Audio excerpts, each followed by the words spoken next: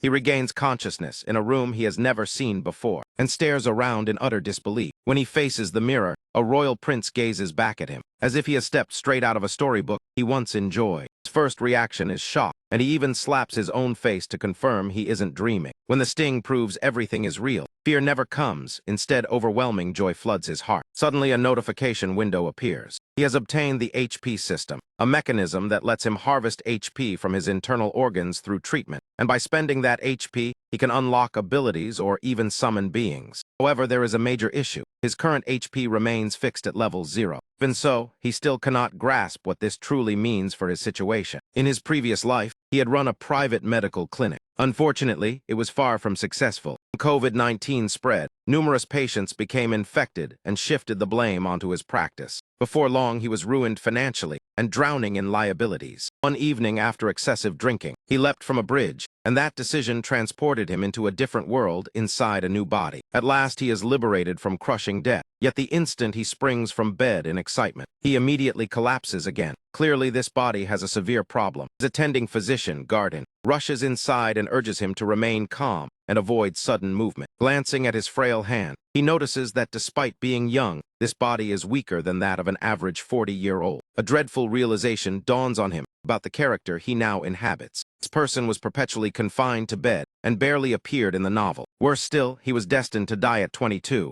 Anxiety rising, he asks Garden his current age and learns he is 21. Bites down on his lip at the answer. Earlier, before remembering this character's illness, he had felt grateful to escape his debt-filled past and anticipated enjoying life as crown prince. But now, a chilling thought grips him that only a single year remains before death. He recalls that in the novel, the crown prince perished despite the finest care and even holy blessings, yet nothing could prevent his demise. Studying his reflection, he decides there is only one possible course of action. Resolute, he asks Garden to fetch every needle available regardless of size, determined to administer his own treatment. He begins by feeling his pulse to analyze the nature of the sickness, concentrating on the 10 unusual pulse positions where disease might hide. He reasons that if one reacts abnormally, it could indicate internal damage. At that moment, Garden returns carrying the requested needles. He carefully arranges them in front of him. After examining them, he selects one and prepares it, heating the needle steadily. Garden cannot hide his confusion and asks what the needle is for. With confidence, he replies that he intends to insert it into his own body. Terrified that his master is about to harm himself, poor Garden desperately begs him to stop. He reassures Garden that this is for proper treatment and urges him to trust his judgment. Though uneasy, Garden eventually consents. He removes his shirt and reclines on the bed, aware that the first needle must enter the vital organ responsible for breathing, and to do so he steadies his breath. The targeted spot on his shoulder is called tie-in, belonging to the lung meridian of the hand. He carefully inserts the needle there, wincing slightly at its thickness. He concentrates on stimulating the lung-related acupoints first, and proceeds to cloud gate and finally upper arm assembly. Once the initial sequence is finished, he opens his eyes and realizes he has acquired the skill of precise acupuncture.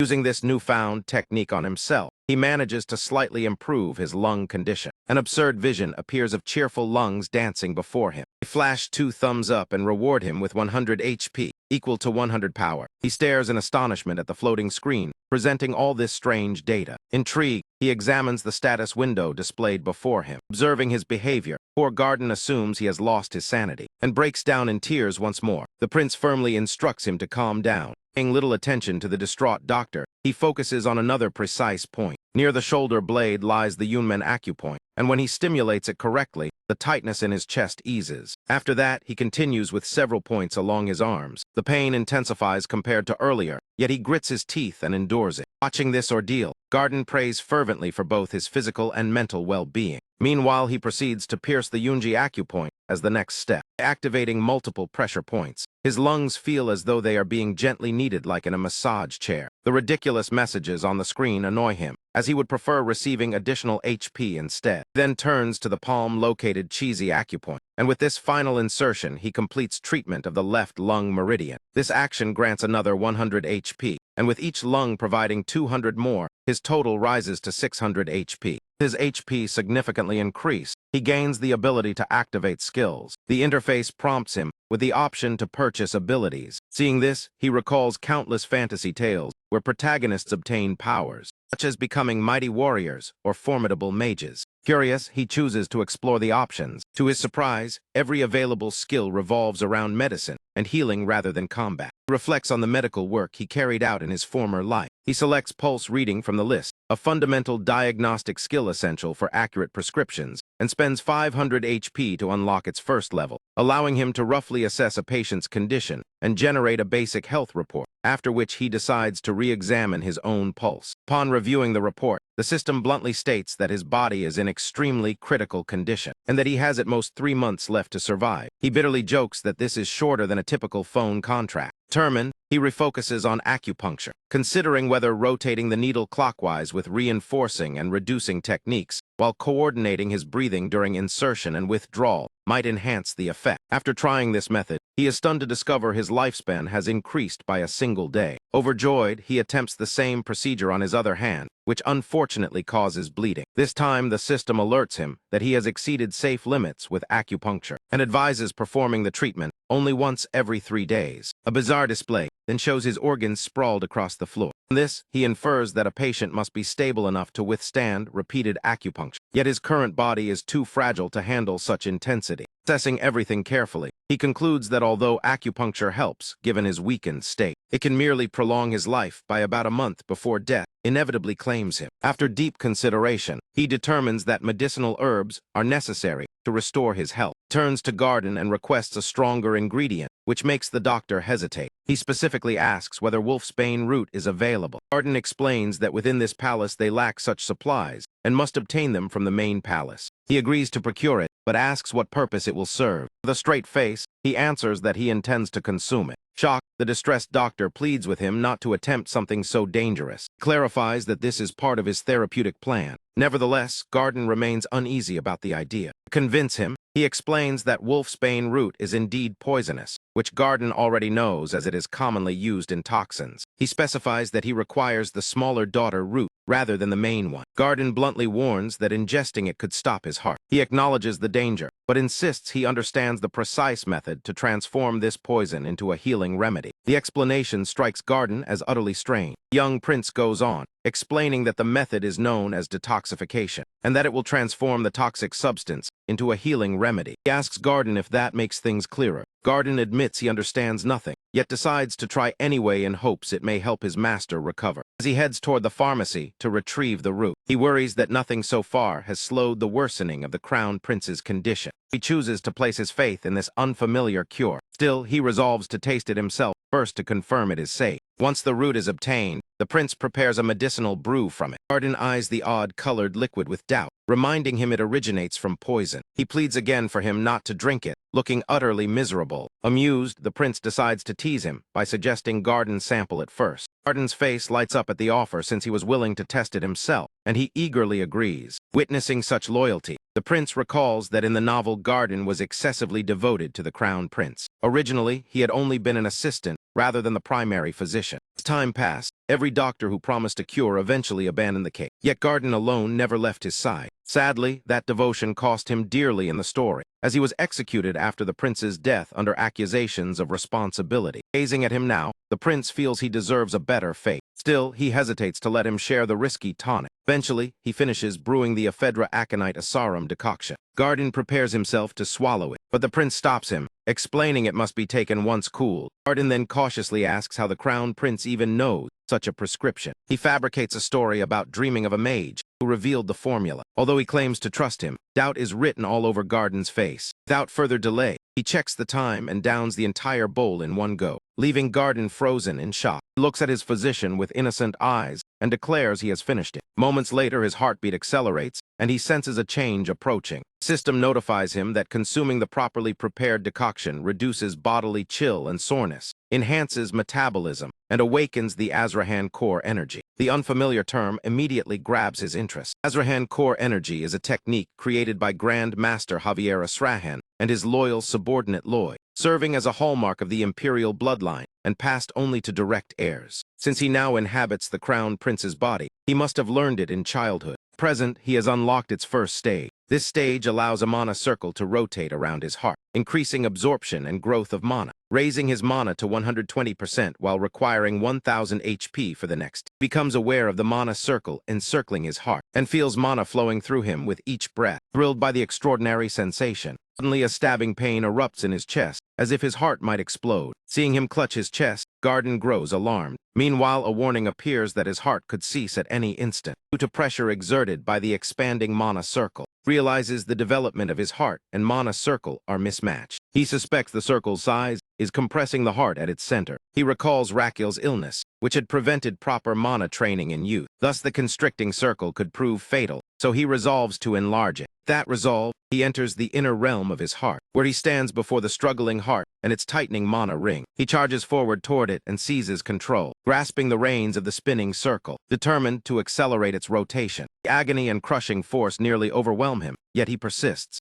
Memories of his ruined past life resurface, including the collapse of his clinic. He had lost not only patience, but even hair under crushing debt stress. Loans piled up until he almost had to sell his cherished home. Clinging to those memories, he finally forces the chain. He opens his eyes and sees his anxious doctor watching him. The system reports that positive stimulation has awakened his heart. Then the heart, hailed as king of organs, makes a dramatic appearance, receiving an extravagant welcome. The lungs mockingly call it shabby. Their bickering irritates him. The annoyance fades when the system announces that he is the first person ever to gain a mana circle slot. Unsure what it entails, he compares it to an empty inventory slot in a game. Garden still worries and asks if the intense pain was a side effect, but he brushes it off as choking on phlegm, which Garden clearly doubts. Garden insists he looked agonized and complains he should have drunk it first, prompting the prince to joke about giving him poison next time, which makes the doctor protest. He casually tells him to clean the spilled mess if he does not wish to argue. Before leaving, he pauses to express gratitude. The unexpected thanks leaves Garden stunned and fearing the poison has affected his mind. Meanwhile, the prince is exhilarated by the discovery of mana slots. These slots function as storage spaces capable of holding up to 10 liters of mana, infused material. To store something, he must first ingest it. After meditating, he considers testing the feature, though unsure of its purpose. Then he notices a jug of water and decides it will serve as an experiment. Observing the water, he recalls the concept of median lethal dose used to measure toxicity. Reasons that half of such a dose could either kill someone or cause severe suffering. Calculating based on his weight, he estimates roughly 3.9 liters as a critical amount from a larger volume. Tries lifting the jug to drink, but struggles due to his frailty. Nevertheless, he forces himself to drink, determined to test storing it. To his surprise, even after consuming over a liter, he does not feel bloated. Encouraged, he decides to fill the entire 10-liter slot. After storing 10 liters, he releases 0.1 liter and finally feels. Jokes that he has become like a camel storing water internally. Wanting to try the slot with tonic next, he realizes releasing all 9.9 liters at once would overwhelm his weak body. An idea strikes him to expel the water using the Azrahan core technique. Since the technique allows absorption, amplification, and discharge of mana, he plans to release the water outward instead of inside. He focuses entirely on expelling it, and to his amazement, the method works, and he attempts to guide the water back into the jug. He cannot maintain control of the technique, causing the jug to shatter. Hearing the crash, the guards rush into his chamber. He reflects that he expected the discharge to flow like a tap, not gush like a watering can. Garden and the guards burst in asking if there has been an attack. He quickly invents an explanation, claiming he broke the jug in a fit of anger. The guards appear to accept the excuse. One of them even inquires whether he has been injured. Nervously replies that it is nothing more than a minor scrape on his foot. The guard asks Garden to escort him to room 2, and Garden agrees after treating the small injury. As Garden carries him on his back, he reflects that despite the weakness of his excuse, everyone accepted it, likely because he holds the title of Crown Prince. Garden gently sets him down on the bed before stepping away. In return, he tells Garden to take some time to rest as well. Once alone, he begins reviewing what went wrong during his Azrahan practice. He had tried amplifying mana and releasing it through his palm. It had burst out with the force of a water cannon. Deciding to be more cautious, he chooses to sleep for now and avoid attracting suspicion. Meanwhile, the emperor hears rumors that his son has been stabbing himself with needles and drinking poison. The news angers him greatly, as he cannot comprehend his son's behavior. The following morning, he brews 10 liters of medicine, prepared to consume it entirely. However, with Garden watching nearby, he knows drinking it openly would likely make the doctor faint. He asks Garden to wait outside briefly.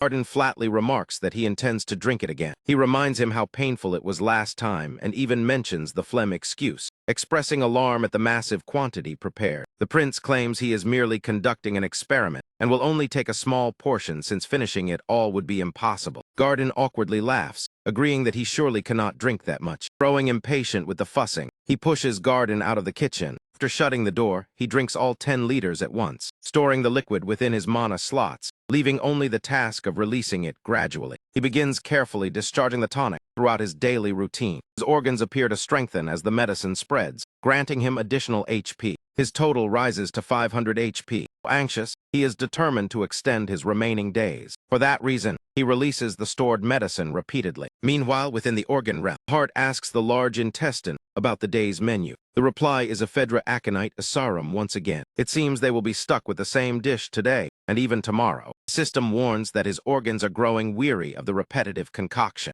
He irritably answers that they must accept whatever he provides. During his meal, the system announces that his lifespan has increased by 50 days, giving him 133 days remaining. He leaps to his feet in excitement, startling a maid who immediately apologizes profusely. Confused, he wonders why she begs forgiveness over merely breaking a cup. He pleads with him not to whip her, as he supposedly did before. Alarmed, he asks if he truly punished her, secretly hoping she will deny it, and she says he did not personally do it. Relief washes over him, yet she clarifies he ordered someone else to do it. He asks what offense warranted such cruelty. She answers that she accidentally splashed a drop of water on his sleeve. He realizes the former crown prince must have been harsh and merciless. Disliking the thought, he sits down and gently tells her to clean up and leave. Expression brightens, and after she departs he questions Garden about his past conduct toward servants since his memory is unclear. Garden attempts to soften the truth, but he warns that he will drink poison in front of him if he hides anything. Garden then honestly describes his former rude and cruel demeanor. Hearing this leaves him deeply frustrated. He finally understands why the guards believed his flimsy story about the broken jug. Another question surfaces as to why Garden remains loyal despite it all. When asked, Garden gently explains he believes in the person the prince can become and trusts that side of him. In a memory, young Rakil once shielded a small chick from rain while soaking himself. Garden says he believes Rakil will return to that compassionate self as he recovers. Calling the recent gratitude, Garden feels that change has already begun.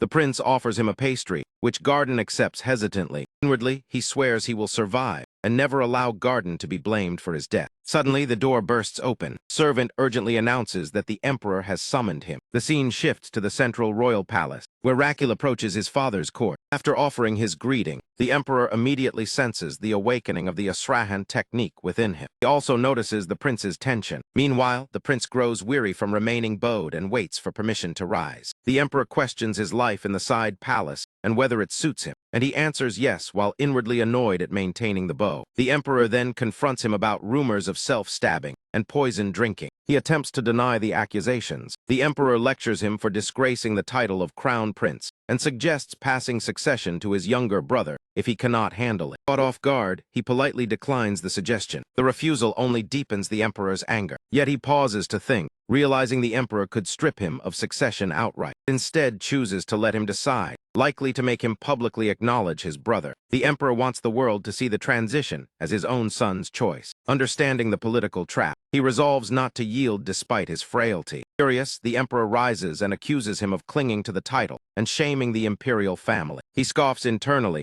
since the title itself means little to him. After all, he has knowledge from the novel, which states the second prince lacks the capability to handle the coming crisis, leading to the eventual downfall of the empire. He tells the emperor he cares not for the title, but for the family's survival. He asks for a chance to prove himself superior to his brother. The setting returns to the side palace, where Garden anxiously awaits news of the summons. He recounts the meeting and reveals he will duel the second prince with swords. Shocked, Garden even begins packing, as if preparing to leave after his master's defeat. Meanwhile, the emperor reflects on Rakil's unexpected resolve and agrees to the challenge out of curiosity. The following day, crowds gather to witness the brothers' duel. Many young women cheer enthusiastically for the second prince, Theodore. Before the match, Rakil is seen training when Theodore approaches and speaks to him. Theodore says there is no need for this and expresses concern for his brother's fragile health. He adds that everyone already expects the outcome and does not wish him to sacrifice himself. The prince coldly replies that they misunderstand him, for he has no intention of losing. Spectators murmur that it is foolish for the crown prince to challenge someone stronger with a single Azrahan circle, and doubt he stands a chance.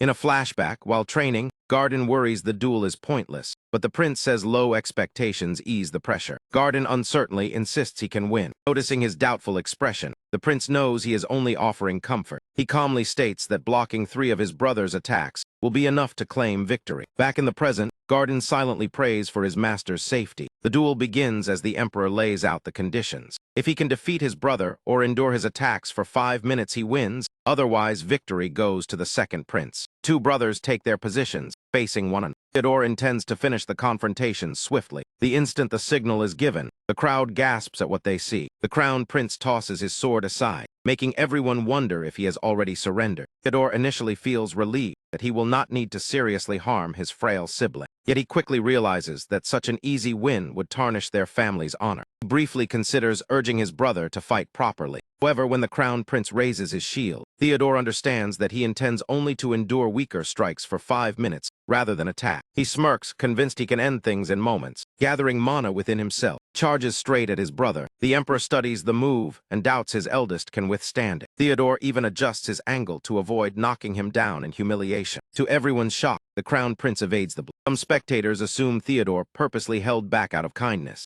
Irritated, Theodore attacks again with full strength. The impact sends the crown prince flying. He manages to remain on his feet. His body grows weaker by the second. Still, he refuses to yield. Relying on years of dodge training from his past life as a police officer, he positions himself behind the shield as Theodore rushes again, absorbing mana more effectively than he anticipated. Faint grin appears on his face, hinting at a hidden plan. Theodore, too, grows increasingly fired up. He gathers power, leaps high, and slams down toward his brother. The crown prince absorbs the shock thanks to prior lower body conditioning. He had even commissioned a custom-made shield from a blacksmith and secretly stored a special concoction in his mana slots for this moment. When prompted how much to release, he chooses 0.2 liters. Instantly, the liquid floods Theodore's system. Theodore's face flushes red, as if heavily intoxicated, and he begins hiccuping. Fusion spreads across Theodore's expression. Raquel recalls from the novel that Theodore cannot tolerate alcohol at all, so he had mixed various spirits into his slot and discharged them into his brother. Theodore struggles to steady himself without understanding the cause, determined to win his father's approval and the crowd's cheers. Believes claiming the crown is the best outcome for everyone.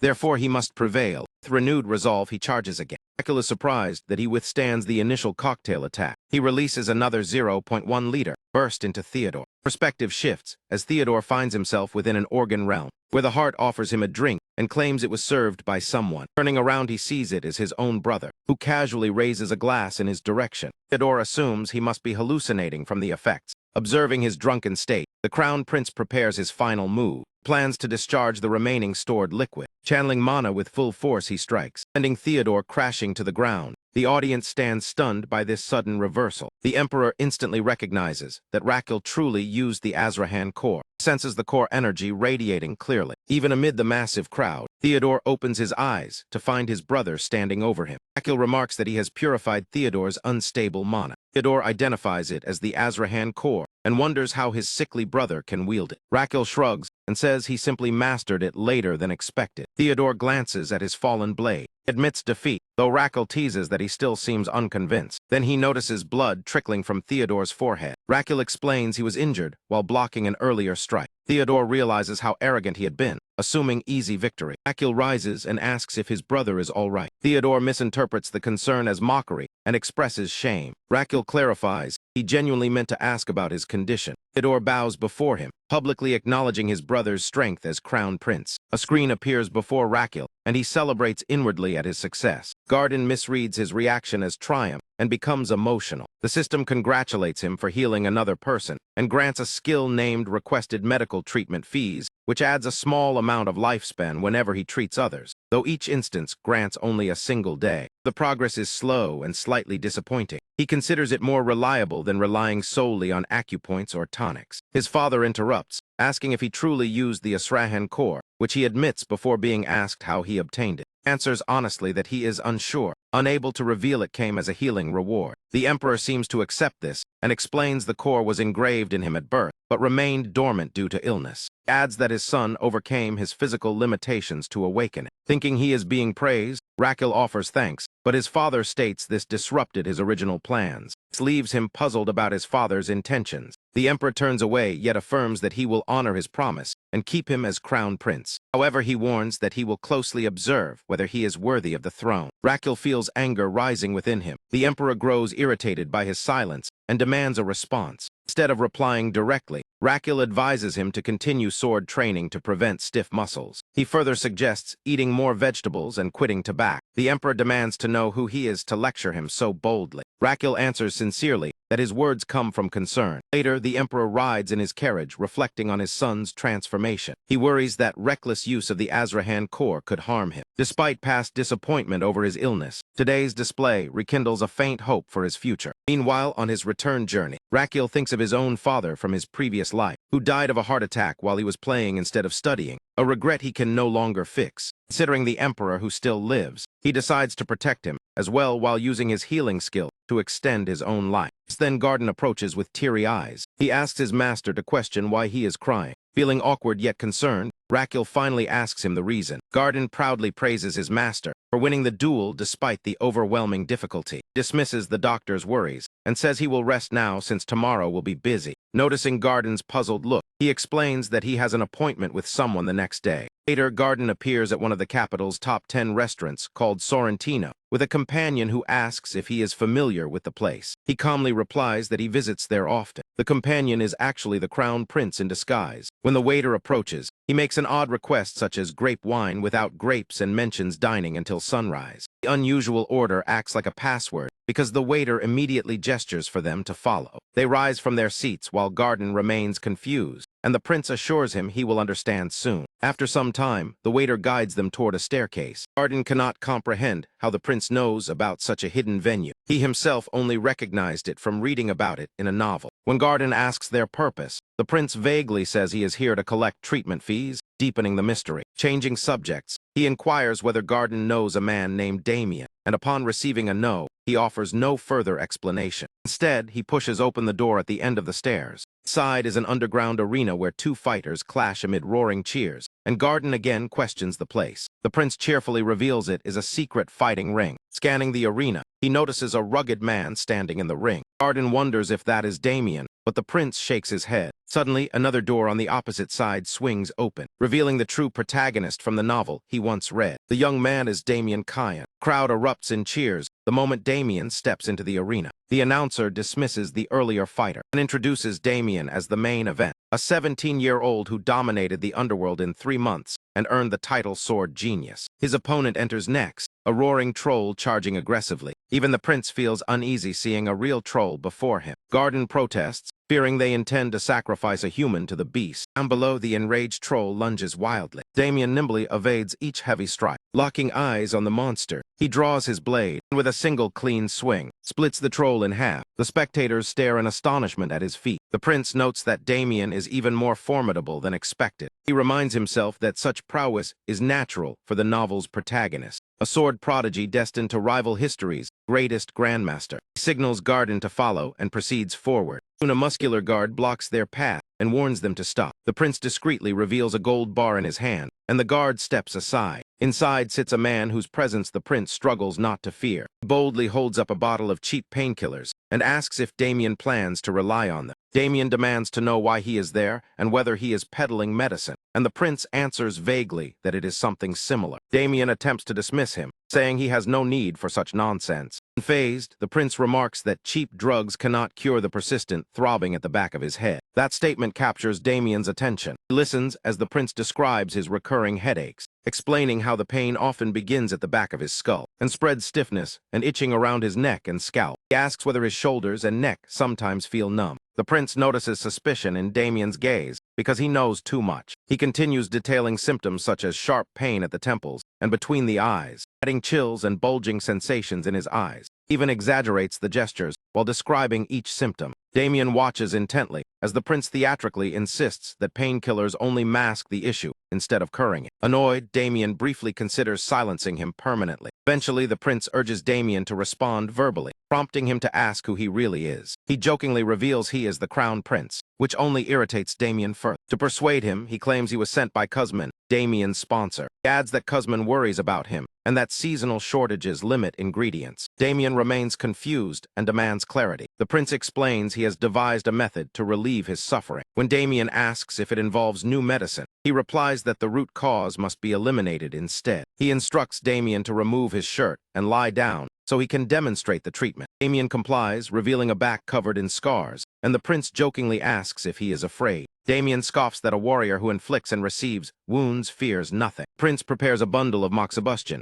and asks if he has seen such therapy before. He positions the moxibustion on Damien's back, igniting it against his skin, while Damien claims such methods cannot intimidate him. Soon, however, he trembles from the searing pain, drawing a teasing remark. Prince sincerely hopes he can endure the discomfort. He recalls that the curse mark on Damien's back binds him to the underworld. Each time he enters combat, the mark inflicts unbearable agony, forcing him to rely on painkillers and debt-driven fights. This vicious cycle defines the protagonist's life, and he silently curses Kuzman for trapping him. He carefully works to cauterize the cursed mark, thinking that curing Damien will not only extend his own lifespan, but also secure a powerful ally, and he plans to treat other gladiators later. When finished, he tells Damien to rise and studies the mark closely. It has been successfully sealed. He asks how he feels now. Damien, astonished, admits he feels refreshed for the first time in years. The prince explains that multiple sessions are required and warns him not to touch the blisters, avoid greasy food, and refrain from overexertion, which surprises Damien.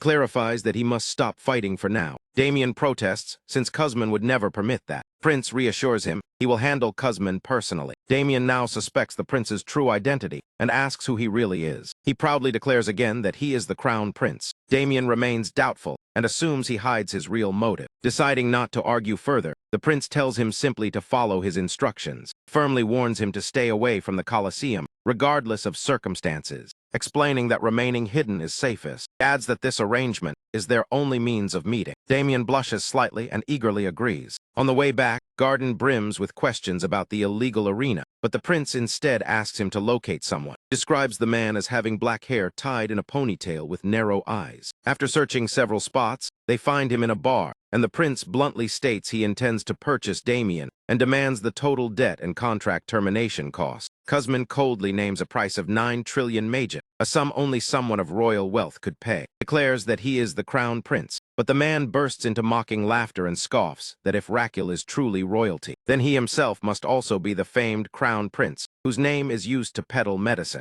He rudely tells him to scram if he has no intention of purchasing anything. After our protagonist walks away, the man calls over a subordinate and orders him to dig into his background, even permitting torture by any means necessary to uncover his identity. An hour later, the very thug sent to torment the crown prince is hurled before him, battered and drenched in blood. Shocked by the sight, he demands to know who dared to injure him like that. His gaze then falls on the royal guard standing ahead, announcing that the secret royal inspector has arrived. Our protagonist removes his wig and reveals the royal insignia. An hour earlier, Garden and our hero were heading somewhere, fully aware that one of Kuzman's men was tailing them. So he quietly instructs Garden to behave naturally to avoid raising suspicion, since he already knows about the follower. He anticipated that Kuzman would dispatch someone to spy on him, which is precisely why he approached Kuzman from the start. Moments later, when the spy turns a corner, he runs straight into the royal inspector, and the guards promptly accuse him of plotting to assassinate the crown prince. Soon after, they are all brought before Kuzman. Our protagonist hands the badge back to the secret royal inspector. Kuzman struggles to comprehend what is unfolding before him,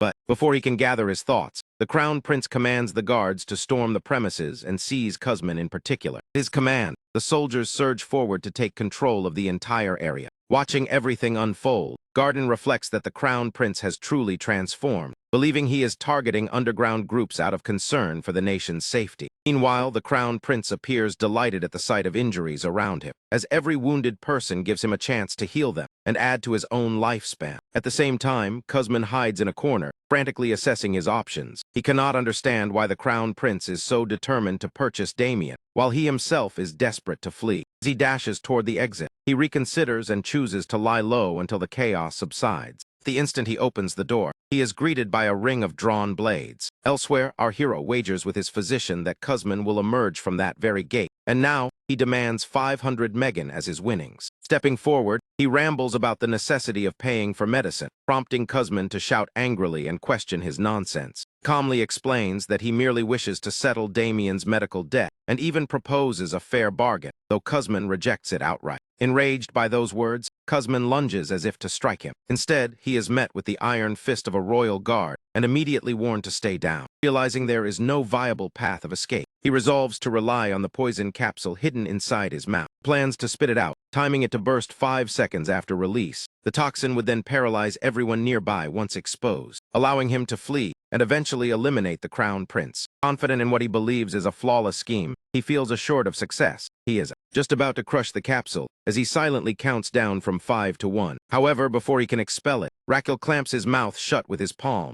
making Kuzman realize that his plan has been completely anticipated. That very instant, the capsule detonates inside his mouth as the countdown ends. Paralysis rapidly sets in, and he understands he must consume the antidote without delay. His hands shaking uncontrollably, he fumbles in his pocket to retrieve it. Our protagonist, having read the original novel and aware of every detail about him, swiftly snatches the antidote away and teasingly asks if he is curious about how he knows so much. To the thug's horror, he drinks the antidote himself while prodding him and bluntly stating that he has no intention of revealing his source. He even mocks him further by commenting on how unpleasantly bitter the antidote tastes. Meanwhile, Kuzman grows increasingly frantic for the cure. The hero casually tosses the antidote behind him, as if it holds no value. He makes it clear that he has no plans to save him, even though it was Raquel who caused the poisoning. His real aim is to treat him afterward using his medical skills to gain additional lifespan. Since the antidote is now stored safely within his mana slots, he presses about 1.5 inches on both sides beneath the 5th thoracic vertebra, stimulating the cardiac transport points. As a result, Kuzman expels the poison from his body. He then administers the antidote internally and waits patiently for its effect. Within moments, Kuzman collapses unconscious as the treatment succeeds. As compensation for curing him, his own lifespan increases by 118 days. He subsequently commands the guards to take everyone into custody. With that settled, he prepares to accomplish the primary objective that brought him here. The focus shifts to the gladiators led by Damien, who are clashing with guards and managing to wound many of them. Just then, Raquel appears before Damien, and he instantly recognizes him as the scene transitions into a dream where a younger Damien stands before his deceased mother. He realizes he is reliving the day he was abandoned and left alone. Suddenly, a voice urges him to wake up, prompting him to open his eyes. He finds himself face to face with Garda, who introduces both himself and Damien. Damien responds by giving his name as they exchange a handshake. The Crown Prince cuts their greetings short and instructs them to follow him,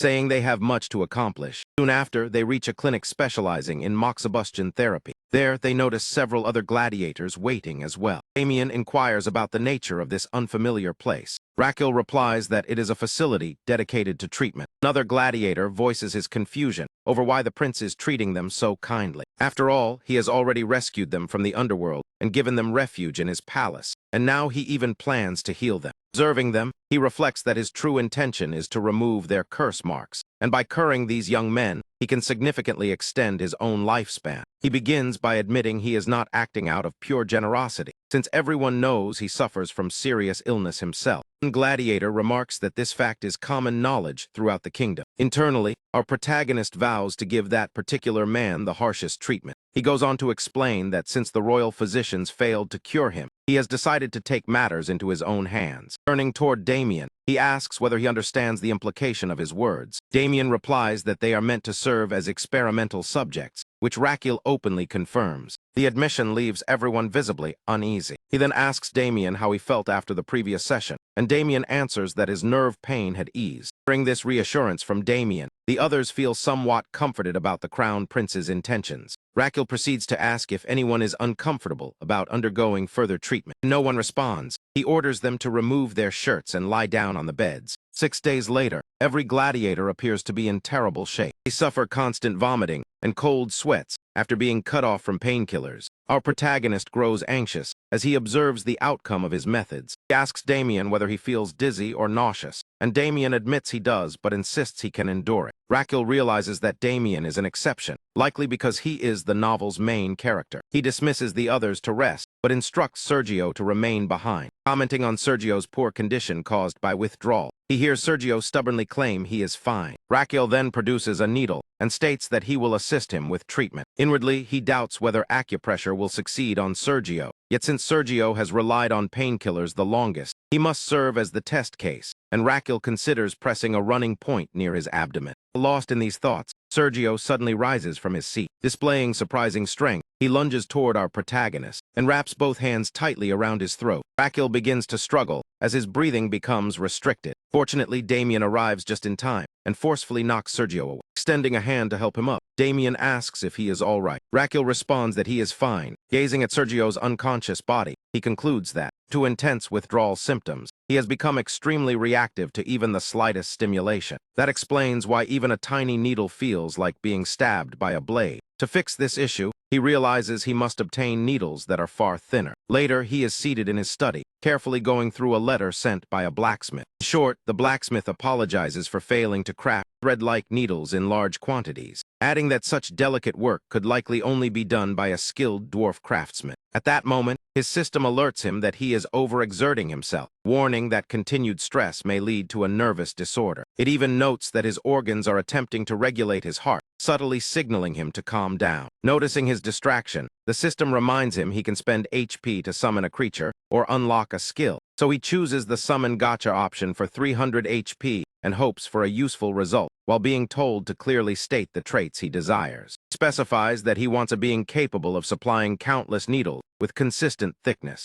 Once his request is registered, the system presents 3 oddly titled choices. One is described as a cheerful oinking summon. Another is something called discharging iron. The third option is a discharging cactus. The system explains that among them, one perfectly matches his needs, one has a 50% chance, and one offers no benefit at all. Reading that, he understands this selection is essentially a gamble. He weighs the options carefully, but after struggling to decide for a while, he remains uncertain. Frustrated, he impulsively listens to his gut and picks the cactus. The system then begins preparing his reward. He silently prays for luck before the result appears. Instead of a cactus, an adorable porcupine suddenly drops into his palm. The system proceeds to outline the abilities of this new companion, noting that he can adjust its size. Feeding it red sunflower seeds will cause it to grow enormous, while blue seeds shrink it back to its original small form. The creature is named Goswim, possesses the power to generate endless quills and launch them at foes. He courteously asks Goswim to provide 3 quills, each in a different color, and the porcupine complies. Examining the white and brown quills, he learns the white one only causes mild discomfort and decides it is suitable for the gladiators. The black quill, however, produces intense pain, so he avoids testing it for now and plans to experiment with it later. He heads to the clinic and begins heating the needle, where Garden asks about the newly summoned creature. He briefly introduces Goswim to him. Improvising an explanation, he tells Garden to ask the summon directly for further details. He then exits, leaving Garden behind. Garden stands there stunned, recognizing the animal as a summoned monster. Legends speak of a master builder centuries ago who worked alongside summoned beasts, rare and enigmatic beings. Garden cannot fathom how his master acquired one, and begins to suspect there is much he does not know about him. At the clinic, Sergio apologizes for the previous day's incident. Dismissing the apology, he explains Sergio should no longer feel pain after the numerous needles inserted, which surprises Sergio since he indeed feels nothing. He then points to Sergio's arm to show where the acupressure was applied. After that, he administers the same therapy to the rest. Treating Damien and the others rewards him with an extra 171 days of life, and even improves his skill level from repeated use. The news clearly delights him, as shown by his bright expression. Damien observes his excitement, yet fails to grasp why the prince seems thrilled by their recovery. With their treatment completed, Raquel begins devising a new plan involving them. The scene then shifts to the Emperor, receiving an update about his son. He learns that 14 gladiators now serve as the Crown Prince's official royal guards. They are even being paid salaries and granted benefits. The Emperor laughs, mocking his bedridden son for forming a personal unit instead of resting. However, his amusement fades when he hears the prince regularly summons servants and pricks them with needles. The Crown Prince appears to be playing physician with palace staff. He asks a guard whether the needles hurt. The guard denies any pain despite his strained expression. Prince then calls for the next subject. Days earlier, Damien stood before him while he inquired about the effects of the moxibustion. Damien admits it still causes slight discomfort. The prince then informs him he is fully cured and no longer needs treatment. This announcement leaves Damien puzzled. He attempts to thank him, but is interrupted. Raquel asks him to listen first, proposes that Damien lend him his swordsmanship. Not wanting such talent wasted, he offers Damien a bodyguard position. The offer includes generous pay and benefits, rather than appeals to loyalty or friendship. He anticipates Damien will soon reach the Sword Master stage. At that point, heightened sensitivity will bring even greater suffering than his former curse seal, so Rakil wants him nearby. Using employment as a pretext, he piles on additional perks to persuade him. When Damien hesitates, he sweetens the deal with a 4-day workweek. The crowd behind Damien cheers, and many volunteer to join, claiming it is repayment for being saved. He bluntly remarks they are drawn by the salary and benefits, which they openly admit, and he appreciates their honesty. After some thought, he decides to recruit them since the previous guards were loyal to his father, and he prefers a unit of his own. He names the group SRG. They respond with enthusiasm. Turning away, he sighs, aware he has only 18 days left to live, and a frail body that limits his ability to seek more patients. Later in his study, he informs Damien and Garden that he intends to open a clinic inside the palace. Garden praises the idea as noble, believing the prince wishes to aid the sick. Rakil readily agrees. He explains he will first treat those living in the side palace, reasoning that commoners might feel uneasy entering the main palace, and Garden concurs with this plan. He adds that word of mouth will naturally promote the traditional medicine clinic. In the present, he grows irritated because most people are healthy. After seeing 500 patients, he has gained only 2 extra days of life and complains he needs someone gravely ill. Suddenly, an idea strikes him. He orders Garden to gather detailed information about the servants' families, convinced at least one relative must be sick. Though most records show good health and only 10 pages remain, he keeps scanning with faint hope. Damien interrupts, voicing disappointment in the prince, which confuses him. Damien questions whether patients are merely tools for research. He suggests the prince now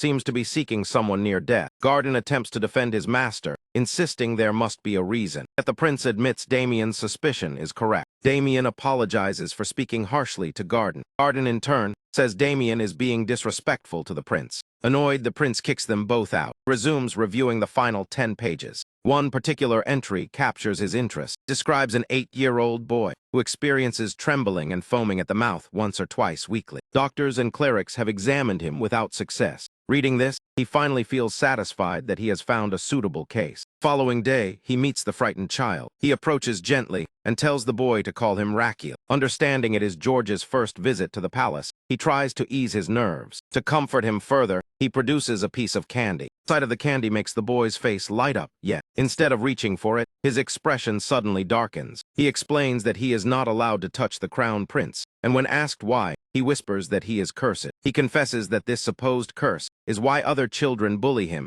and call him strange. Hearing this, Rakil gently reassures him that he is not cursed at all, but the boy recounts how he tried to fight back against teasing yesterday and ended up losing. After that incident, his vision faded to black and his body began shaking uncontrollably. He felt as though someone had slammed him to the ground, and when he regained consciousness, he was completely drained. Moved by his story, the crown prince embraces him and praises his courage for enduring such hardship. Tears forming, George insists the prince should not touch him because an evil spirit lives inside him. At that instant, Rakil shifts into diagnostic mode. His system reports that George's body is generally healthy. The only abnormality is seizure-like symptoms triggered by unstable brainwaves. He concludes that George suffers from epilepsy, yet the underlying cause of the irregular brain activity remains unclear. He assures George that he is not weird at all, sensing the boy's lingering doubt. With a playful grin, Rakil declares that as crown prince, his word is always correct. Still, he is troubled because without advanced tools like an MRI, he cannot determine what is disrupting the brainwaves. Suddenly, George calls out weakly, and Rakil stiffens as the boy begins convulsing. He quickly lowers him to the floor despite Garden's warning to stay back, while Damien instinctively grips his sword. Shouting at them to calm down, Rakil insists George is merely ill and in pain, then orders someone to bring a pillow. Once the pillow arrives, he carefully positions George's head as everyone watches anxiously. Garden offers to wipe away the foam from the boy's mouth. Rakil refuses, explaining George could bite down or choke on the cloth, so they must wait until the seizure passes. As he observes closely,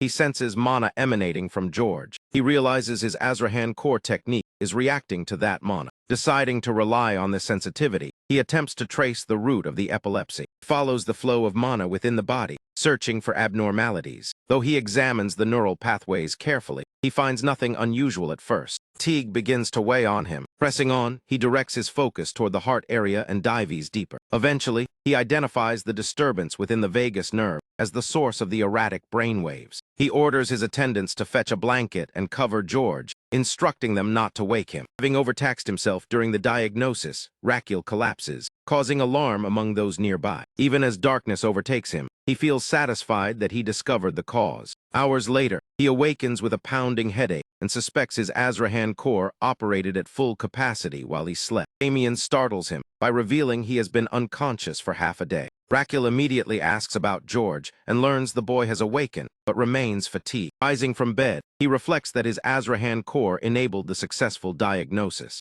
Now determined to treat George by stimulating the vagus nerve, he puts on his coat. Damien, surprised, asks where he is heading so late at night. With a wild grin, Raquel replies that he plans to get struck by lightning. Soon, he and Damien arrive at the main palace entrance, shocking the guards. He requests to be escorted to the palace mage Xanatiz. They proceed toward the mage's chambers. Xanatiz, startled by the late visit, questions their reason for coming. Raquel casually asks him to blast his back with lightning magic. The request leaves the mage utterly speechless. He recalls the emperor mentioning recently that the crown prince had been behaving strangely. The emperor had joked with a smile about what odd stunt his son might attempt next. Watching the emperor's indulgent expression, the mage privately thought the ruler was blinded by paternal affection. Back in the present, the prince shakes the bewildered mage and insists on being struck by lightning. The mage protests that such madness could kill him and leave him responsible. Raquel clarifies he only needs controlled electrical stimulation for 3 hours, further irritating the mage. Lightning magic is inherently destructive, and sustaining it precisely for hours demands exceptional control. The mage asks whether the prince understands how difficult this is. Raquel replies that he does, which is precisely why he sought the most skilled mage available. Flattered, the mage becomes partially convinced, yet he still hesitates, fearing he might cause harm. Raquel assures him that any consequences will not be blamed on him,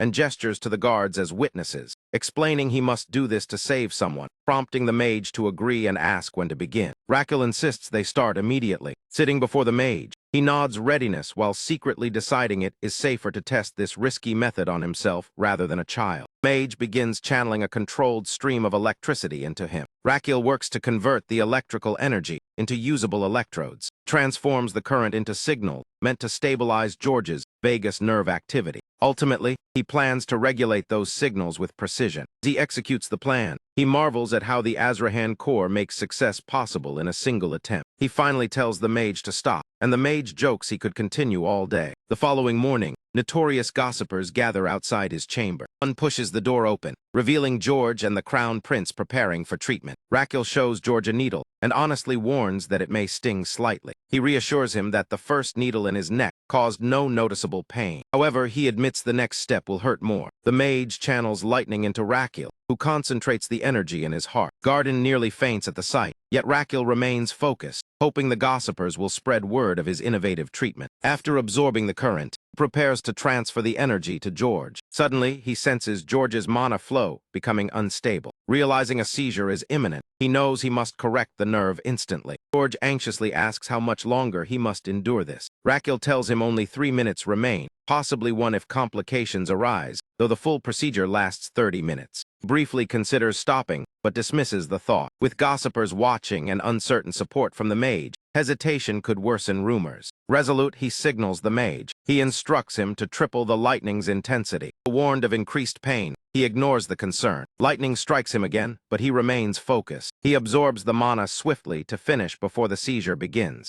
Pacing against 5 seconds, he locates the carotid area to position the electrode. Just as George seems on the verge of convulsing, the seizure never comes, and he steadies his gaze on the prince. The room erupts in astonishment, especially from George's sister. Meanwhile, Raquel quietly endures exhaustion from the relentless stimulation. His system congratulates him on a successful vagus nerve operation and rewards him with 3 extra days of life. Additionally, his Azrahan core advances beyond its limits, reaches level 2 within a single circle, expanding his mana capacity, while his lungs and large intestine gain metal energy and resistance to wood magic, awakening his liver as a new organ. A fiery and arrogant liver manifests within his internal realm. The large intestine celebrates no longer being the newest organ. Instead of rejoicing, the liver smacks it. He coldly warns that calling him a newbie is dangerous. Moments later, he bestows 300 HP upon Raquel. The other organs also grant 500 HP in welcome, and as if celebrating the liver's arrival, They add another 300 HP like a birthday gift. He feels extremely satisfied after gaining so many achievements and bonus HP in a single day, and he even wonders if there are any additional rewards waiting. However, his system promptly informs him that there is nothing more to receive. Just then, George looks at him and shyly asks whether he is strained. The child explains that whenever he feels odd, he usually loses control of his body. Yet this time, nothing like that occurred. Raquel reassures him that such episodes will no longer happen, and boldly guarantees it under his authority as Crown Prince. Hearing this promise, George's sister, who is standing among the crowd, becomes visibly emotional. George turns toward her. He rushes over and embraces her tightly. Raquel then announces that the procedure was a complete success. His declaration moves everyone present to tears. Secretly, he hopes they will spread news of George's recovery far and wide, so that patients will flock to him and extend his lifespan further. Suddenly, his vision spins and he collapses. Immense strain on his body finally catches up to him. That night, he regains consciousness to find Garden, the palace mage, and Damien standing over him.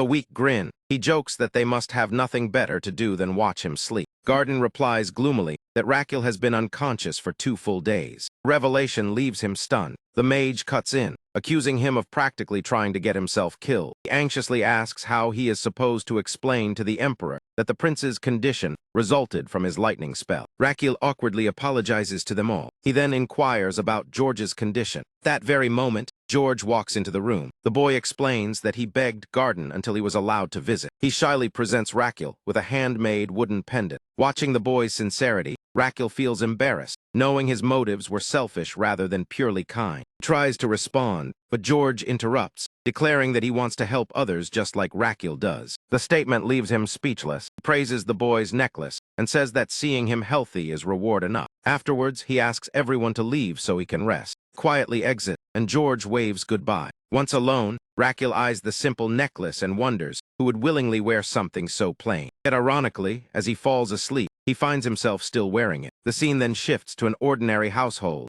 Mother questions her son about why he is home when he should be working. The young man greets his parents and explains he has received special leave from the Crown Prince to spread word of the prince's unusual treatments. He excitedly adds that he and others were granted 5 days off for this purpose. He also tells them that the prince is doing odd things, like treating common people. Then he shows them a printed notice. It is a pamphlet announcing the opening of the Crown Prince's clinic in the side palace, offering free medical services. Back at the palace, Raquel eagerly awaits the effects of the spreading rumors. Garden interrupts, reminding him it is time to leave. On the way, Garden notes he woke unusually early, and Raquel replies that it is his first official day at the clinic. Garden assures him that all supplies are prepared, even rare licorice. Raquel commends him and emphasizes that licorice is essential, instructing him to stock plenty. Garden nods, but admits curiosity about where Raquel learned such advanced techniques. He explains that as a physician himself, he genuinely wants to understand. Confesses he has spent countless sleepless nights studying these unfamiliar methods without success, which frustrates him.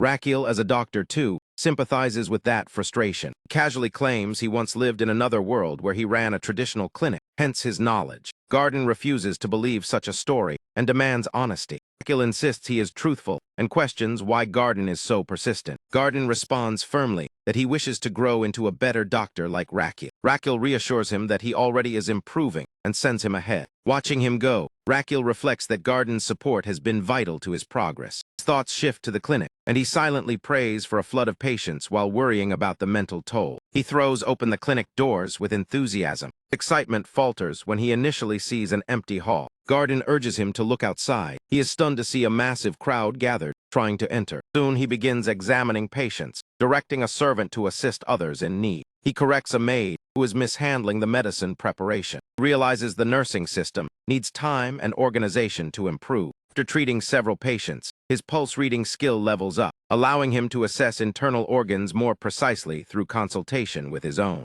Inside his organ realm, they prepare as if for blind dates with the patient's organs. The heart declares it has no interest in organs too young or too old. The liver bluntly reminds them that most of their consultations will involve elderly individuals, dampening their enthusiasm. Despite reluctance, they deliver results, noting only mild constipation at first. Liver, however, identifies signs of hepatitis, and advises immediate abstinence from alcohol. It warns that the old man's liver may last only another 5 years. Rakil is impressed by the clarity of the diagnosis and resolves to awaken more of his organs. He informs the patient about his liver condition and prescribes 10 days of medication. He bluntly adds that continued drinking could cost him his life within 5 years. As Crown Prince, he even threatens imprisonment if the man ignores his advice. Patient turns pale with fear. Afterwards, Rakil dismisses those with minor issues. Servants praise him and apologize for earlier mistakes. He shyly encourages them while acknowledging their effort. Privately, he considers building a proper nursing system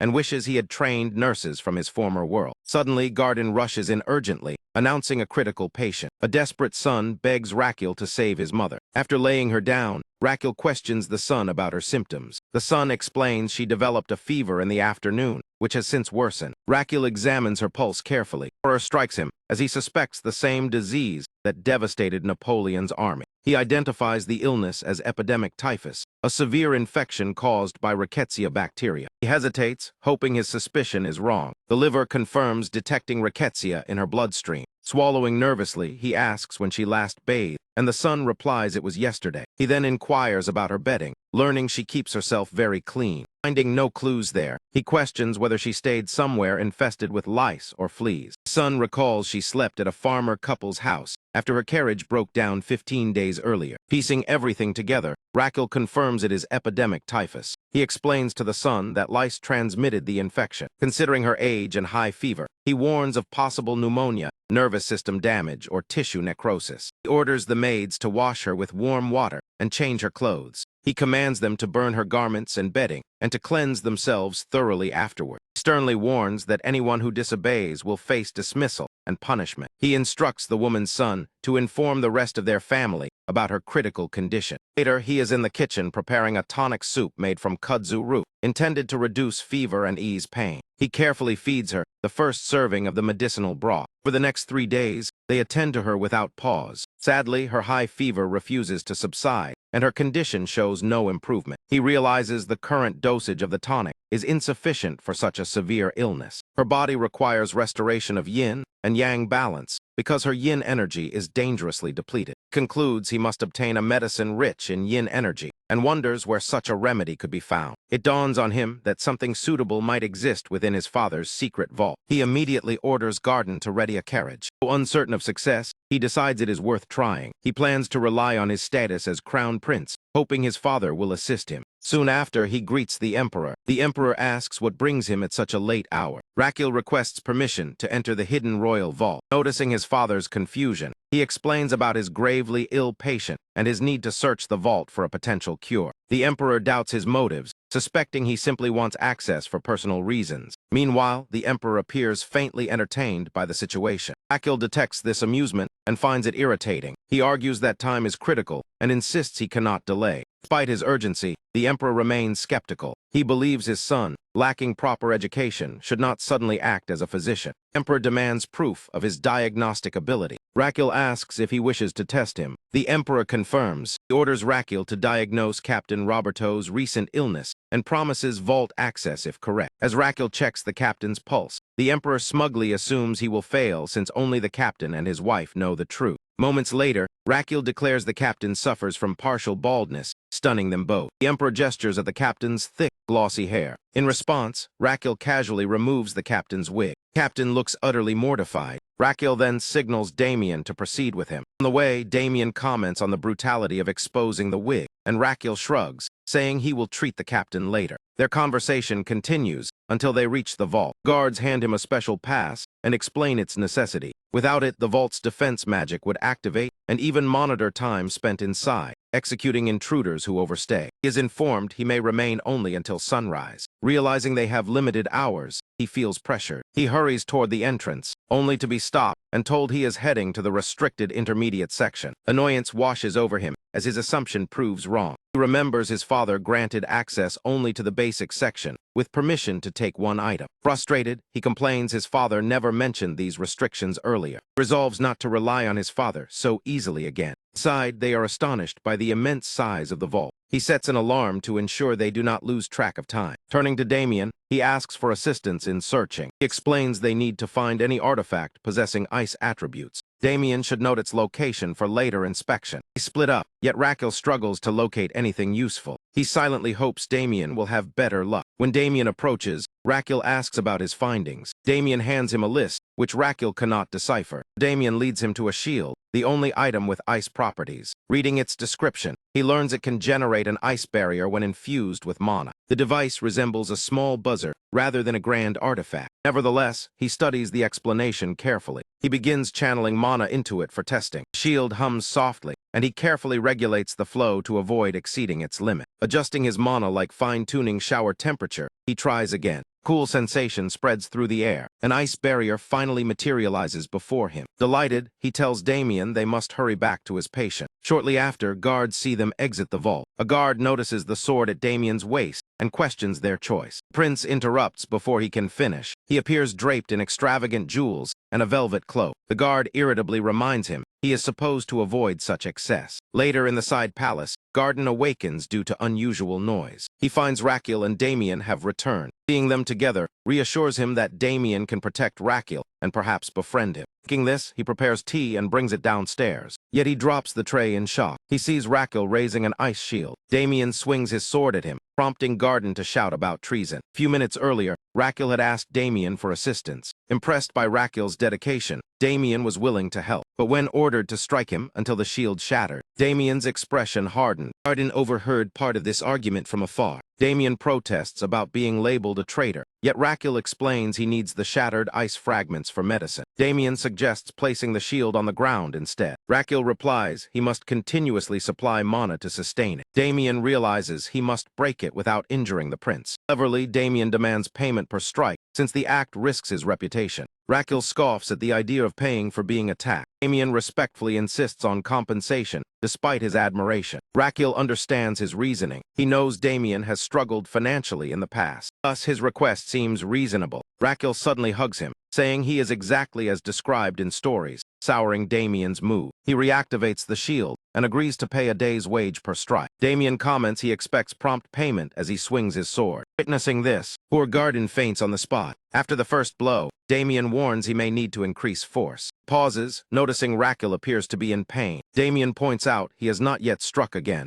Despite the impact, the shield remains intact. Damien asks if he should strike harder, but Raquel accuses him of holding back to earn more pay. His bodyguard gets fired up once more, and this time, at last he shatters the barrier, and the moment he notices it, the protagonist begins wildly celebrating at the thought of earning extra lifespan. As he pivots to step inside the palace, he spots Garden lying weakly in the garden and questions why he is resting there. Soon after, he is shown preparing a classic kudzu root broth. Into it, he mixes shards from the shattered ice shield, then chooses to preserve a portion within his mana storage. His system alerts him that he has unlocked a fresh ability named Tonic Concoction, a talent that boosts the potion's potency by 10% and allows him to assess its strength, toxicity, and possible side effects. When he sets the tonic down, the system prompts him, asking whether he wishes to evaluate it using his new skill. He readily agrees. The system recites the details, explaining that the brew replenishes water energy and eases fever, along with several warnings regarding proper usage. He feels relieved reading this, realizing he no longer has to test remedies on himself. Learning that it restores water energy convinces him it will help Madame Dinrier regain her strength. Firm in his resolve, he carries the soup to her chamber. He inquires about her condition from her son, who sadly admits that she has shown no improvement. Noticing how drained she appears, he silently prays the broth will prove effective. He gently persuades her to drink it despite her complaint about the bitterness, assuring her that strong medicine often tastes unpleasant. After that, he personally tends to her for the following 10 days. Everyone is stunned to witness him feeding and caring for her himself, earning him deep admiration from his attendants. At the same time, he struggles against his own exhaustion,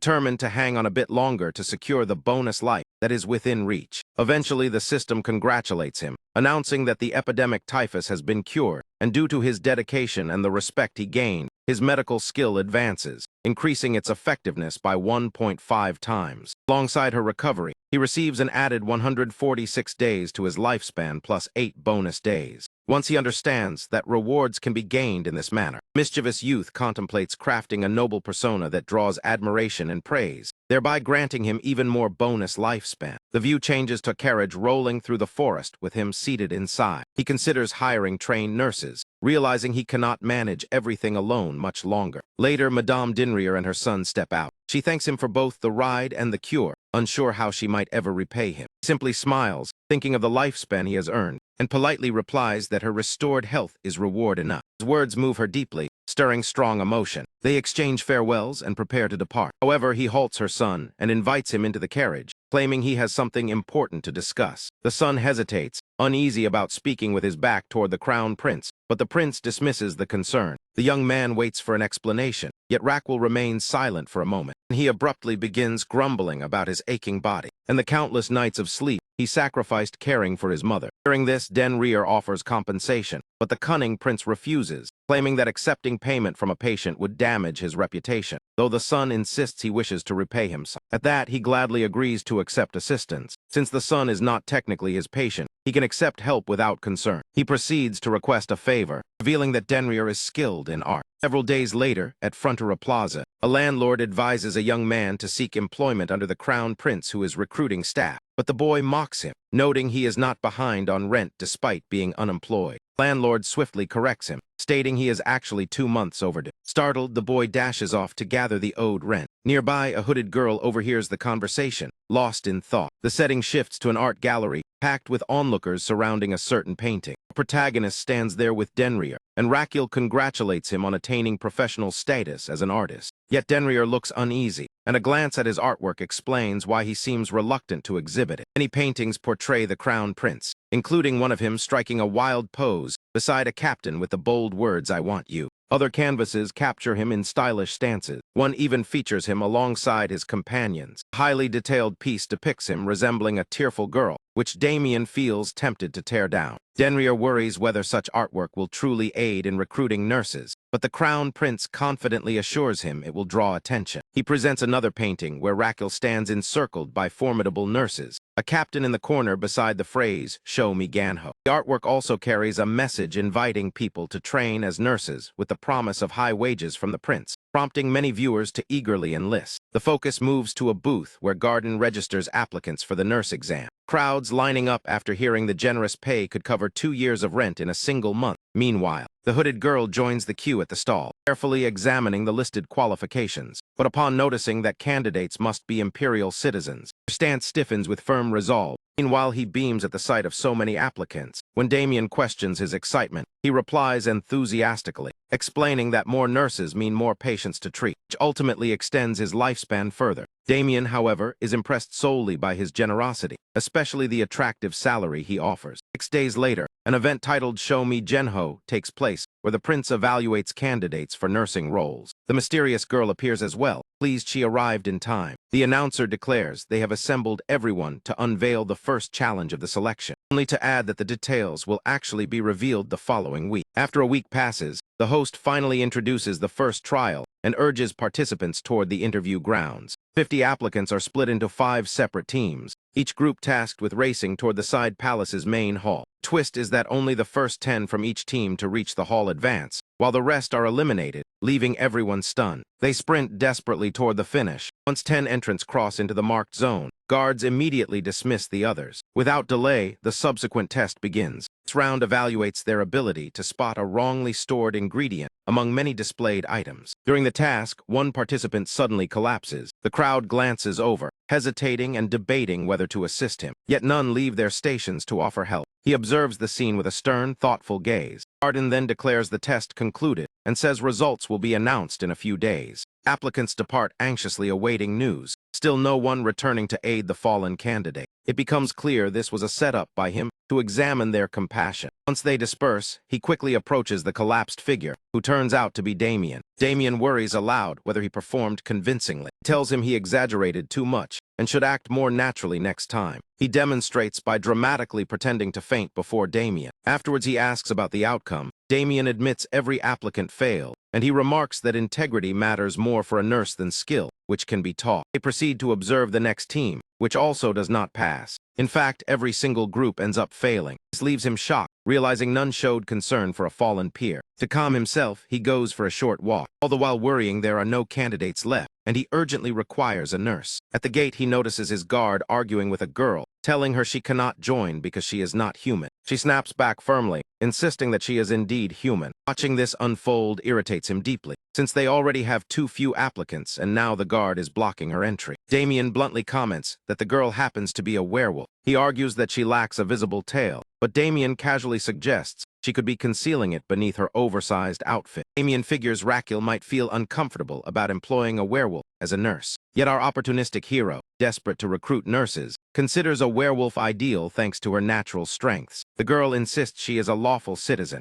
though the guard stubbornly labels her nothing more than a beast. A heated exchange is cut short when the crown prince steps in. He reprimands the guards and orders them to stop, declaring that as a capital resident she has full rights to apply. He even commands the guard to apologize, leaving her stunned. He offers his own apology as well, and she introduces herself as Agnes. He informs her she will undergo testing immediately, which catches her off guard. Seeing her confusion, he clarifies that while werewolves are known for endurance, he prefers to witness her abilities firsthand. He arranges a race between her and one of his guards. They are to sprint to the fountain and back, with victory going to whoever returns first. Agnes eagerly accepts the challenge. She faces the guard with determination, both clearly intent on outperforming the. As the race begins, they dash forward and Agnes quickly pulls ahead. Within moments she reaches Fountain's post and immediately pivots, racing back while overtaking the guard with ease. Observing his sluggish pace, she confidently assumes triumph is hers. The guard, already tense, suddenly twists his ankle and crashes down, prompting her to wonder if he has dislocated his shoulder. She hesitates but initially keeps running, focused on winning. In the end, she cannot ignore it and turns back toward him, skillfully resetting his displaced shoulder. His cry rings out as she does so, and at that moment our hero announces she is officially hired. Presents her with the necklace crafted by George. Later, they take seats indoors. The prince lays out the employment contract before her. She comments that the document appears rather complex. He gently encourages her to review it slowly and without pressure. He values her not only for her physical prowess, but also for her character, which suits the role perfectly. He even noticed how she reset the guard's shoulder with deliberate firmness, suggesting she will not hesitate when treating patients. Still, he hopes to recruit more individuals sharing her traits. After carefully examining the agreement, she informs him solemnly that she wishes to include an additional condition. She reveals that she leads her tribe, causing our ambitious prince to imagine gaining dozens more like her under his banner. When she requests that her tribe members also be tested for nursing roles, he readily consents. She then raises another long-standing issue, troubling her people. He wonders if it concerns food shortages, but she denies it. She explains that their uncontrollable tails are the true problem. Curiously asks whether that is truly such a drawback. She admits sadly that their tails betray their emotions, making it easy for others to read and manipulate their feelings. He realizes this explains her preference for loose clothing. He proposes binding her tail to her legs. Replies that the tail refuses to stay restrained, almost as though it possesses independent will. She describes it as an organ acting on its own instincts. He asks if removal is possible, but she explains that doing so would hinder walking, and it would regenerate within a month anyway. Initially, he attempts to dismiss the concern. Soon dread sets in, as he understands she expects him to solve it if he wants her tribe's cooperation. Overwhelmed, he nearly tears his hair out, unable to see a clear answer. He suggests becoming their official protector, and when she asks what that entails, he explains he could shield them using his authority. He declines, pointing out that if he falters or withdraws, their situation could worsen. Such protection would only serve as a temporary fix. He then asks if she seeks a fundamental solution for their tail. She nods and asks whether he truly intends to help, and he admits honestly that he has little choice. Though he lacks a concrete plan, he promises to search for one. She interprets his candidness as proof of sincerity, since he offers no empty assurances. She prepares to leave. He invites her to remain at the palace for now. Once alone, he groans in frustration, unwilling to lose such valuable talent. Later, he is seen in the library, drained and still without answers. Sudden shout from Garden startles him badly. He scolds Garden for always frightening him like this. Garden advises him not to overwork himself lest stress make him ill. He snaps back that Garden's constant shouting is what will truly give him a heart attack, though Garden initially denies it. Garden shifts tactics, warning that persistent frowning will leave him wrinkled. He smiles faintly, aware that his doctor's teasing is meant to cheer him up. He jokes that if wrinkles appear, he will simply resort to Botox. Seeing Garden's confusion, he begins explaining what Botox means, but abruptly stops as inspiration strikes. Botulinum toxin is a powerful substance capable of causing paralysis. He considers employing a localized toxin to immobilize a werewolf's tail. Specifically, he plans to experiment with Cosman poison. He instructs Garden to bring the poison to Agnes's room, while he heads there himself. Inside her chamber, he announces he may have discovered a potential remedy. However, he must first examine her anatomy in both human and wolf forms. He needs to pinpoint precisely where the toxin should be administered to numb the tail. To achieve this, he studies her acupoints and mana circulation, noting subtle differences from ordinary humans. Her governing meridians are positioned differently. The pressure points near her hips are spaced wider due to the tail. Between them, he locates a vessel linked directly to it. He asks her to shift into wolf form so he can inspect the tail's acupoint more closely. She complies and transforms. Observing her, he remarks she is smaller than his dog Dengchil, which annoys her. Yet she remains silent as her altered jaw prevents speech. After completing the examination, they briefly interact playfully. Once finished, he retreats to his study to prepare for the next stage. He must analyze the poison's components to calculate the correct dosage to numb her tail. He briefly considers asking Kuzman about its ingredients, dismisses the thought, unwilling to rely on him. Instead, he stores the substance within his mana slots. The moment he attempts to taste it, his internal organs metaphorically scream in protest. In their imagined realm, they fret over Rakil's recklessness, especially his liver, which fears bearing the burden of detoxifying such a hazardous experiment. He seems determined to conduct on himself. His liver urges him to test it on a summoned creature instead. He protests indignantly, claiming it would be heartless to endanger an adorable summon. His organs object once more, insisting his own body must not serve as the experiment. And his liver mentions that certain summoned beings specialize in analyzing substances, even dangerous poisons. This revelation causes him to stop and seriously think it over. Liver adds that he once encountered this particular summon while sitting in a waiting area. Intrigued, he immediately asks what this so-called waiting room is. Liver explains that it is a realm where organs not yet awaken and creatures not yet summoned remain in a dormant condition. His curiosity deepens at this explanation. However, both his liver and the system warn him that such knowledge is restricted, preventing him from learning more. Attempts to persuade the liver to at least disclose the creature's abilities, hoping to gain an edge before his next summoning. The liver casually declines to share anything further. Soon the other organs begin mocking him, which only fuels his annoyance. Determined to assert dominance, he retaliates by holding his breath. Instantly, his lungs and heart panic from oxygen deprivation and nearly black out from the strain. Watching their distress, his liver finally relents and reveals the summon's defining trait. Not long after, he successfully calls forth a sunfish named Babak. He observes Babak happily playing alongside Goswin. He tricks Babak into tasting the poison capsule by claiming it is delicious. His organs promptly brand him as heartless for this act. Ignoring them, he concentrates on the summoned creature that swallowed the toxin. Babak possesses the gift of immortality. No matter what poison it consumes, it revives and records every substance in a journal. As expected, Babak soon comes back to life. With watery eyes, it carefully notes each characteristic of the venom onto a card. After reviewing the listed components, he deduces that this venom can counteract Botox due to its particular properties. Confident now, he prepares to measure the precise dose needed to numb Agnes's tail. He calls out for Garden, who suddenly appears before him without warning. Garden is stunned to see a summoned being other than his master's usual one. He awkwardly fabricates a story, claiming the summon sought him out because of his fame. At that, Garden remarks that Rakil resembles a historical figure named Lloyd Frontera. Lloyd was the architect who elevated the kingdom into an empire, and Rakil recalls reading that this legendary builder commanded 5 summons. Carefully, he asks whether Lloyd truly deserved his reputation as a great man. Garden replies that while Lloyd established the empire's groundwork, he was oddly known for being popular on Fridays. Confused by the remark, he brushes it aside and instructs Garden to fetch Agnes. Meanwhile, Garden escorts Agnes toward the crown prince's chamber. She quietly wonders if Rakil genuinely discovered a remedy. Noticing Garden's tense demeanor, she comments on it, and he shoots back that she seems just as uneasy. She accuses him directly,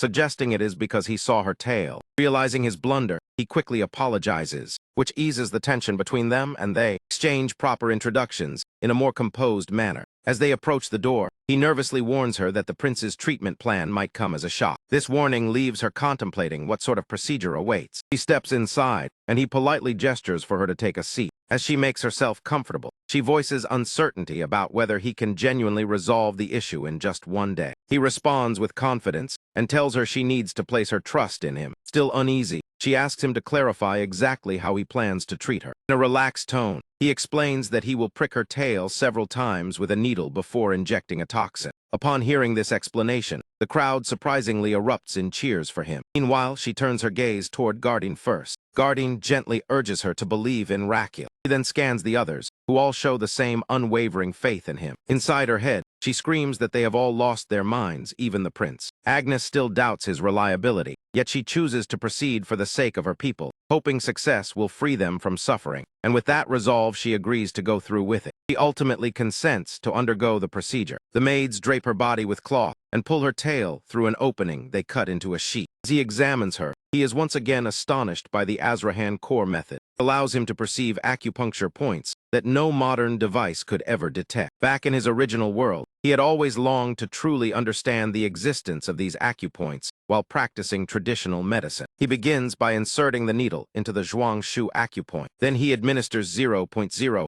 ml of a muscle-paralyzing toxin from his inventory. After that, he applies another injection at the Mingmen point. Lastly, he drives the poison 2.4 centimeters deep into the Yao Yongyuan acupoint. With this, he clears a pathway for mana to pass through the Zhuanju point, spreading along both sides of the spinal erectors. However, the challenge lies not only in paralyzing the tail, but in keeping it immobilized. As anticipated, the tail begins to recover on its own. Realizing this, he accelerates his actions. Finally, he pricks the Nadkong point. This greatly annoys Agnes, who cannot believe he is tampering with her head. At the same time, her tail slackens and hangs limp. Simultaneously, her pinky toe twitches slightly. He proudly declares the operation finished and calls it a success. Janice rises from the bed, her face filled with uncertainty about what just happened. Asks her whether she senses any change in her tail. Her eyes widen when she notices her tail drooping, instead of moving nervously. Rakil explains that he has numbed the nerve connected to her tail. He redirected that function to her pinky toe, which will now serve the same role. Overwhelmed by years of suppressed pain tied to their so-called tails, she bursts into tears. Watching her, his gaze softens with empathy. Lightly asks whether she is done expressing gratitude and if they should proceed with signing the employment contracts. He reminds her to relocate her tribe here, as they had previously agreed. With gentle persuasion, he leads her to sign the agreement. From his demeanor alone, she realizes he is far from ordinary. A few days later, the hero laughs wildly in excitement. Arden remarks on how ecstatic he seems. He proudly announces that he has secured 50 werewolf nurses. These recruits are undergoing formal training in essential nursing skills and emergency response. They are also studying medicinal herbs, proper storage methods, and how to prepare tonics effectively. All of this is to prepare them to manage the hospital efficiently. One nurse approaches him with the finalized shift roster. He smirks with satisfaction at their improvement. At last, his clinic now runs around the clock. Additionally, the tribe has adapted to moving their toes instead of their tails. His system congratulates him on the successful toe procedure, though no life bonus is awarded since it was not life-threatening. Yet his organs applaud him, and he is notified that a new organ has awakened. His stomach manifests in the organ realm as a plump infant-like figure. Upon awakening there, it immediately craves various types of modern junk food. It first requests assorted snacks, then specifically Japanese treats unavailable in this world. And though he admits he would enjoy them too, he knows they cannot be found here. Since such foods do not exist in this realm, he tells his stomach to restrain itself. Eventually, the stomach settles for a simple sweet. As he eats the candy, he muses that his stomach has the palate of a grade school child. In exchange, the stomach rewards him with 300 HP. The other organs, delighted to welcome their newest sibling, contribute 700 HP more, bringing his total to 1,000 HP. He feels pleased knowing his organs are ready to assist in consultations, allowing him to handle digestive issues as well. The system announces that his Azrahan technique has advanced due to his precise manipulation during the werewolf treatment, increasing his mana and expanding his mana circle. Experiences it like a water balloon inflating inside his chest, and overall, he is satisfied with the substantial HP gained today. His thoughts are interrupted by a nurse reporting a patient suffering from fever and an unusual odor. Feeling accomplished about establishing a firm foundation for his clinic, he goes to examine the patient. Focus then shifts to Sir Pavard. He serves as the chief butler of the side palace. While reviewing documents, his face pales in horror as he discovers a grave mistake. Cannot believe they have made such a blunder. Realizing the seriousness, he immediately reacts. He rushes into the crown prince's office and calls out urgently. The prince instinctively looks around for his doctor, who usually startles him. Instead, the butler bows and apologizes for the abrupt intrusion. He quietly reveals that the side palace has run out of operating funds. Prince shouts in disbelief,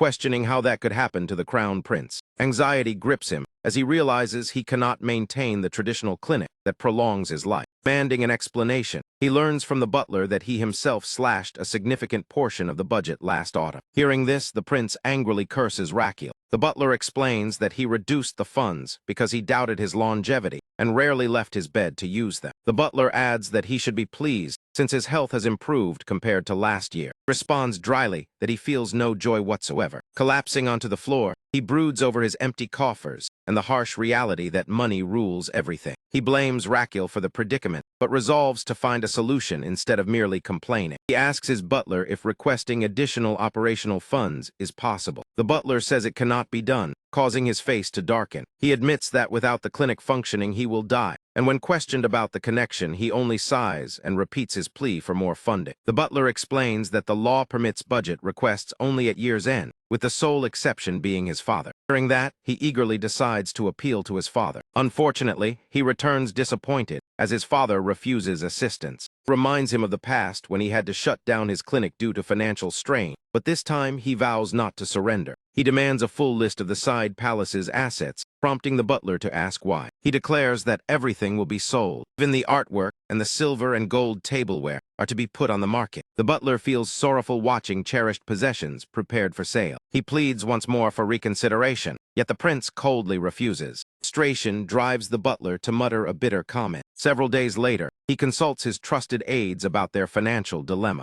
Selling luxuries brought in cash, it offers no lasting fix. He notes that the proceeds provide temporary breathing room, but without new income they will soon vanish. Butler remarks that there is nothing valuable left to sell. With a straight face, he announces they will start selling medicine, leaving his aides stunned. Observing their shock, he boldly proclaims that he will become a crown prince who trades in medicine. At the same time, activity buzzes through Frontera Plaza. Townsfolk whisper excitedly about the side palace, astonished that the crown prince sold every luxury possession just to keep his medical clinic alive. Their admiration for him soars, and they begin to revere him since no ruler in history has sacrificed so much purely to heal others. Soon, songs praising his virtue echo through the streets. Meanwhile, inside the side clinic, a serious discussion unfolds about generating income by marketing medicine. Rakiel believes this step is essential if he wants to stay alive. Butler suggests that if money is the issue, they could simply charge patients a modest fee. He dismisses the proposal, arguing that fees would discourage visitors, and he needs the maximum life bonus possible. Instead, he declares he will create extremely costly, yet powerful medicine that the wealthy might even purchase as a status symbol. Essentially, he plans to introduce his own pharmaceutical brand. Any affluent family would boast about owning medicine bearing his name. He boldly concludes that he will market ultra-luxury pills that represent prestige and elite standing. His aides stare blankly, and the butler questions whether such a miracle drug truly exists. He answers that it is called the Golden Minotaur calming pill. Its main ingredient is the gallstone of a minotaur. He explains that calming tablets are commonly used in Korea to soothe nerves. This particular pill, he claims, also treats brain disorders, cardiac issues, and hypertension. As he walks, he elaborates to Damien, who doubts anyone would buy it, and he insists it will sell because he will market it as rare and exclusive. By branding it as a limited edition, he says, buyers will scramble for it due to basic human psychology. He emphasizes that using a minotaur's gallstone instead of an ordinary bull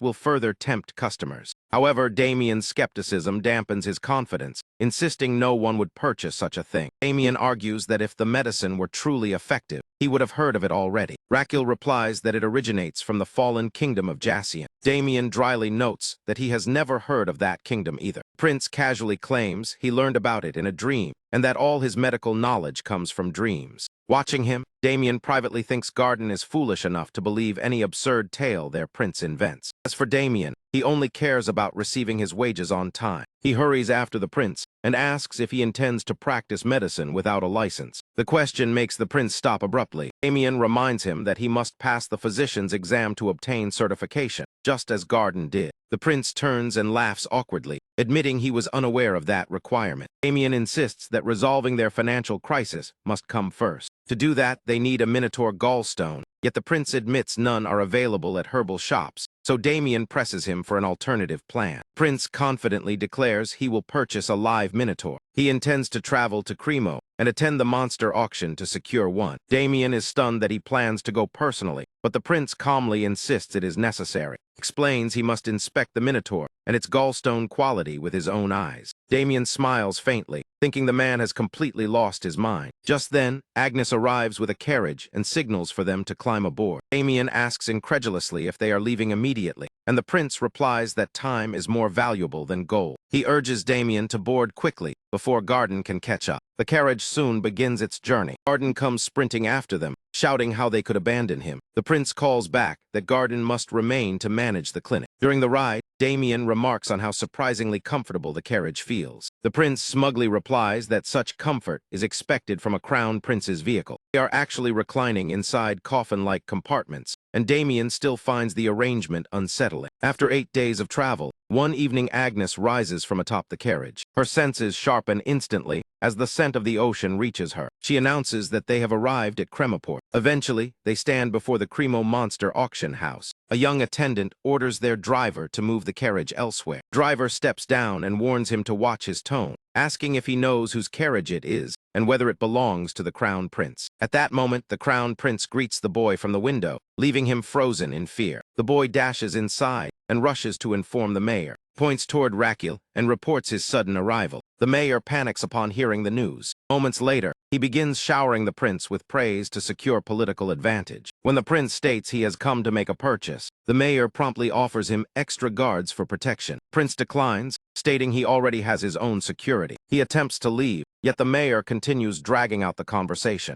Eventually, he moves on after promising falsely to visit the mayor's residence later. The mayor orders the area cleaned thoroughly, while the prince muses that it feels like a general preparing for inspection. Inside the auction hall, Rakil and Damien take their seats, noticing the heavy silence. Damien explains that excessive noise could rouse the monsters. As bids are placed, he waits patiently for the Minotaur lot. When the auction seems nearly finished, he worries that no Minotaur will appear. Suddenly, a carriage arrives carrying a massive caged Minotaur. He is stunned by the creature's immense size and power. The auctioneer proclaims it the highlight of the event, captured by the top 7 hunting teams. Excitement fades when the starting bid is announced at 50,000 Maja, and he asks Damien if he heard correctly since others sold for that amount as final prices. When Damien inquires about their funds, he recalls bringing 100,000 Maja. Yet seeing the crowd's enthusiasm, he doubts he can outbid them. He also feels the price is outrageously high for a single Minotaur. After brief contemplation, he turns toward Damien. He leans in and whispers a strategy. Damien clearly dislikes the idea and asks if he truly intends to proceed. After receiving confirmation, Damien mutters that the plan sounds like something a street thug would devise. Prince only laughs, saying it does not matter if it works. With that, Damien departs. The prince watches the auction intently. As the bids continue to rise, he silently hopes Damien returns before the cost escalates too far. Soon the mayor appears again and greets him, and the prince feigns surprise. Observing his expression, the mayor quickly understands that the prince wants to draw public attention. Eager to curry favor, the mayor willingly cooperates. He loudly offers the prince 100 personal guards. Once, the entire audience turns to confirm the crown prince's presence. The prince graciously accepts the offer. Damien stands nearby, looking irritated as the spectacle unfolds. The prince theatrically recalls that he must bid in the auction. He raises the price to 60,000. His confident expression signals that no one should dare challenge a crown prince. Crowd realizes they must abandon hope of winning the Minotaur. The auctioneer grows anxious at the thought of selling the prized beast for only 60,000 Maja. Suddenly, a noble boldly increases the bid to 70,000 Moja. The unexpected move stuns the entire hall. Even the crown prince is left in shock. Someone suddenly recognizes the bidder as Guinness, a favored retainer of King Amboise from the southern realm. Meanwhile, Guinness reasons that since he is not even a subject of this nation, the crown prince has little authority over him.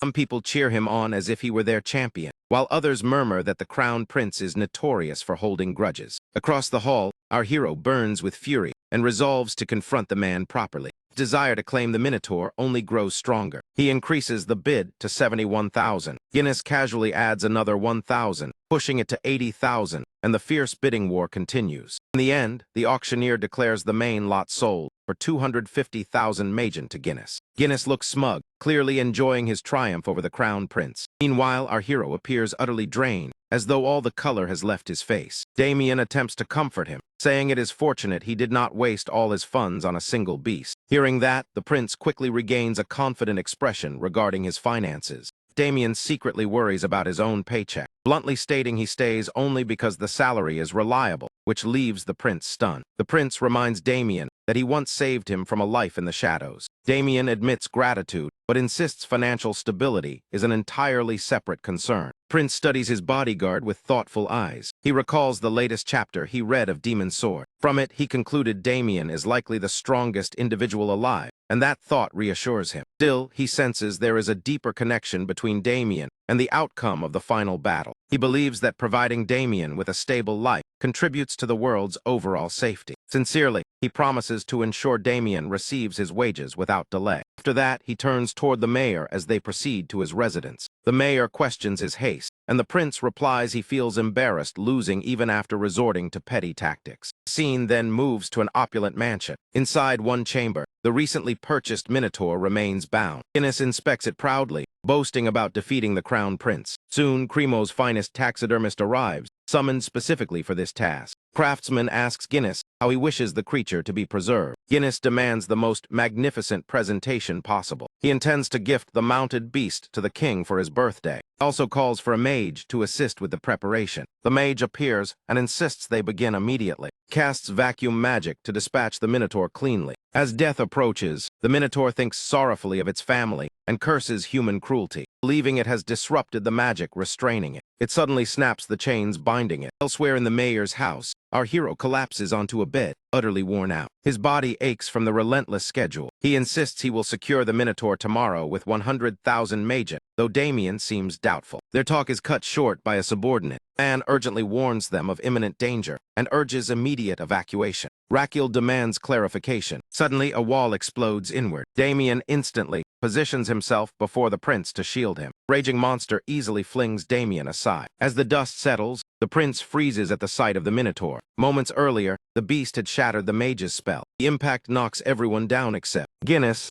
arrogantly shouts that as its master it cannot harm him. The Minotaur, not comprehending the word master, instead charges at him. Guinness desperately searches for an escape. Spotting the mayor's mansion, he runs toward it for shelter. He hides behind a wall and yells to divert the creature's attention. The distraction partially succeeds. Now the Minotaur looms before him, ready to crush him, while the prince prepares to flee. The prince pauses upon meeting its eyes. They resemble those of a suffering patient in deep agony. The Minotaur recalls he was the one who bid on it earlier. Raged, it lunges toward him. Damien intercepts the blow with his sword. He urges the prince to run. The prince shouts he refuses to die after struggling this far. Damien battles the beast, but fails to subdue it. During the clash, he shoves Raquel away. Prince crashes hard against a wall. Damien joins him and notes they are trapped, prompting a sarcastic remark from the prince that he can see that clearly. Damien's expression turns serious. He demands an extra reward if they survive. Prince protests the timing, and Damien retorts he will flee alone if unpaid, adding he will create an opening. Raquel hesitates because the exit remains blocked. Damien casually suggests jumping down, which alarms the prince. Damien argues it is better than being smashed flat. He explains that if injured, guards will retrieve him. With that, Damien charges again, giving the prince a chance to escape. The prince's face twists with anxiety. In panic, he fails to realize that he is climbing the Minotaur instead of the wall. He halts when his system issues a warning. The system performs a full analysis of the creature. Both system and heart report severe cardiac issues. It suffers from stable angina, indicating intense chest pain. Its arteries are close to blockage. Clinging to it, he realizes he is in no condition to treat it and is in grave danger. Jumping would likely crush him. Meanwhile, the Minotaur prepares to swat him like an insect. Damien's attack distracts it, though he misses its eye. Damien shouts for the prince to hold on and promises rescue. The prince tearfully begs him to hurry. Damien charges forward again, searching for a weak point along its shoulder or flank. He strikes and attempts to free the prince. Instead, the prince is hurled from the balcony. Convinced death is imminent, Agnes swoops in and catches him midair. Upon landing safely, guards rush in to escort him away. Damien remains locked in combat with the beast. The Minotaur focuses entirely on Damien, who fights fiercely for both survival and reward. Damien prepares to stab the Minotaur's fist and arms the moment it swings at him. He slashes repeatedly at its knuckles, trying to inflict as much damage as possible. Yet the Minotaur proves far sturdier than expected as steel clashes against brute force. Something briefly diverts Damien's attention. In that instant, the Minotaur strikes back and hurls him away. He crashes violently into a wall. The beast advances toward him menacingly. Damien struggles to rise, only to find his leg trapped beneath debris. Suddenly, Goswim saves him with a powerful body slam against the monster. Dazed, he barely understands what happened until he sees Goswim battling the creature. Meanwhile, our hero refuses to lose Damien after everything he endured to recruit him. That is why he fed Goswim red sunflower seeds, to enlarge him for this fight. He shouts at Damien to stand up before they are completely surrounded. Damien quips that he expects a hefty reward for this ordeal. Unfortunately, his pinned leg prevents him from moving.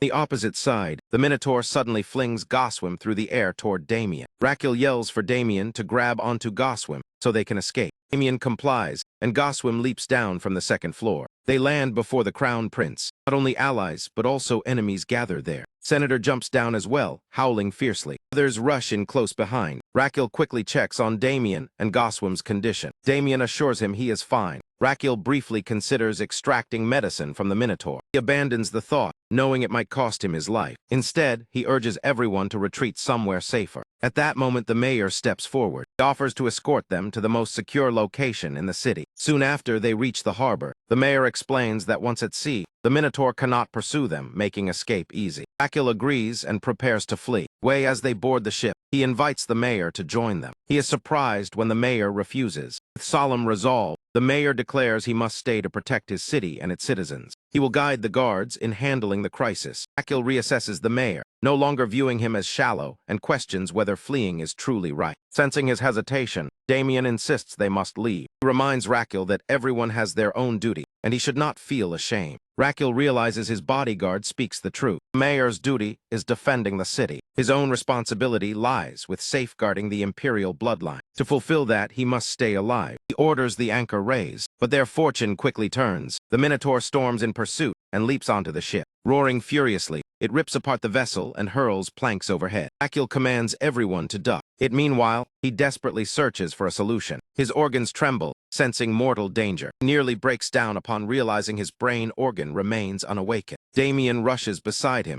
and orders him to hide below deck. Raquel asks what Damien intends to do. Drawing his sword, Damien vows to earn a fortune from this fight and charges the beast. He calls for Agnes to assist him, yet despite their joint assault, they are all knocked aside as the Minotaur stands unshaken. Watching this, Raquel panics briefly. Then he steadies himself and analyzes the creature's condition for a weakness. The system announces that his Azrahan core has reached its peak. Triggered by the extreme peril he faces, he unlocks a Cupid scan, merging Azrahan core and pulse reading to visualize every being's acupoints and predict movement. Using it on the Minotaur, he realizes he can foresee and evade its attacks. However, his stamina limits how long he can maintain this state. With tense focus, he seeks a way to save them all. He glances at Goswim and conceives a bold idea. Uncertain of its success, he commits to it, believing it is his duty as Crown Prince to protect everyone. When the Minotaur prepares to strike a sailor, he charges forward to block the blow. His system warns he consumed the red sunflower seed intended for summoning. Instantly, he transforms into a giant, facing the Minotaur alone. System cautions that he is not a true summon. Side effects will follow, and he must seek treatment, which he wryly notes he himself can provide. Giant form will last only 3 minutes before he collapses into a coma. Realizing the urgency, he knows the battle must end quickly. Within 2.5 minutes, though doubtful he can achieve it, the Minotaur lands a crushing punch to his face,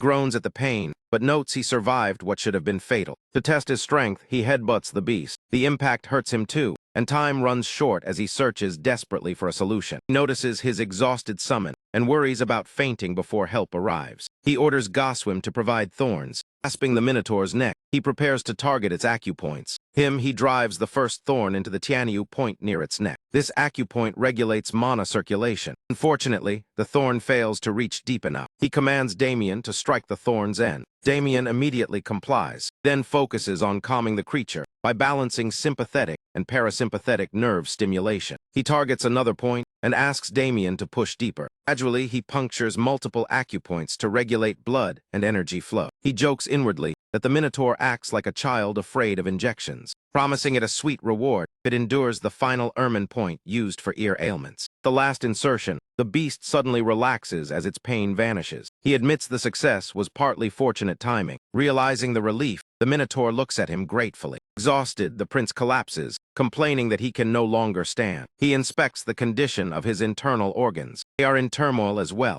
since the sudden growth disrupted both circulation and breathing. At that very moment, his giant form expires, shrinks back to his normal size. The others quickly gather around him, anxious and worried. Before losing consciousness, he tells them he will sleep for 5 days and that the Minotaur is no longer a threat. After that, he falls into a deep coma. Once the battle ends, the Minotaur is restrained. Attention shifts to the damaged ship, which looks close to sinking. They rush toward the deck as seawater floods inside. Suddenly, the vessel begins to lurch. Everyone assumes it is about to go under. Meanwhile, the Minotaur, wishing to repay the prince's kindness, lifts him gently and places him atop its head to protect him. The sight shocks the onlookers, who think the beast is abducting him. 6 days later, in a dim chamber, Damien sits alone in a chair, staring at a rat near his feet. He wonders if this is all a dream. He has not dreamed in years, and his thoughts are interrupted by an interrogator from the inspection squad. He is being questioned over Raquel's disappearance with the Minotaur. The interrogator mocks him for appearing sleepy in such a crisis. Damien explains he has not rested for days. The inspector shouts that 6 days have passed since the kidnapping. The emperor learned of it the following day. Then took him 2 days to arrive in the city. The interrogator accuses them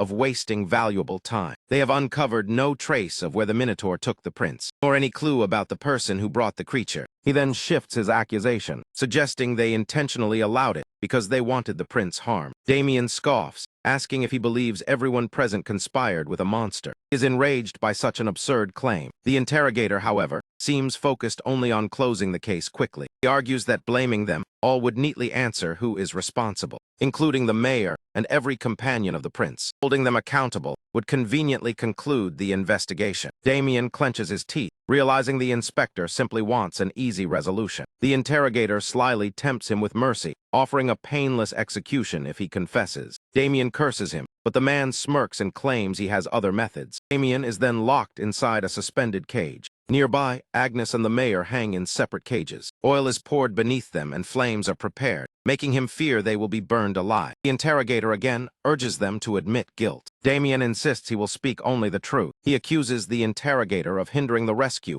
under the guise of investigation. Declares he wants the prince found more than anyone. Enraged, the inspector orders the fire lit. Damien thinks bitterly that he refuses to die meaninglessly. Suddenly, the Minotaur appears. To everyone's astonishment, it grabs Damien's cage, and the crown prince rides atop the beast. He demands to know why his companions are imprisoned. It becomes clear he awoke after 6 days on an island. There he encountered Eurus, once his foe, now gazing at him affectionately. After spending time together, they reconciled and formed an unlikely friendship. He considers it coincidence that he relieved Eurus's pain. He keeps that thought to himself, wanting Eurus to follow willingly. He promises to treat Eurus properly, since chest pain will soon return. Using a Cupid scan, he determines the angina is mild for now. He then examines the gallbladder, asking if Eurus feels bloated after meals, receiving confirmation. He explains the gallbladder is overloaded and needs clearing. Eurus looks confused, so the prince simplifies and tells him to press the indicated spot. He instructs Eurus to clench his fist and strike his solar plexus. Though hesitant, Eurus obeys,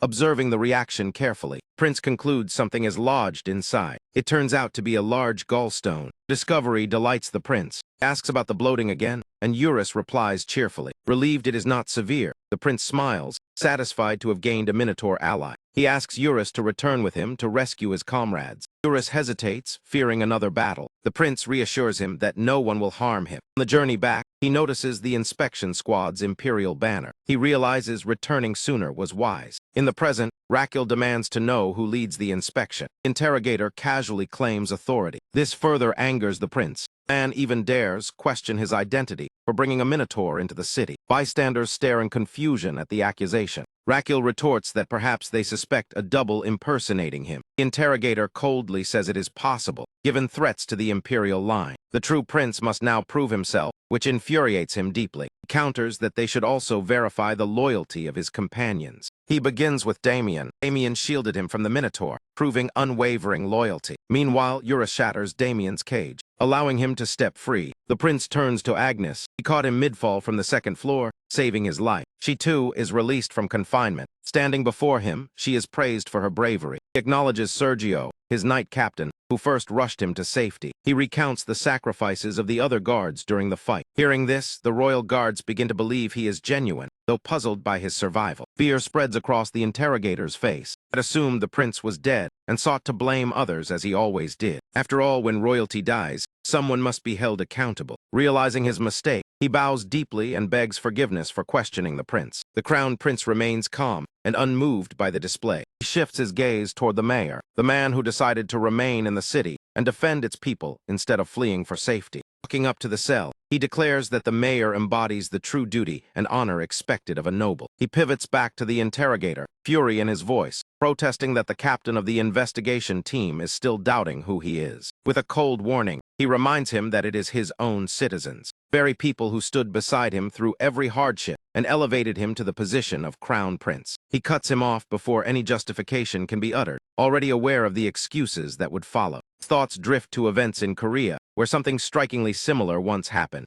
Ultimately, he decides the interrogator must answer for the sham investigation he carried out. By the following morning, a crowd has assembled along the shore. They whisper about the newest scandal, mainly focusing on the investigator accused of obstructing the search for the crown prince. Rumor has it he may face execution or spend the rest of his life behind bars. Conversation also turns to how the prince managed to subdue the savage minotaur, which now obeys him. A young boy insists he witnessed the prince grow to the creature's size and clash with it. He even claims the prince stabbed thorns into the beast, yet no one takes the tale seriously. Soon the chatter moves to another rumor, that the crown prince is destined to ascend the throne. At the same time, Damien observes everything from his window. He asks his master how on earth he managed to domesticate a minotaur. Raquel calmly explains he never truly tamed it, saying the beast simply misunderstood the situation. Noticing Damien's puzzled look, Raquel elaborates that when he enlarged himself and pierced the minotaur with thorns, the creature's pain actually subsided. He's convinced that Raquel had saved it, and they briefly discuss how this misconception benefits Damien. After all, it opens the door for generous rewards, an opportunity he is more than willing to accept. Still, Damien feels slightly ashamed for not genuinely defeating the beast and vows to train with greater determination. He then requests additional payment, reminding him he has completed the prince's assigned mission. He happily reports that he managed to gather a wide range of medicinal materials. Damien notes that Cremo's status as a major trading port made such collection possible. Then he drops unexpected news, revealing that the prince's father hurried back to the capital once he heard his son was safe. The prince feels displeased by what he perceives as his father's indifference. Yet recalling his father's earlier words, he realizes there is little he can change. Pushing the matter aside, he tells Damien to bring the herbs at once since he is about to begin. After the ingredients are delivered, he announces that he will craft the golden minotaur pills in the mayor's kitchen. Before long, he is standing inside the kitchen, cheerfully humming as he slices and prepares the components for the remedy. The tune irritates Damien. At last, the golden minotaur pills are complete, and he chooses to test one on himself. The moment he swallows it, his system alerts him to the pill's properties, stating that his internal organs are now brimming with vitality.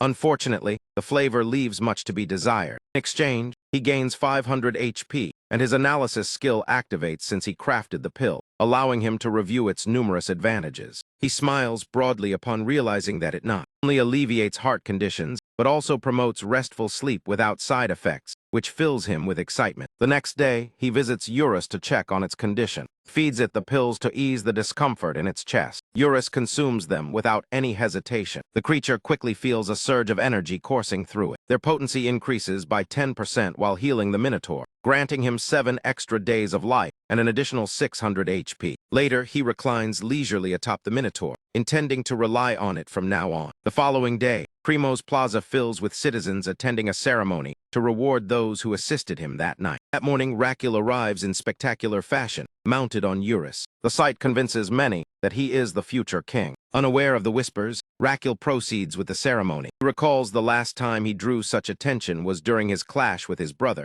and hopes not to intimidate him. He begins by praising his guards for their courage in battling the minotaur. To reward them, he announces he will distribute his golden medicine. Internally, he smirks in appreciation of the mayor's clever solution. His thoughts return to 2 days earlier when the mayor approached him as he rested beside Eurus. Rakul had told him about his plan to host a ceremony honoring that night's efforts. It would serve both as recognition and as promotion for his medicine. He even presented the remedy he intended to gift his men. The mayor quickly grasped his hidden agenda and saw the opportunity. He suggested that offering it as a prize would spark curiosity among the nobles. He also proposed releasing a special premium version bearing the crown prince's name. Realizing the event must be lavish to draw customers and raise the medicine's value, Mayor hurried off, requesting 2 days to prepare everything properly. Now observing the grand setup, Rakul is satisfied with the mayor's work. First commends his subordinates for their bravery that evening. Gradually, he transitions to highlighting the merits of the medicine, derived from a minotaur gallstone. He claims it grants stamina rivaling a minotaur's and cures various ailments, even gesturing to his pet as proof. He notes it can also cure insomnia, while continuing to applaud his loyal men. Soon enough, he shamelessly resumes promoting the product. He declares a limited deal, pricing it at 9,999 megan for a month's supply. Agnes and Damien exchange looks, sensing he sounds like a swindler attracting buyers. They glance at Sergio, who enthusiastically supports the prince's promotion.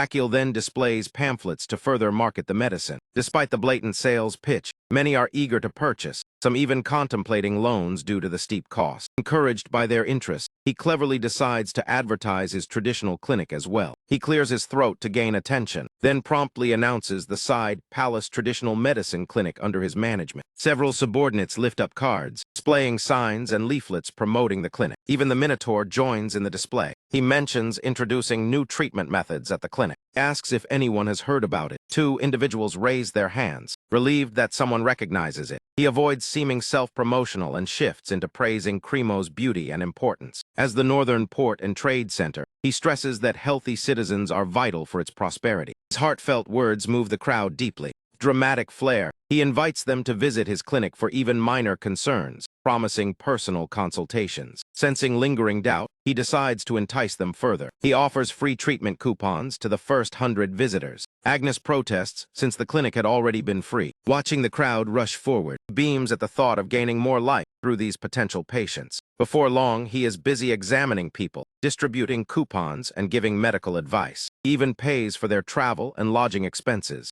After handing out all 100 coupons, pride shines across his face at the campaign's triumph. Agnes nearly cries, realizing he is also covering transportation and housing costs, meaning they may have to sell everything to afford it. He fails to notice that 9 hours have passed, even though his internal organs are practically pleading for a break. His vision grows hazy, yet he worries that collapsing in front of the crowd would shatter his composure. Rather than blacking out, he drops to the ground and starts to let out an uneasy laugh as people hurry over, while he silently curses his terrible stamina. The system notifies him of his actions being witnessed by Cremo's citizens, along with the severe fatigue he is enduring. Seeing his condition, the people of Cremo are deeply moved by his perseverance. He receives a new title and an added ability to his traditional medicine skill called Great Doctor Point, a reputation metric that grants him 101 GDP whenever his medical deeds influence society or touch people's hearts. He grasps how the new points function, but remains unsure how to spend them. The system explains he can exchange them for a live voucher, allowing him to tell a falsehood that the chosen target will unquestionably believe. Damien quickly runs to his side and helps him up. At the same time, he learns more details about the voucher, such as selecting a specific target and the fact that each one is single-use only.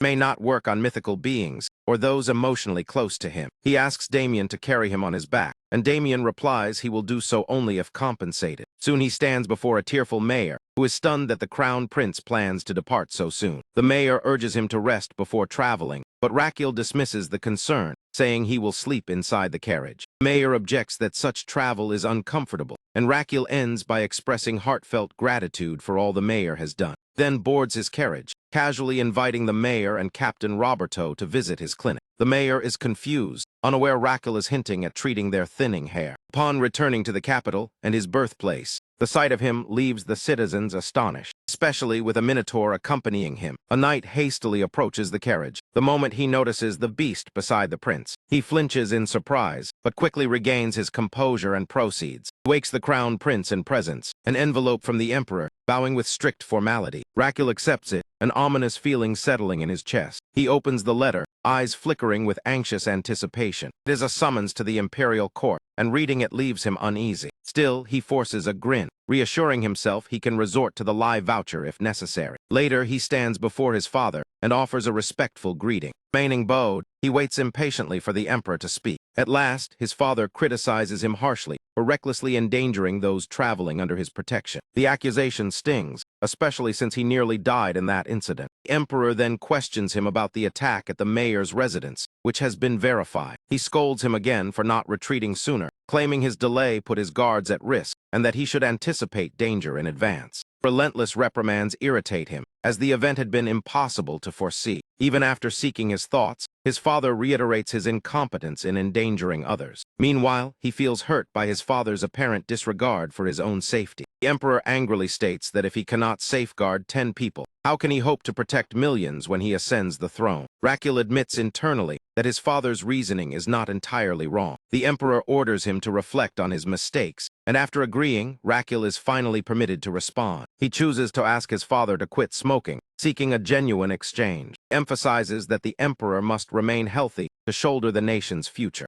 A subtle smirk crosses his face, feeling he has returned the lecture. Continues, saying the empire's prosperity depends on the emperor's well-being. He recalls the novel where the emperor dies of a stress-induced heart attack after Raquel's death. That tragedy leads to the empire's collapse, and he refuses to let history repeat itself. The emperor calmly reveals he quit smoking the day Raquel first requested it, then asks whether his son has anything further to say. Raquel stands stunned by the revelation, replies that he has nothing more, and politely takes his leave. As he departs, his father warns him not to consume summoned beast meat, because it may damage his health. After his son leaves, the emperor's stern look softens as he reflects on Raquel's concern. He inquires about the medicine his son developed. An aide reports that information about the Golden Minotaur pills has been widely circulated. The emperor asks about the public response. He is told that border nobles are intrigued and eager to learn more. This outcome pleases the emperor greatly. Elsewhere, Raquel and Damien head back to the side palace, with Raquel carefully counting his steps. Damien questions this odd behavior, and Raquel casually says he is simply walking. Suddenly, a tearful and emotional Garden rushes toward them. Raquel jokes while stopping him,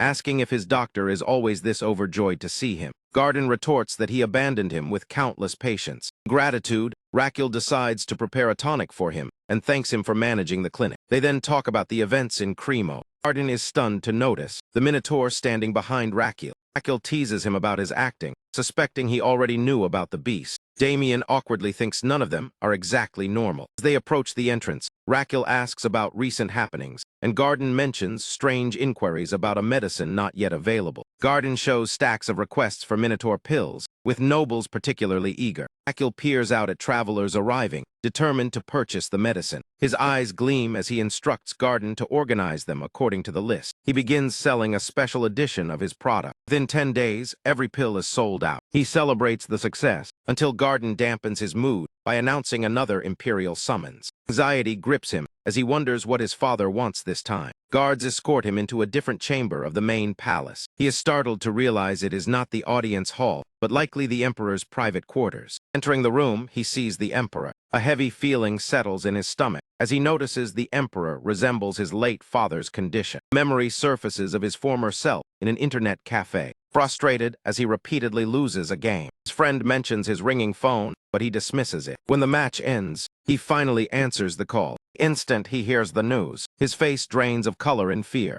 Rushes out, voice shaking, struggling to stay composed upon arrival, seeing his father dying in bed. Back in the present, he forces himself past the painful memory. He cannot dwell on trauma now, as the emperor urgently needs treatment. He suspects a stroke, noting disordered muscle responses and nerve signals. Turning to the royal physician, he learns the emperor has been collapsing since last night. He demands to know the underlying cause. Physician explains that the emperor had been drinking heavily the night before after dinner. He advised rest, but when he checked again the following morning, the emperor was already in this dire condition. Raquel grows furious, realizing the critical golden hour for intervention was wasted. That precious window could have stabilized what appears to be a stroke, yet he cannot understand why it occurred since the emperor claimed to have quit smoking and cared for his health. His mind drifts to the original storyline where, after the emperor's death, the second prince ascends the throne. This time, however, he would inherit the crown, despite having only 200 days left to live. Coming emperor would burden him with endless responsibilities, leaving no time to treat patients and ultimately shortening his lifespan. He urgently searches for the stroke's cause, praying it is not a cerebral hemorrhage. There are two primary stroke types, one from a ruptured brain vessel causing hemorrhage, and another from thrombosis or atherosclerosis. The latter blocks a vessel and cuts oxygen to the brain, while hemorrhages carry a far higher fatality risk. As he examines the emperor, he anxiously hopes it is not the deadlier form. After careful analysis, he confirms it is ischemic, the less catastrophic type, though it leaves his father paralyzed. He must now determine which artery is obstructed, so he inspects the blood vessels closely. To his shock, one clot appears abnormal because the characteristic lines of Zahn are missing. This discovery heightens his unease, as such a clot should not exist naturally. Casting a wary glance at the royal doctor, he resolves to investigate later and focuses on immediate treatment. He decides the emperor must be transferred to his clinic. His thoughts are interrupted by the arrival of the archbishop. Raquel introduces himself and asks if the archbishop has come to heal the emperor. The archbishop replies he is there to pray, though the emperor's state is too critical for mere supplication. With permission granted, he begins channeling divine power to aid the emperor. To evaluate the effect, Raquel activates his acupuncture scan. He is astonished to witness that the emperor's cells, are regenerating under the divine influence. Relief floods him, as brain cell recovery is typically impossible once damaged. Renewed with hope, he joins the archbishop in prayer. After some time, the archbishop announces he has finished. Raquel immediately reassesses the emperor's condition. He notes that although some blood cells have revived, it will deteriorate again if the clot remains intact. Removing the clot becomes his top priority, and he weighs the safest method. The greatest danger would be reperfusion injury. This occurs when blood supply suddenly returns to previously ischemic tissue. Such restoration can worsen cellular damage instead of aiding recovery. After reaching a decision, he instructs Roberto to summon the palace mage. He asks whether lightning magic is required, which Raquel denies. Before relief settles in, Raquel declares he intends to freeze the emperor. Soon, the palace mage stands before the tense group. During the plan, the mage is stunned and apprehensive, aware of the risks. Raquel insists it mirrors what was done for George and is necessary to prevent further decline. The mage hesitates, suspicion creeping into his mind. He briefly wonders if Raquel seeks to seize the throne, but he pushes aside that cynical thought. Raquel has never shown ambition for power. His focus has always been healing, not politics. After deliberation, the mage chooses to trust him. He agrees. Raquel thanks him, a chill running down his spine. Holding thorns in one hand and a golden minotaur pill in the other, he realizes sacred blessing magic is still required. He asks the archbishop to sustain the blessing for 4 more hours. The archbishop apologizes, explaining that such magic can only be invoked once per month. Raquel regrets not stopping him earlier when it was first used. He even requests to be taught the sacred technique. The thought of combining divine magic with his medical skills excites him, as it could greatly extend his lifespan through additional bonuses. Meanwhile, the archbishop is thrilled that Raquel shows interest in faith. He explains that sincere devotion and unwavering belief are prerequisites. After much explanation, he concludes it would require 30 years of faith to master. During this, Raquel abandons the idea instantly. He refocuses on his father to begin treatment. Seating the emperor upright, he starts the procedure to prevent reperfusion damage. He lowers the metabolic rate drastically to minimize sudden cellular stress. This approach reduces structural harm to fragile tissues. They initiate hypothermia therapy, carefully decreasing the emperor's body temperature. As his metabolism slows, Raquel confirms his heart rate and breathing have stabilized. He instructs the mage to maintain the chilled state, turning to a liquid extract of the golden minotaur pill and thorns. He prepares to dissolve the clot with utmost precision. Treatment begins, and he observes the obstruction gradually breaking down. He must quickly stimulate another acupoint to prevent secondary damage. His focus shifts to the Chengui point. This acupoint redirects energy and blood along the stomach meridian. Despite the tense audience, he remains calm and absorbed in his work. Monitoring carefully, he sees mana circulating as the pulse stabilizes. He must guide blood toward the anterior-inferior cerebellar artery. Excessive flow could rupture weakened brain vessels, so he advances cautiously. Attempting again, he detects faint waves of mana. The blood flow reduces to 20%, giving him cautious hope. He has done all he can, leaving the outcome to fate and vitality. He prays this will not mirror the loss he endured in his past life. He longs to hold his father's warm hand once more. He refuses to carry such regret again. Weak voice interrupts his thoughts. His father thanks him softly. Though not his biological son, Raquel is determined to give everything. He hopes his father can rest peacefully without strain. Exhausted himself, he steps outside for air. Old guilt resurfaces about ignoring his father's call in his previous life. Still, he feels relief that this time he did not repeat that mistake. As rain pours down, tears stream from his eyes. After releasing his grief, he steadies himself, knows this victory is fragile, and must prepare for possible relapse. He plans rehabilitation measures and hopes the emperor survives long enough for another sacred blessing. His system informs him that his unique approach has opened the possibility of full recovery. He has also introduced the concept of reperfusion injury to the entire Laurasian continent. This theory will be recorded for future medical scholars who may curse his name while studying it. In addition, he earns 121 great doctor points. He is pleased by the unexpected bonuses he has just earned. Brief satisfaction is cut short when the royal physician approaches, apologizing for failing to treat the emperor properly. Enraged, Rakil orders the doctor suspended for missing the diagnosis and wasting the crucial golden hour. Declaring he will personally oversee his father's care, he commands his attendants to remain vigilant since the physician has proven unreliable. He instructs them to keep the emperor's condition confidential and ensure he is given uninterrupted rest. Watching their reactions, he senses deeper reasons not to trust those around him. Following morning, he is awakened by a subordinate who reports that rumors outside claim the emperor merely caught a cold and is recuperating. Thanks the man and mentions he still needs to finish his report. The subordinate then adds that an envoy from the kingdom of Amboise seeks an audience with the emperor. Shocked, Rakil recalls details from the novel he once read. It was Amboise that ultimately brought ruin to his imperial family. The kingdom, founded a century and a half ago, has grown increasingly powerful and will ignite a massive war entangling his dynasty. He cannot fathom why their envoy has arrived now. The subordinate explains that the emperor himself summoned the envoy 5 days earlier. Realizing this, Rakil suspects it relates to Guinness. After questioning further, his suspicions are confirmed. The emperor intended to hold Guinness accountable for the chaos in Cremo. Some advisors suggest revealing a minor illness and dismissing the envoy. This angers him, as sending the envoy away over a simple flu would raise suspicion. Rumors would spread that the emperor's condition is far worse. Determined to prevent exploitation by a future enemy, he decides to conduct the meeting on his own terms. The setting shifts to the guest chamber where the envoy sips tea. He is furious at Guinness for endangering the crown prince and causing chaos in Cremo, an incident that could have escalated into war.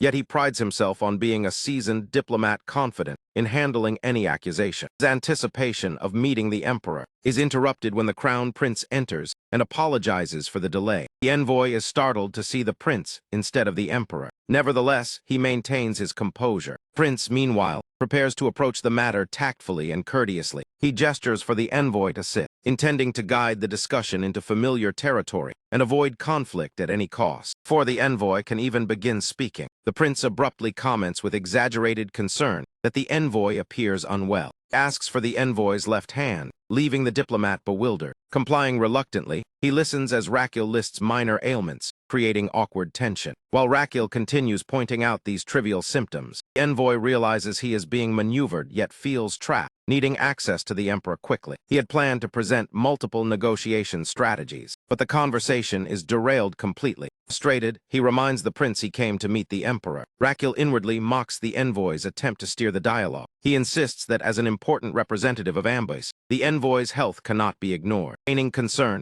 he warns that fainting during talks would disgrace the imperial family. Such embarrassment must be prevented. Leaning closer, he presses the envoy to agree, leaving him little choice. Rakil proceeds to offer lifestyle advice, urging him to quit smoking and drinking and exercise daily. He then casually remarks that following this advice may prevent him from ending up like the emperor. Alarmed, the envoy inquires about the emperor's condition. The prince dramatically explains that stress from ruling led to a cold, which increased his smoking and drinking, leaving him bedridden, with diminished appetite and weakness, prompting the envoy to ask if that is why the prince is hosting him. Rakil confirms it and conveys the emperor's apology, promising to reschedule. Seeing such openness, the envoy struggles to find grounds for blame. The prince's personal apology and transparency complicate any criticism. Aware of the delicate balance of power, he hesitates to press further. Observing Rakil, he concludes the prince is far from ordinary. Prince then whispers something discreetly, and discreetly reveals an item, prompting the envoy to comment thoughtfully. Whatever was said proves decisive. Satisfied, the envoy departs with a letter for his king. Damien, having watched everything, asks how he managed to persuade the envoy. Prince casually replies that sincerity won him over. Damien remains unconvinced, knowing his master too well. With an overly sweet smile,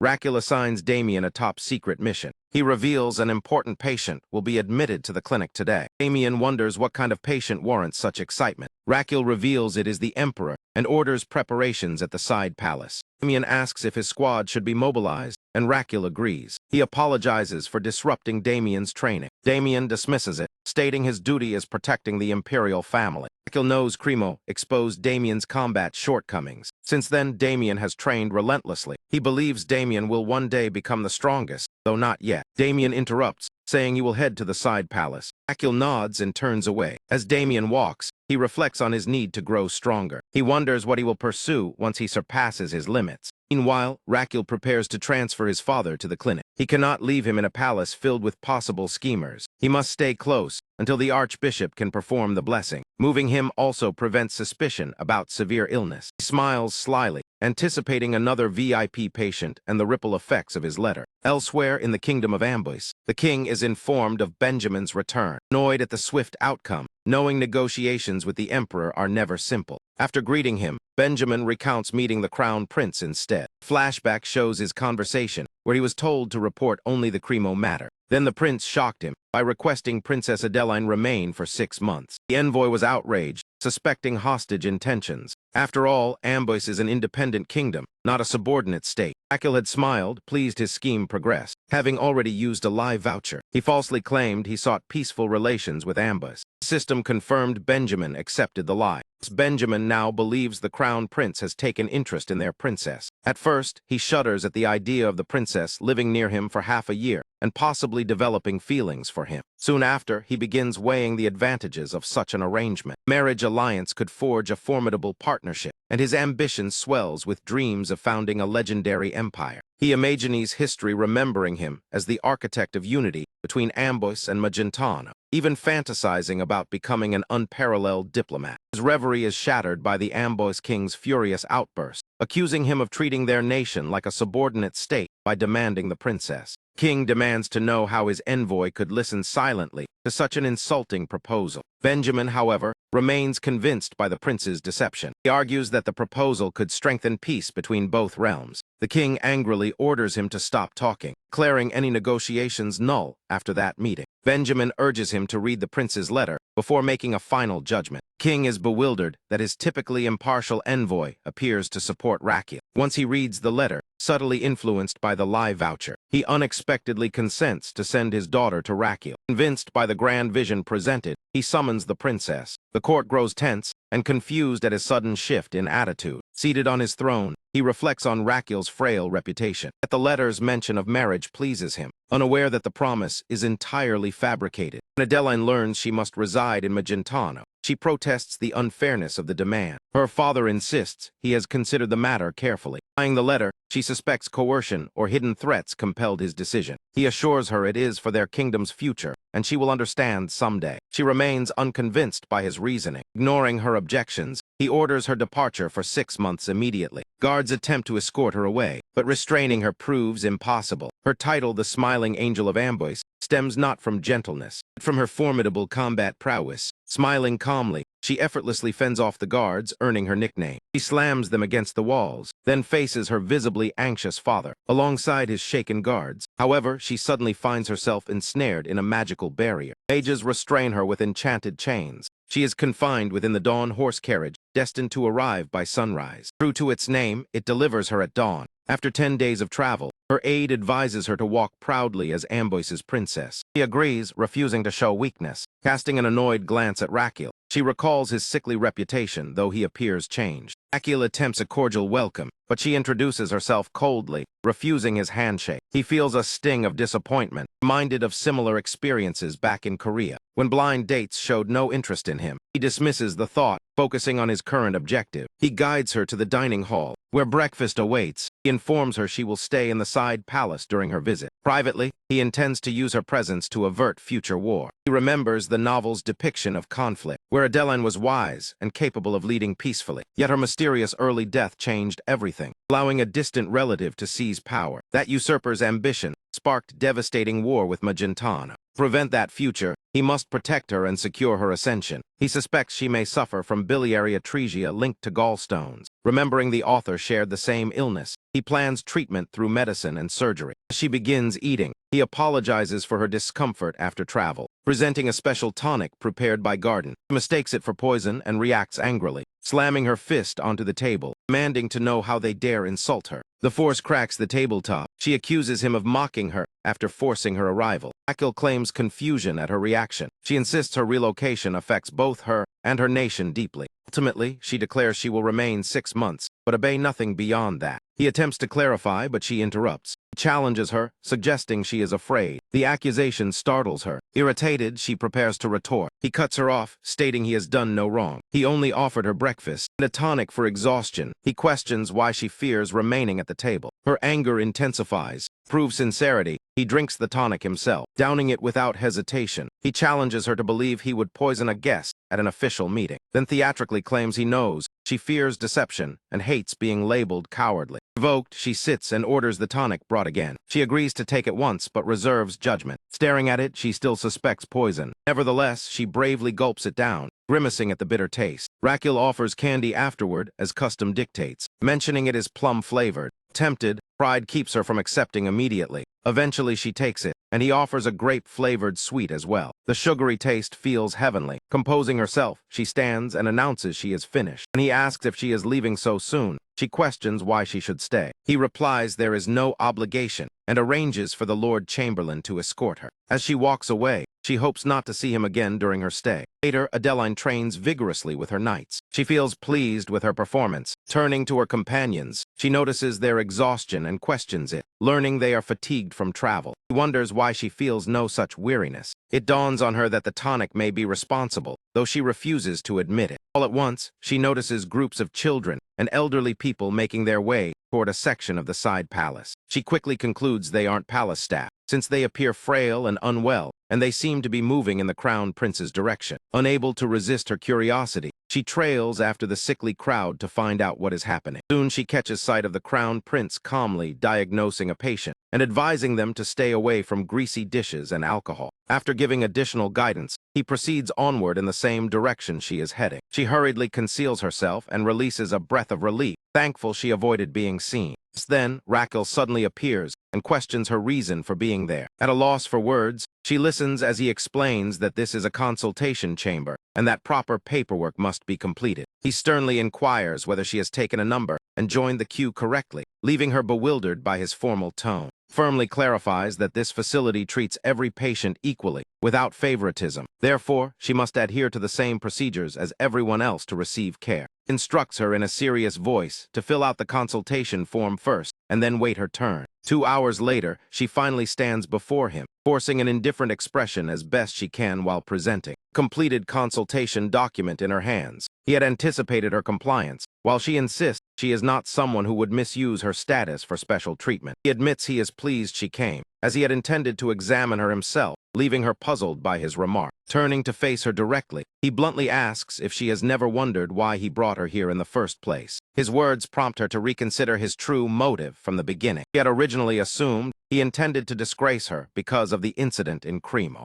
Meanwhile, he smirks at her thoughtful look, hoping she will recognize her own symptoms without him spelling them out. In his mind, he recalls Garden warning Damien about a severe illness he dismissed because he felt perfectly fine. By the following morning, Damien collapsed in a pool of blood. That memory convinces him she must identify the warning signs on her own. If he suddenly insisted on treating her without explanation, she would likely resist. With a straight face, he informs her that she has only 2 years left to live. Terror instantly spreads across her expression. She anxiously protests that it sounds as though he is placing a curse upon her. Fabricates a story, claiming the Imperial Intelligence Network uncovered this truth, even gathering secrets about the Royal House of Ambush. According to him, they detected early indicators of a fatal condition developing within her. Hearing such absurd claims infuriates her, especially after she had begun to admire his dedication to patients, never expecting such a tasteless jest. She demands angrily to know if he is ridiculing her. He calmly insists his sole aim is to cure her, and sensing her suspicion, offers to demonstrate proof. He summons Baba, fondly addressing the creature, while she stares in shock at the sudden appearance of a monster. He introduces them and explains that Babak normally analyzes medicines in his clinic, though today it will serve another purpose. He announces that with his summons assistance, he will conduct an acupoint scan. 3 days earlier, he had been sprawled on his bed, drained from his chaotic sleeping habits. His large intestine and other organs protested loudly, demanding proper rest. He tried informing them that the princess would arrive in 3 days, wishing to voice his concerns. They cut him off, mistakenly believing he planned to propose marriage. Overjoyed at the imagined wedding,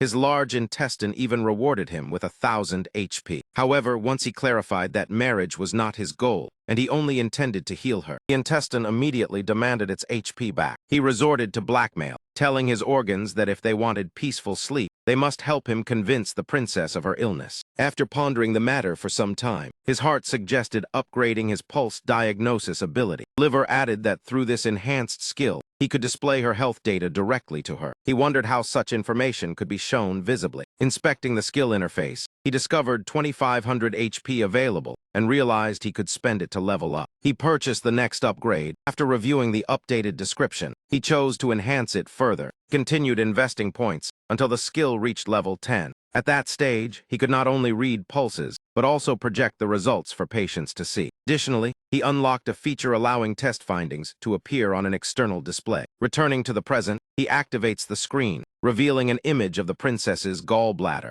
She doubts him. He instructs her to press against her abdomen. As she complies, the image shifts accordingly, convincing her the organ displayed truly belongs to her. He acknowledges that witnessing one's own internal organ must be startling. She grows somber, grasping how serious her condition may be. Explains that the gallstone lodged inside will eventually obstruct her bile duct. If that happens, bile meant for the duodenum will instead back up into her liver. Consequently, her liver, spleen, and pancreas would gradually suffer damage. He bluntly concludes she requires treatment to prevent this outcome, and she questions why he is willing to help her. He answers that she represents the key to peace between their nations, and he wants her healthy enough to rule as queen. He then inquires about the specific treatment he intends to use if she consents. He replies matter-of-factly that he plans to punch her. Startled, she intercepts his strike midway and snaps his wrist. He cries out that he was merely demonstrating the procedure. He cannot fathom how such an action qualifies as medical care. He punches his own abdomen as an example and tells her she must do the same. She doubts this bizarre method, fearing it resembles an attempt on her life. Ignoring her suspicion, he asks if she can channel mana through her fist while striking, and she confirms she can. He elaborates on an external impact wave technique, explaining that as she releases mana from her fist, he will redirect it using the Azrahan core method toward the gallstone. His explanation only deepens her confusion. Raquel, having already rehearsed this approach with Damien, clarifies that once she sends mana into her abdomen, he will steer that energy precisely to the stone within her gallbladder. Through this controlled force, the gallstone can be shattered and removed. She negotiates that he must release her afterward if he expects her cooperation. He readily agrees, leaving her astonished at how quickly he accepts her condition. He assures her that once cured, there will be no reason to detain her. She is taken aback, having assumed she would remain confined. Unaware of her thoughts, he suggests moving to a quieter consultation room due to the crowd. In the new room, he asks her to turn around and reveal her back. He needs to assess the stone's position and size, and she complies without protest. After finishing the examination, he instructs her to clench her fist and press it to her abdomen.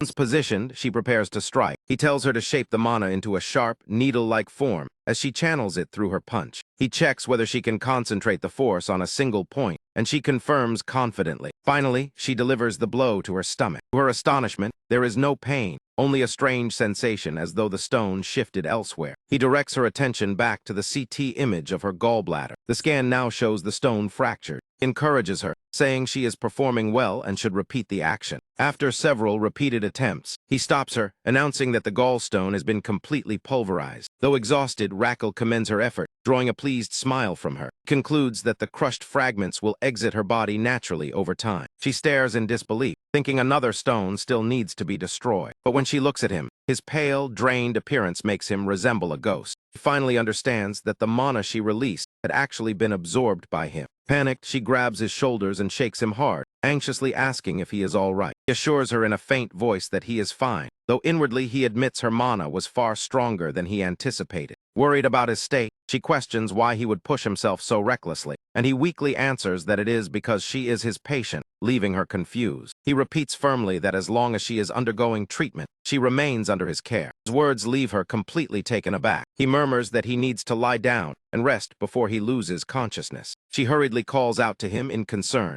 Sometime later, he lies asleep in his room, while Garden examines him and reassures Adeline that there is no fever or breathing issue. She wonders why he has not awakened yet, and Garden explains that his frail body was overstrained beyond its limits. She attempts to apologize for what happened, but hesitates. Garden shakes his head and says Raquel had already warned him he might faint, so she should not blame herself. Noticing her puzzled look, he adds that it is typical for Raquel to sacrifice himself for others. Garden confesses that this selfless habit of his master worries him greatly. Hearing all this, her guarded demeanor softens as she realizes she misjudged someone as kind as Raquel. Observing her change of heart, his system notes that although his motives were selfish, his dedication has deeply moved his patient and may even influence future events such as preventing war, solidifying a true doctor-patient bond with Adeline. With a gentle expression, she quietly takes his hand. His internal organs protest, convinced she is being fooled by him. Nevertheless, his intestine rewards him with 1500 HP for his efforts. At the same time, Garden notices her holding Raquel's hand. Faint green glow appears above him, hinting at a possible romantic development between them. Once he has recovered, he meets her again and she immediately checks on his condition, claims he was never truly in danger, and asks what he said before passing out. She playfully teases him about how emotional he sounded when declaring she was his patient. Flustered, he quickly cuts her off to stop the teasing. He informs her that he will resume treating her each afternoon now that he has regained strength. This time, he vows not to collapse again. She tells him she trusts him completely and will follow his advice regarding removing the gallstone. She sincerely thanks him afterward. Gratitude embarrasses him, since his actions were driven by personal goals. In the following days, he continues her treatment repeatedly. By using the Azrahan core to absorb the mana impact, he levels up the technique and expands his mana capacity. After several days, he has shattered 15 gallstones and looks utterly drained. Reaches level 6 in the Azrahan core, and now has 15 liters of mana storage. Thanks her for cooperating and mentions that only one stone remains. He adds weakly that her mana strikes are exceptionally powerful. He says that hearing that makes her uneasy, and he jokingly replies that she should feel grateful to him instead. She misinterprets his remark, assuming he expects some reward. He clarifies that all he truly wants is assurance that her kingdom will not wage war against his. Her expression shifts upon hearing this, and he asks why she looks that way. She admits she has never encountered someone like him before. Failing to grasp her deeper meaning, he excuses himself to discharge another patient. That patient turns out to be his own father. In a private chamber, he has summoned the archbishop to perform a sacred blessing. Moments after receiving the blessing, the emperor sits upright. Lacking strength to speak much, he requests paper to write on.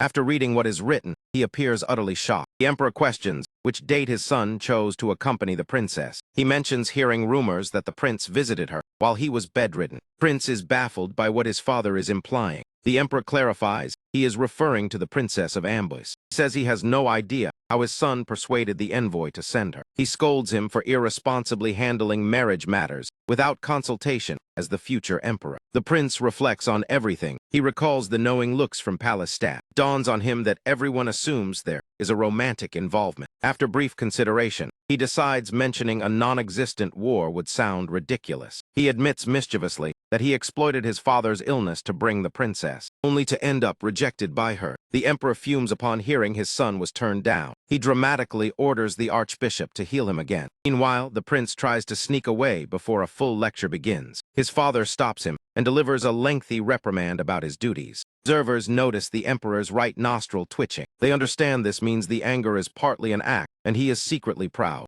Prince simply wishes the theatrics would end, feeling undeserving of such paternal warmth. To conclude, he assures his father he understands and excuses himself to attend to a waiting patient. The emperor grants permission for him to leave. Before departing, he warns his father to stay cautious, since someone previously attempted to assassinate him. The emperor nods in agreement. Meanwhile, a knight from Ambush rides urgently toward the Magentano Empire with grave news. Within the side palace, he complains to his patient that he has endured 500 blows. In truth, he fainted repeatedly from the force of Adeline's mana during treatment. He insists on delivering one final strike to finish the process. He agrees, and with careful guidance, she destroys the last gallstone. At last, the ordeal is over. His system congratulates him for surviving 5 external mana shockwaves and rewards him with the indestructible Azrahan martial technique. This ability allows him to become invulnerable for 5 minutes per day. His weary organs celebrate the acquisition of this new power. They grant him an additional 2200 HP. Turning serious, he tells the princess that her recovery is not yet complete. He warns that developing gallstones so young increases the risk of recurrence. He instructs Garden to prepare Jinho decoction. She must drink it consistently for 2 weeks. He plans to monitor her tolerance,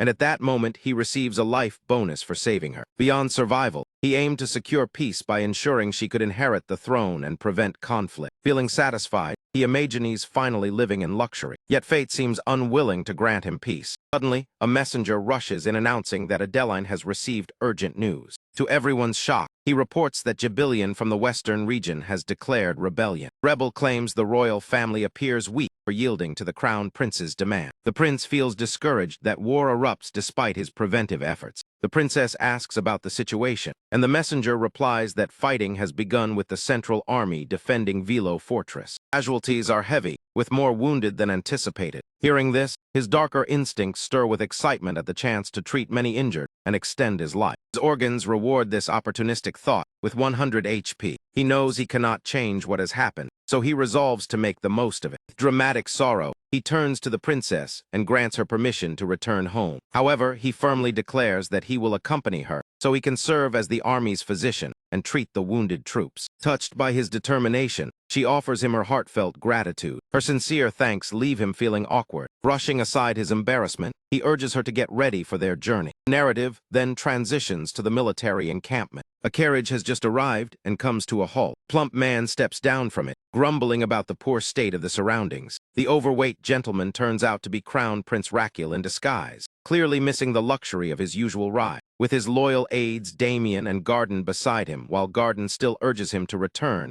and accidentally addresses him as Your Highness. Raquel quickly corrects him, reminding him to use his alias young master Rihan. The story briefly rewinds to several days earlier, when their departure preparations were complete. The princess watches as Raquel enters her chamber disguised as Rion Belkin. When he asks her to move, she questions who he is, unable to recognize him under the disguise. He calmly states that he is the crown prince. He refuses to believe such a claim and orders the guards to seize him. Only after he mentions details from their private treatment sessions does she begin to trust his identity. Realizing that only the real crown prince could know those facts, she acknowledges him. Garden steps forward as well, confirming to her that the disguised man truly is Raquel. Archie explains that this alternate identity was officially granted by the Emperor. It becomes clear that he personally sought his father's approval to travel to Ambis. He informs the Emperor about the civil unrest in Ambis and states his plan to join their forces disguised as a military doctor. When asked what he intends to gain, he replies that from a doctor's position he can safely observe their strategies, leadership, and organization. The Emperor's twitching nostril betrays his pride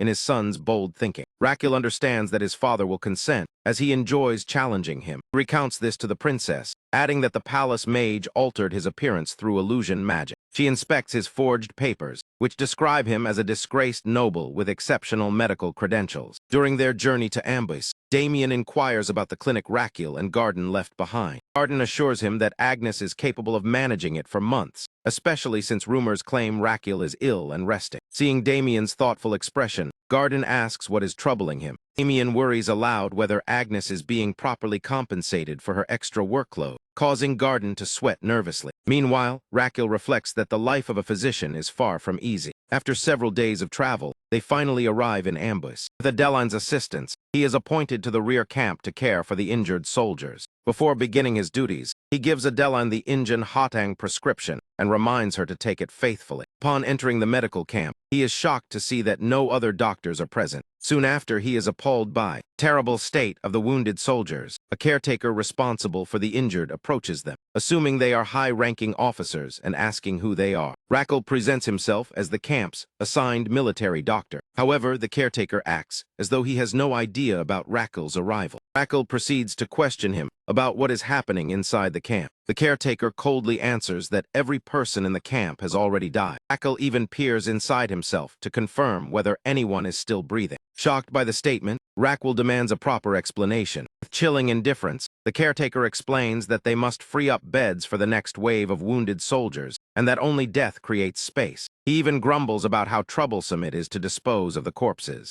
Raquel is clearly displeased, especially since there is no benefit or reward for him in such a grim situation. He orders the caretaker to take him straight to the officer commanding the camp. At the same time, the commander lounges inside his lavish tent, leisurely sipping wine. Out of nowhere, someone lunges at him, but he narrowly evades the sudden strike. He spins around to confront the attacker and finds Damien standing there with Raquel. Damien casually asks if he should rough the man up, and Raquel replies to make it worth 2 months of pay as long as he stays alive. Without hesitation, Damien begins pummeling the commander repeatedly. Commander desperately attempts to negotiate, insisting that he is the chief officer overseeing the camp. Raquel calmly produces official papers declaring him a covert royal inspector sent to expose and remove the commander. The battalion leader is stunned to discover that Rian is in fact the undercover inspector. Raquel firmly reiterates his identity as both a just royal inspector and physician tasked with rooting out corruption. Damien dryly mocks him, pointing out that he seems to be the one doing the dirty work, but Raquel retorts that it is precisely what Damien is paid for, instantly silencing him. He then displays documents granting him full control over the wounded soldiers' camp. The authority comes directly from Princess Adeline herself. Provence, feigning innocence,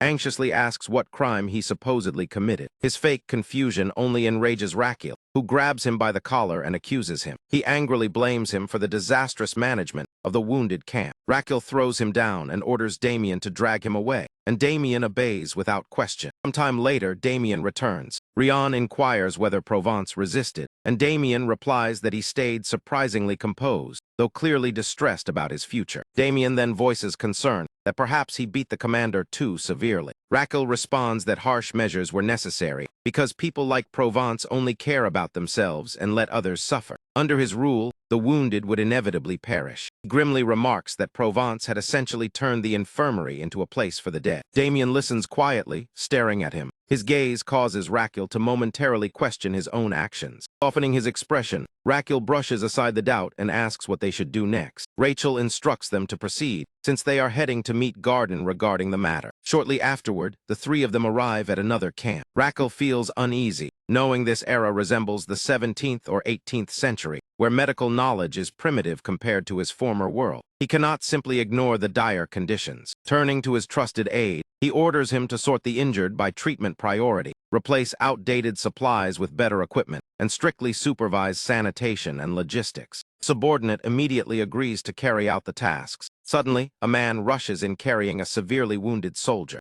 Raquel hurries to the soldier's side and carefully examines his state. He notices 2 arrows embedded in the man's forearm. Another arrow is lodged in his torso, and the soldier appears critically ill. The danger is not from instantly fatal wounds, but from the delay in treatment. Proper medical attention was not given in time. Dirty bandages worn for 2 days have worsened the infection significantly. Though the injuries themselves are survivable, the negligent care has pushed him close to death. He consults Garden, who advises performing surgery immediately. Raquel realizes bringing Garden was wise, since he lacks surgical expertise himself, and hopes to learn and improve under Garden's guidance. He urges Garden to begin the operation at once. The doctor prepares his instruments when Garden pulls a blade from his bag. Raquel is shocked as Garden explains it is a scalpel used to slice through flesh during amputation. Raquel panics, yet Garden remains unfazed. Garden even displays a bone saw, proudly noting it is designed to cut through bone quickly when removing limbs. He adds that swift cuts minimize suffering and blood loss. Before he can reveal more terrifying tools, Raquel hurriedly asks about anesthesia. Initially confused by the term, Garden soon understands it refers to reducing a patient's pain. He explains that surgeons typically combine strong rum with opium to dull pain during procedures. He even boasts that he personally favors vodka over rum because he enjoys the flavor more. Disturbed by the gruesome tools, Raquel asks what surgery is planned, and Garden calmly answers that he intends to amputate the arm. Raquel immediately stops him, declaring he will not permit such drastic action. He refuses to allow his patient to die under any circumstances. He begins by thoroughly evaluating the soldier's condition. Wounds are badly infected, and the high fever threatens his life. Moreover, the patient lacks the strength to survive major surgery, so an alternative to traditional anesthesia is needed. He briefly considers using the nerve disruption technique he once applied to Agnes, but dismisses it since it cannot fully block pain. Osman's poison crosses his mind as well, yet it is far too dangerous. Frustrated, he clenches his jaw. Suddenly, his internal organs chime in, mocking him to either let the man endure agony or figure out how to lessen it. His stomach proposes unlocking a new ability with the HP he has accumulated, and his organs generously contribute 100 HP, raising the total to 4,900. Realizing this is no time to save points, he searches the skill list for something useful in this crisis. Among the options, one peculiar skill catches his eye called My Hands Are Healing Hands. Reading its details, he learns it can help ease a patient's suffering. He understands instantly that this ability is exactly what he needs. His odd reaction makes those nearby suspect the stress has driven him insane. Nevertheless, he selects the skill without hesitation. The ability allows him to mimic anesthesia by gently stroking the patient, and its effectiveness will increase as it levels up. He is astonished that something as simple as touch can numb pain. Turning to his aide, he announces he has solved the anesthesia problem and instructs them to prepare for surgery. Garden readily agrees. Akil asks the soldier's name, and the man replies that he is Private Dayoff. Rocco reassures him that they intend to heal him. Dayoff nervously asks if they plan to remove his arm. Rakil firmly denies such a plan. Dayoff insists he would accept losing an arm if necessary. Rakil repeatedly assures him no amputation will happen, but Dayoff continues rambling about losing limbs. Exasperated, Rakil threatens to cut him down if he does not stay quiet, then tells Garden to prepare as he will handle the anesthesia. After clearing his throat awkwardly, Rakil begins to sing, declaring that his hands are healing hands. Bizarre scene leaves everyone around him deeply unsettled. He continues chanting as the skill attempts to activate. However, due to his lack of sincerity, the ability fails to trigger. Glares furiously at the system in frustration. Grinding his teeth, he resolves to sing properly this time. He starts the chant again with greater determination. At last, the skill activates successfully. The patient's pain gradually fades away. The soldier is amazed that the sharp agony in his side has vanished. Rakil keeps singing, and the patient admits it only aches slightly now compared to before. Encouraged, Rakil grows more confident and continues, ready to verify the anesthesia's effect. He tests it by pressing the injured area, and when the soldier shows no reaction, he confirms the numbness works. He signals Garden to begin the operation, starting with cleaning the wounds and properly stitching the poorly closed cut on the torso. Soon after, they successfully treat the chest injuries and carefully extract the arrows. It is time to handle the injury on his arm, so Rakil resumes his chant to numb the area. The soldier's face tightens with fear, convinced they are about to sever his arm. Rakil knows his ability can dull pain, but cannot calm the terror of someone lying on an operating table. He continues chanting while instructing his aide to begin treating the wound, repeatedly assuring the patient that no limb will be removed. Suddenly, he notices that My Hands Are Healing Hands has advanced to level 2. With the upgrade, his pain suppression now matches 20% localized anesthesia, and he keeps reciting the chant. He presses on the injured spot and sees no reaction from the soldier. That is when he realizes just how much stronger the skill has become. He gives Garden permission to proceed with the operation. As the procedure moves forward, Rakil closely observes Garden at work. He is genuinely amazed by the doctor's refined technique, recognizing that such steady precision must stem from rigorous training. It finally makes sense how Garden earned the position of royal physician at such a young age. Meanwhile, those watching stand in silent amazement at Rakil's power, stunned that he erased their comrade's agony with nothing but his hands. As Garden sutures the wound, the patient remains completely free of pain. At that instant, everyone understands Rakil is extraordinary and begins calling him the miracle doctor of the military. Eventually, the surgery comes to an end. Rakil asks the soldier how he felt, and the man gratefully confirms that it was painless. Rachel cautions him that recovery truly begins now and tells him to take herbal medicine once the shipment arrives in 2 days. Dayoff is stunned by such compassion, as he is usually treated like a useless burden who drains resources. Rakil firmly responds to him. He states that a doctor requires no justification to heal. It is his obligation as a military physician to treat wounded soldiers without question. Overwhelmed by those words, the patient breaks down in tears and thanks him sincerely. Naturally, our cunning hero also enjoys the extra credit this earns him. Even so, his companions are truly touched by his speech. He tells the patient to rest and dismisses him. As he prepares to leave the camp, his internal organs cheer, noting he did not even need a lie ticket this time. His heartfelt words have moved both the patient and the soldiers. Soon, stories about him circulate throughout the camp. He is hailed as a saint who revived the wounded camp, and the system grants him 5,000 HP, raising his total to 5,400. 2 days go by, during which he and Garden perform multiple urgent surgeries. His fame spreads quickly, and admiration for him grows stronger. His GPD rises to 98. My hands are healing hands reaches level 3, unlocking brachial plexus anesthesia, and he is thrilled at the thought of numbing an entire arm in this harsh world where infections often mean amputation. During another operation, Garden urgently calls for a leg to be amputated. Raquel refuses, insisting they must fight infection properly rather than resort to cutting limbs. And while chanting, he orders Garden to clean and close the wound as he recalls elven antibiotic remedies from the Sword Emperor novel. The surgery proceeds without amputation, as Raquel hopes to soon obtain that elven antibiotic. Afterward, he asks his aides to step outside for a private talk. He instructs Garden to enforce strict hygiene, replacing bedding and clothing for the wounded. And when Garden asks if he is leaving, he looks puzzled. Raquel confirms he will depart with Damien, leaving Garden nearly in tears at being abandoned again. With soldiers from the 6 kingdoms assigned by Adeline and a local guide, they head deep into the forest. Their guide, a boy named Time-App who knows the area well, leads them, though Damien quietly doubts whether Raquel truly has a destination in mind. Raquel calmly claims he read about this region in a book, and when Damien questions him, he counters by asking if Damien memorizes every book title he reads. Still unconvinced, Damien lets the matter drop. They venture further into the woods.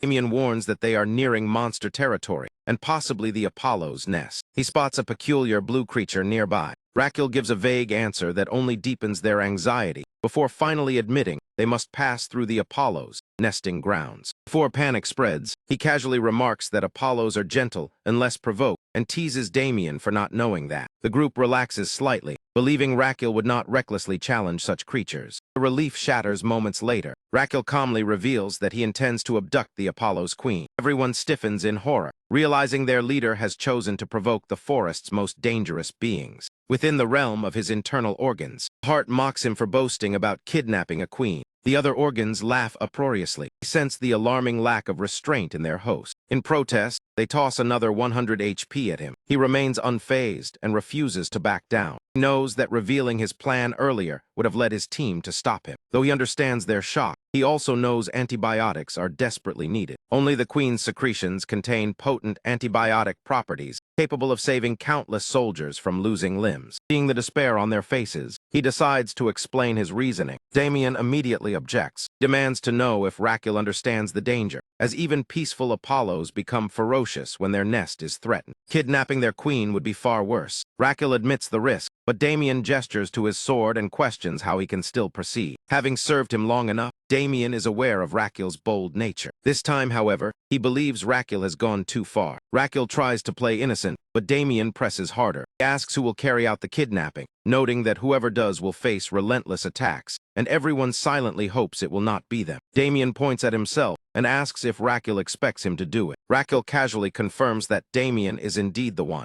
Damien shouts in disbelief, but Raquel calmly promises a safe extraction plan, though Damien clearly doubts him. Raquel then summons Gossam and outlines the strategy. They will first approach the nest. Damien will strike it to provoke the Apollos, throwing them out in a swarm. Meanwhile, Gossam will consume the red sunflower and transform into a giant as Damien retaliates. Damien can shield himself within the giant's durable spikes, which can withstand the Apollo's attacks. Amid the chaos, Raquel will slip inside and seize the queen. Damien warns that even if successful, the Apollos will pursue them relentlessly. Raquel admits it, but says he will burn the nest to stop them. Damien stares at him in disbelief, while Raquel coolly tells him to proceed. Reflecting on Raquel's ruthlessness, Damien mutters that he understands what his commander means by fire, especially in such a perilous location. To silence his bodyguard, Raquel promises him a special reward. That offer finally quiets Damien. Other soldiers silently pray Raquel will not endanger them recklessly, or that, if danger arises, their miracle doctor will somehow save them again. That fragile hope is likely why they continue following him. Eventually, they arrive at the Apollo's nest. They stare up at the massive structure. Damien grimly thinks no reward could justify such peril. Raquel has already taken precautions by masking their scent with wildflowers to avoid detection. Even so, the soldiers remain visibly tense before the towering nest. To defeat them, Raquel realizes he must first observe their flight patterns carefully and strike at the perfect moment. For now, he waits for Damien and Gossiam to act. But just as they prepare to initiate the plan, everything changes. Without warning, the Apollos swarm toward them, catching everyone completely off guard. Instinctively, they crouch down into the tall grass to hide. Raquel hisses at Damien,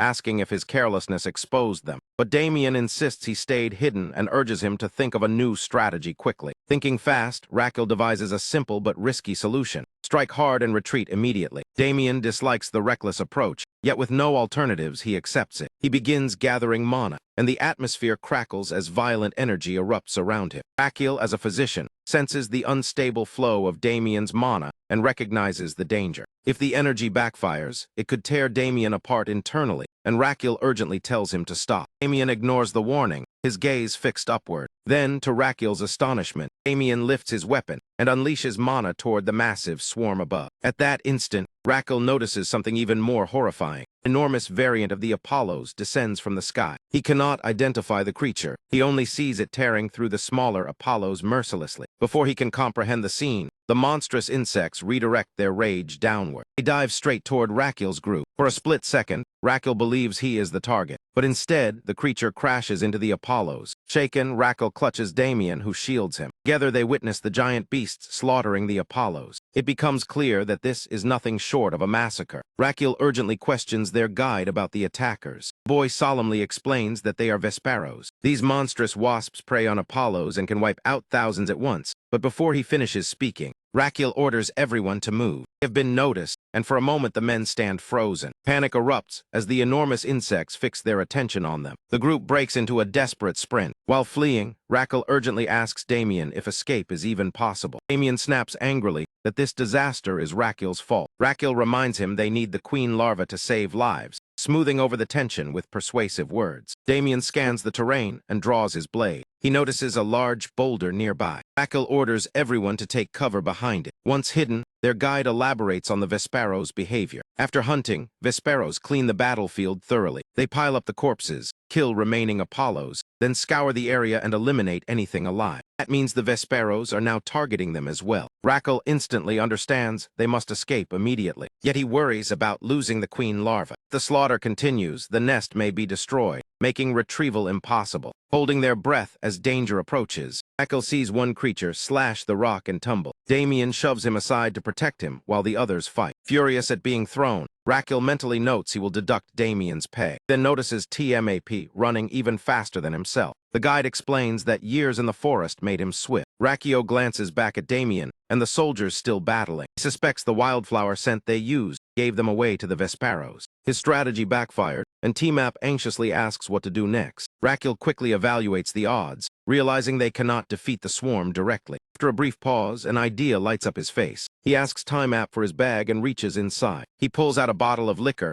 originally meant for disinfecting wounds. He recalls that while bees avoid alcohol, wasps are attracted to it. Raquel throws the bottle toward a distant tree. It shatters, and astonishingly, the Vesperos halt mid-attack. Drawn by the scent, they gather around the spilled alcohol. Soldiers urge him to flee, while the monsters are distracted. Raquel counters that escape alone will not save them. Once the Vesperos finish feeding, they will resume the hunt and catch them. Some suggest hiding, but Raquel argues nowhere is safe once the distraction fades. Outlines a new plan, and tells TMAP to prepare torches for a fire. TMAP hesitates, concerned about nearby elves, but Raquel dismisses the worry. Damien reluctantly places his trust in Raquel's judgment. Soon the torches are ready. Raquel commands them to throw the flames. Fire spreads rapidly, engulfing the area and burning the Vesperos. Raquel orders everyone to retreat from the growing inferno. As they flee, he struggles against the suffocating smoke. Sweat streams down his face. Suddenly he stumbles and collapses. A soldier rushes to his side. His condition worsens, prompting his internal organs to grant 500 HP. Yet breathing remains difficult. Damien warns that losing consciousness now means death. Without hesitation, Damien hoists Raquel onto his back and runs. The soldiers exchange uneasy looks about carrying the crown prince so roughly. Raquel murmurs they will be safe once they leave the forest. Suddenly the Queen Vesperos appears and attacks. Raquel turns to call Damien's name. He freezes upon seeing fear etched across Damien's face. Never before has he seen Damien so shaken. If their strongest warrior looks this terrified, Raquel knows they are in grave danger. Thinking quickly, he decides to steady Damien by stimulating his acupuncture points. Activating meridian scanning to analyze QE and blood flow, he unexpectedly locks onto the queen instead. The skill targets the Queen Vesperos.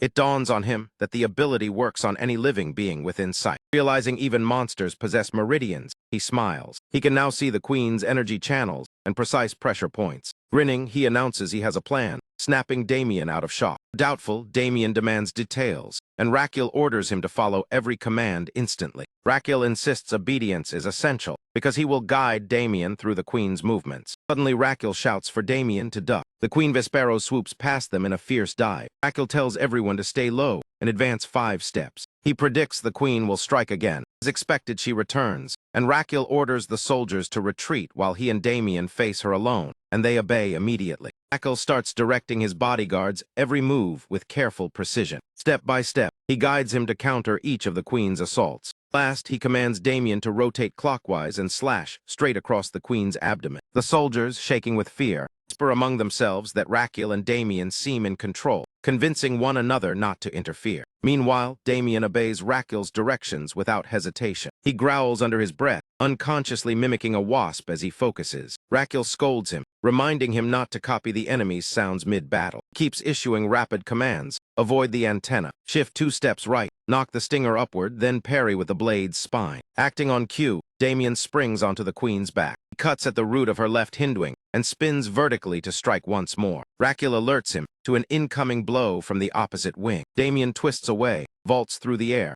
and lands on a nearby tree exactly as instructed. Damien mutters that even reading its movements won't secure victory, but Raquel insists their next strike will end it. He tells Damien to prepare and count to 3. On the 3rd count, Damien leaps and swings using the branch for momentum. Raquel instructs him to hold the position for 3 seconds. Raquel lunges toward the Queen and pierces a vital spot. A thunderous blast erupts from the impact. Damien wonders if the monster has finally fallen. Raquel cautions him not to relax yet, warning they must dodge again and wait for another opening. Damien questions if he heard correctly, but Raquel orders him to remain still. Queen charges straight at them. They hold their breath as it closes in, and when Damien asks how long to wait, Raquel tells him to endure just a bit more. Suddenly, Raquel predicts the Queen will strike with her twin blades. He directs Damien to thrust slightly left beneath the compound eye, half a hand's breadth. Damien follows exactly, and in the next instant, towering Queen crashes to the ground. Damien stares in disbelief as they realize they have won. Raquel eagerly examines the fallen Vespero's Queen. He concludes they struck every acupoint,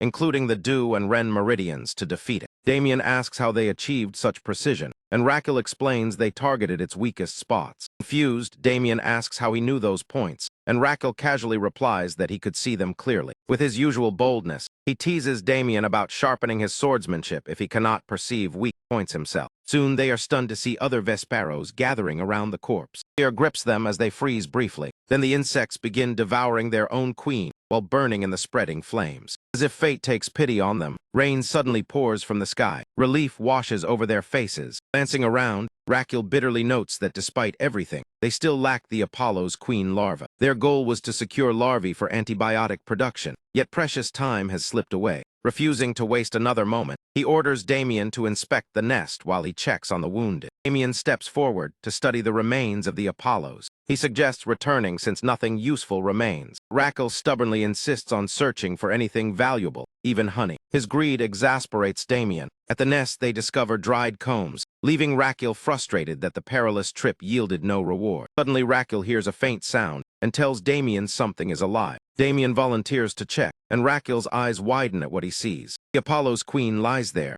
Damien carefully inspects the body. He declares it dead, but Raquel senses movement in its abdomen and asks for help turning it over. Together, they push it aside, hoping for something rare. A small shape wriggles out from the belly, revealing an adorable Apollo's larva. It hops straight into Raquel's arms, holding the banana-shaped creature. Raquel guesses it must be the queen's larva. Damien offers to handle it, but the larva recoils nervously, and Raquel realizes it understands them. The tiny creature even tries to charm Damien with its cuteness. Amused, Raquel asks if it truly comprehends their speech, and it nods. Overjoyed, Raquel realizes they have finally secured their true objective. Recalls that Apollo's queens and larvae can communicate with elves, and hopes this one is intelligent. To his surprise, the larva speaks, proving it can communicate with humans. It mentions its mother's strange behavior, unaware she is dead, and thinking she is merely asleep after battle. Raquel glances at the Vesperos and deduces they killed the queen. Both sides must have fought to the end, but somehow the larva survived, stirring sympathy in him. He gently comforts it, saying its mother is resting after a fierce fight and strokes it softly.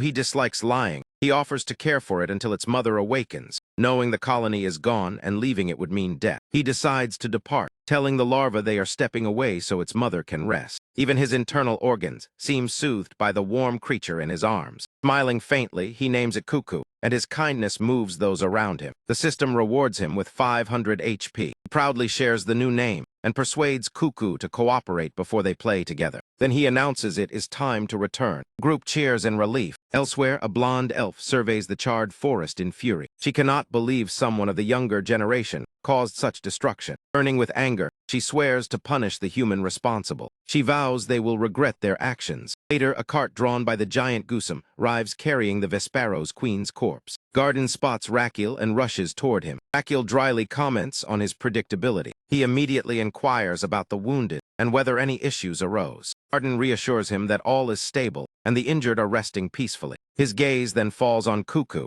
and Rakiel proudly introduces the little creature. Cuckoo greets Garden obediently, leaving the doctor staring in amazement. Upon returning to camp, Rakiel announces they will begin treating infected wounds, and Damien predicts Garden's shock. Indeed, Garden's confusion shifts to disbelief. His eyes lock onto the massive corpse of the Vespero's queen. He struggles to believe they truly brought back such a monster. Rakiel casually jokes he picked it up along the way, and when asked about its use, he dodges the question. He vaguely claims he will brew liquor from it, leaving Garden utterly bewildered. Later inside the camp, Rakiel gently asks Cuckoo to produce the substance he requires. Once each month, an Apollo's larva secretes a compound blended with purple cloud ointment, excellent for burns, skin repair, and antibacterial treatment. Rakiel encourages Cuckoo to help the wounded by producing it. Sadly, the little larva admits it does not know how and looks dejected. He becomes anxious, never imagining he would face a case where even the larva had no idea how to secrete the substance. Suddenly, inspiration flashes across his mind. He activates his pressure point scanning ability and tells Cuckoo to remain still. After identifying the correct acupoints, he gently stimulates them with a needle, hoping to trigger the secretion process. Cuckoo squeals a few times during the procedure. Rakiel alternates between quick, precise pricks and firm, steady pressure on opposing points. At last, after persistent effort, the larva manages to produce the substance in tiny beads, exhausted yet successful. Rakiel notes with satisfaction that it carries a refreshing mint chocolate scent. Just then, Garden informs him that the requested supplies have arrived. Rakiel turns toward the physician. Without delay, he begins crafting the medicinal salve. Soon he is blending the components together, stirring with unwavering concentration. Garden offers to assist. Rakiel declines firmly, knowing failure is not acceptable when the bead can only be extracted once each month. He refuses to risk infection, claiming more lives. Damien offers to stand guard first, and Garden agrees. After an entire night of relentless work, the ointment is finally finished by dawn. Turning dramatically to his small companion, Rakiel proudly names his creation. He calls it Radicasol, though Damien clearly dislikes the name, which Rakiel ignores. The system announces that he is the first person in Laurasia to create an antibiotic ointment, marking the birth of antibiotic therapy on the continent. It declares his name will be etched into medical history, and despite feeling utterly drained, his internal organs reward him with 800 HP. Moments later, exhaustion overtakes him and he collapses. When he regains consciousness, Rakiel immediately heads to the ward to test the ointment on wounded soldiers. To everyone's amazement, their pain fades swiftly and their wounds begin healing at remarkable speed. Rakiel wears a smug expression as cheers erupt around him, privately delighted by the extra lifespan he has earned. 2 days later at Valois Fortress, an officer reports that aside from minor clashes on the outskirts, major fighting has ceased because the main enemy forces have gathered nearby, clearly aiming for Valois Fortress. The Emperor concludes that the rebels will soon launch a direct assault, and his subordinate confirms the assessment. However, his mood darkens as he mentions Javelin, whose continued defiance infuriates him despite previous favor. Controlling his anger, the Emperor asks if there are further updates. The officer shares remarkable news from a wounded soldiers' camp, stating that over 2 months the survival rate there has exceeded 70%. The Emperor falls silent in shock as the officer explains that the camp has gained fame across all divisions. Rumors claim that any soldier treated there by Rakiel almost certainly survives, regardless of injury severity, and the camp now operates under the 21st Support Battalion. Its leading physician has earned the nickname Healing Camp among the troops. The next day, the renowned physician Chandler reluctantly travels to Rakiel's camp with his assistants. After hearing about the so-called miracle worker, The emperor ordered them to learn under him. Chandler is displeased, convinced the rumors are exaggerated, and believing Raquel has simply gathered blind followers. His assistant flatters him as the empire's finest physician, and Chandler smugly agrees while questioning why he must learn anything here. He has already decided to expose whatever trickery lies behind the miracle claims. Meanwhile, the miracle doctor himself is snoring thunderously inside the camp. His loud snoring irritates patients who struggle to rest. Arden nearly panics at the sheer volume before remembering Raquel worked through the night. Reassured, he gently wakes Raquel and informs him of Chandler's arrival. He explains that Chandler is an active-duty military physician sent by the emperor. The emperor is reportedly pleased with the camp's achievements. Raquel brightens, expecting a novice, and eagerly asks where Chandler is. When told he waits outside, Raquel rushes to greet him. He introduces himself warmly and welcomes them. Seeing their stiff expressions, he apologizes for his over-enthusiasm, politely asks for Chandler's name, which is given curtly. Eager to begin, Raquel acknowledges they must be tired, yet he emphasizes that a physician's duty is always to patients first. He gestures for them to follow him, but they remain still. Confused, he asks why they are not moving.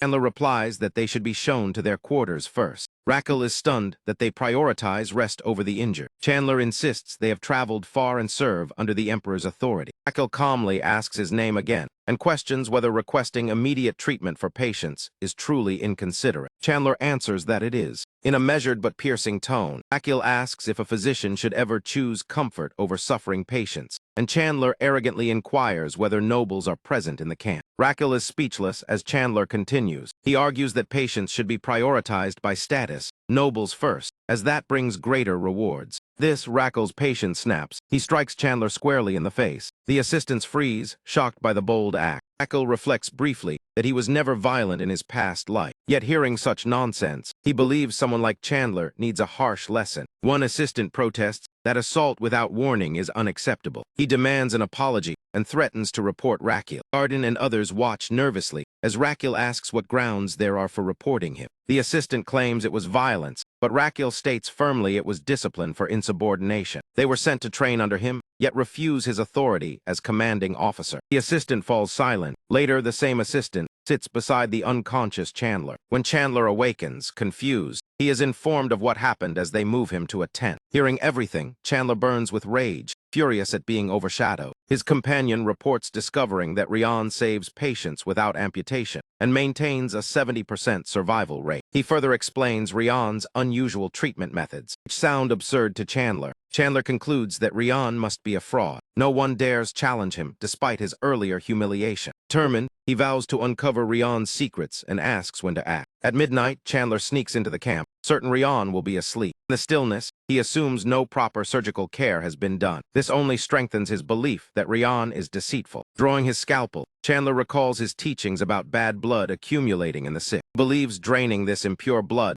accelerates recovery and grips a patient's arm to begin. The patient awakens and demands his identity, and Chandler introduces himself while declaring he will treat him. The patient replies that Ryan already operated and ordered him to rest. Chandler's face darkens at being questioned by a mere commoner. Irritated but masking it, he boasts that the patient is fortunate to receive treatment from someone of his stature. With that arrogance, he begins his so-called procedure. He continues draining what he claims is tainted blood from the body, boasting the entire time that his abilities far surpass Rian's.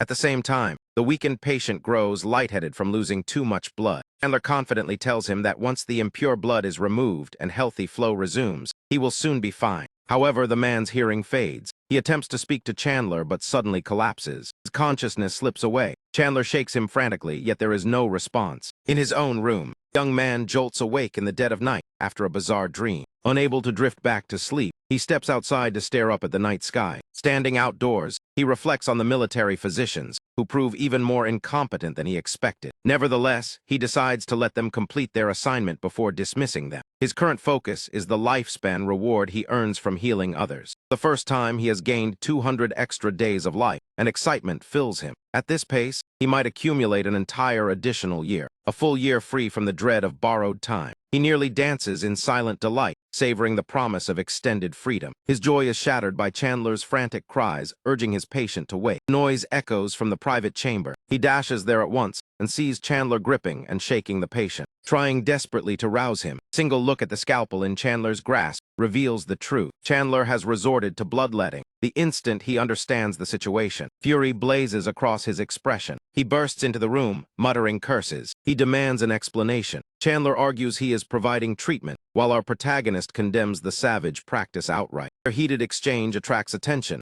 and camp members gather around. Chandler's associate even dares to question Ryan about his behavior toward Chandler. Ignoring him, Ryan rushes to examine Rance and asks about his condition. Rance can scarcely whisper his own name. Akil swiftly assesses the damage and discovers the vein is badly torn. He must halt the bleeding immediately. Grabs a piece of cloth and begins, wrapping Rance's injured arm tightly, seething at the appalling procedure carried out in this place. Chandler then accuses him of ruining a flawless therapy. With exaggerated flair, he proclaims that Ryan rejects legitimate medicine and uses force to eliminate competition. Infuriated, Ryan snaps back that this was no treatment but attempted murder. He faces the crowd and asks if anyone truly believes the patient appears to be improving. The soldier is visibly dying from extreme blood loss. An uneasy silence spreads. No one responds. Rachel presses on, saying they all recognize the wrongdoing but fear damaging reputations if they speak up. Chandler prepares to argue back. Ryan silences him with a fierce stare and orders him out of the camp. If he remains, consequences will follow. Just then, Rance groans faintly, admitting he cannot hold on much longer. Alarmed, Ryan quickly kneels beside him. He calls for his aides, who hurry in at once. He instructs Damien to raise the patient's leg to preserve circulation to vital organs and the brain. Damien obeys instantly. He then orders Garden to stitch the ruptured vein, and Garden begins immediately. At the same time, Rackle checks the pulse using his skill. The findings are grim. Rance has lost almost 30% of his blood, leading to serious oxygen shortage in the brain. The system alerts him that the blood pressure is dangerously low. The limbs are cold, and peripheral circulation is collapsing. Shock is taking hold. Clenching his teeth, Ryan knows only a transfusion can save him, yet they lack proper tools. With no alternative, he acts without hesitation. He seizes the scalpel and slices his own palm, startling Garden, and orders him to finish stitching. He starts extracting his own blood as his internal organs recoil in alarm. He mentally suppresses their protests. He cannot lose focus. Curious yet worried, his organs reluctantly grant him 100 HP as support. He activates the mana circle slot, directing his blood into the formation. After stabilizing it, he tells Damien to move aside because he will perform the transfusion through mana. He identifies the Yonkian acupoint, called the body's second heart, ideal for this procedure. Grasping the patient's feet, he carefully initiates the transfusion, channels merely 0.01 liters at a time. Gradually, the flow improves and the mana-infused blood is absorbed. Eventually, the operation proves successful. His system reports that the hemorrhagic shock has been reversed. Observing Rance's steadier expression, he can hardly believe it succeeded. The system notes that using his own blood to save a dying man has profoundly moved the witnesses. The crowd whispers in amazement. Unable to comprehend Azrahan heart or mana circle slot, they see only a divine miracle. Raquel, still stunned, knows it barely succeeded, but it did. People murmur that the tales were true, and he truly performs miracles. Their whispers fade as exhaustion overwhelms him. Darkness claims him. Later, several of Chandler's colleagues, impressed by what they saw, seek Ryan out hoping to study under him. Even Chandler's companion steps outside with a faint, resigned smile. He now accepts that Ryan truly works wonders, rescuing lives with a simple touch. Crow perches on his arm, his summoned familiar. He dispatches it to inform his master of the astonishing event. Elsewhere, the report reaches its destination.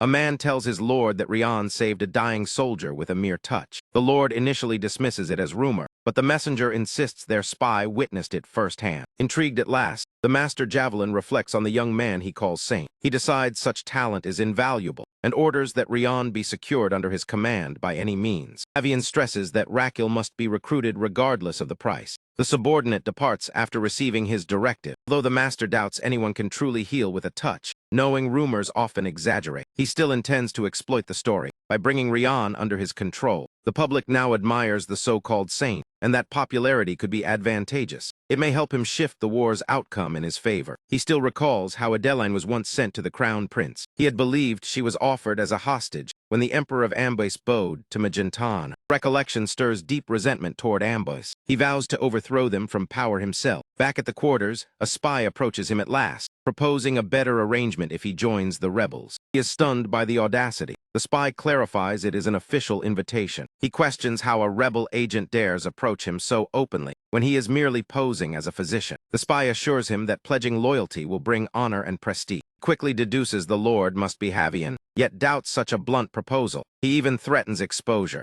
The spy remains composed, saying it makes no difference. Countless others exist, and if he dies, another will come. He falls silent, pondering Javelin's motives. His eyes widen as he remembers saving Rance and the rumors of healing with a touch. He considers how his condition has stabilized, and his lifespan is steadily increasing. This realization makes him rethink Javelin's proposal. Last, he asks the spy to wait and turns to his abacus to compute potential benefits, leaving the spy sweating in confusion. He begins calculating, having already gained lifespan bonuses, extra HP, and new skills from treating soldiers. Next, he evaluates what he could obtain by serving the rebels for a month before returning to the imperial capital. He also notes he could later abandon his disguise, making the miracle doctor persona unnecessary. Continuing his calculations, he concludes that joining the rebels may yield even greater lifespan and HP rewards. Feeling pleased with himself, he inwardly praises his own cleverness. In the end, he accepts the proposal, leaving the spy utterly astonished, who never imagined he would agree so quickly. Raquel immediately asks what benefits he will receive for joining the rebel forces. The unfortunate spy, completely unprepared for that question, begins to panic. Raquel scowls and reminds him that he was promised the most favorable arrangement.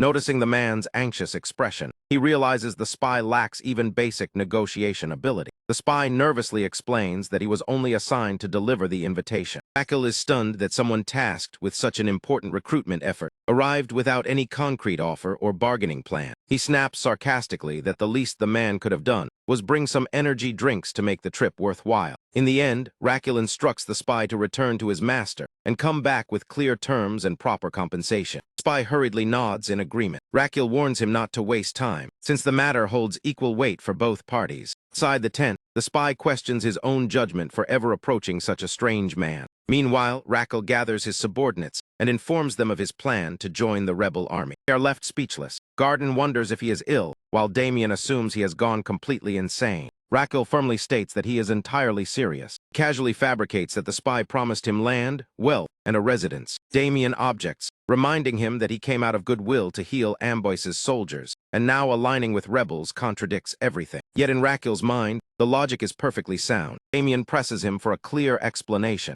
Raquel calmly replies that rebels are still citizens of Amboise. He has no duty to serve only the royal army simply because he is Magentano's crown prince. To him, both factions are foreign powers. Damien quiets down, seeing the reasoning behind his words. Raquel goes on, explaining that no new wounded have arrived since the stalemate at Valio's fortress. The camp is stable, and the critical phase is over. He drafts an official letter stating he has fulfilled all obligations to the Amboise army. Turning to his men, he adds that after aiding rebel soldiers, he will return to Magentan. Damien sighs, recognizing the implicit command in Raquel's explanation. Arden, however, feels quietly touched, understanding that Raquel views patients simply as people, not allies or enemies. He then asks a subordinate to deliver a letter to Adeline. The man's face brightens instantly, assuming it must be a romantic message. His hopeful smile earns him a sharp knock on the head. Raquel clarifies it is merely to inform her of his return to Magentano, so she will not worry. He also requests Queen Vespero's wine and demands immediate preparation. Shipment must reach the capital by overnight carriage. He instructs Damien that their departure must remain discreet to avoid alarming the injured. They leave quietly, and everyone feels a heavy sense of regret for never properly thanking him. 3 days later, they stand before the rebel camp's entrance. Guard informs Raquel that Havian awaits inside, and only the physician is permitted entry. Damien frowns and quietly asks if it is truly safe to go alone. Raquel assures him they will not harm someone so valuable. Besides, Goswim accompanies him. At last, inside the main tent, he is welcomed by Javelin, the passionate nationalist determined to restore Amboise's lost glory. Javelin greets him warmly, addressing him as a saint and miracle healer. Standing before him, Raquel senses the overwhelming authority radiating from the man. Havian extends his hand, calling him the heart of the revolution. Only then does he reveal why Raquel was summoned. He states that tending wounded soldiers is not what he requires. His intentions for Raquel are entirely different. Raquel grows wary, realizing this meeting concerns something far beyond medicine. Later, he stands silently before his subordinates. Damien anxiously asks what happened. Receiving no reply, he calls out louder. Raquel quickly signals him to stay silent. Through gestures, He warns that they may be overheard and that communication must remain nonverbal. Garden quickly grasps that Javian's intentions were never about medical treatment. Damien remarks that this is exactly why he urged returning to the palace earlier. Frustrated, Raquel gestures back, questioning how he could have predicted this outcome. He is being treated not as a healer, but as a political symbol. Earlier, inside Javelin's quarters, Javelin finally revealed his true objective, entrusting Raquel with a far greater mission. Since Raquel already holds noble status and public respect, Javian plans to use him to publicly endorse the rebel movement. Claims this will help them build a new world together. Javian asks his opinion, and Raquel nervously agrees. Unable to oppose him directly, he realizes inwardly that he was never meant to simply heal, but to serve as a symbol. Understanding the danger, he knows he must find a way to escape quickly. He invents an excuse, saying he promised to meet his girlfriend by week's end, or she would be devastated. Javian dryly remarks that he hardly looks like someone with a girlfriend, teasing him mercilessly. Nevertheless, Javian agrees he should meet her, and Raquel nervously nods. Javian adds that if marriage is involved, he might not return. Raquel hurriedly denies it, but Javian sees through him and explains he will not be allowed to act solely as a physician. Instead, 10 days later, he must publicly support the rebellion. Until then, he will not treat the wounded, as premature knowledge of his allegiance could weaken the impact. Raquel asks if Javian fears that his presence before the announcement will lessen its effect. Javelin confirms, saying the declaration must shock the revolutionary army. When Raquel questions the delay, Javelin replies that timing is crucial. He wants Raquel to appear sincere, even slightly, since genuine emotion will move people, and he currently senses none. He insists Raquel must first connect with the people's hearts. Seeing his confusion, Javelin explains that over 10 days he will observe the people, learn their ideals, and cultivate true conviction. Javian then asks if he feels troubled by neglecting his physician duties. Raquel no longer worries about that. As a compromise, Javian appoints him as his personal physician around the clock, making Raquel realize he is trapped. Back in the present, he recounts everything to his men and adds that he must now share the same camp as Javian. Garden asks what they will do next, and he says he must find a way home. Damien warns that security is extremely tight, making escape nearly impossible even at night. He writes that a skilled swordsman constantly watches nearby, preventing any attempt to flee, something Raquel already knows. He is fully aware of the strict surveillance, and since Damien is not yet a swordmaster, escape is unrealistic. Raquel asks them to place their trust in him, saying he first needs to confirm something. Damien jokes that trusting him is what led them into trouble, which irritates him. Raquel stands up and Garden asks what he plans to do next. Having little choice, he mutters that he will simply complain about it, meaning he is going to bed. Both subordinates understand that for now they can do nothing. Meanwhile, in the imperial capital's main office, a man stands before the emperor, who orders him to report on his son. The messenger bows and organizes his documents before speaking. He reports that according to the 107th update, Raquel left the healing camp 5 days earlier.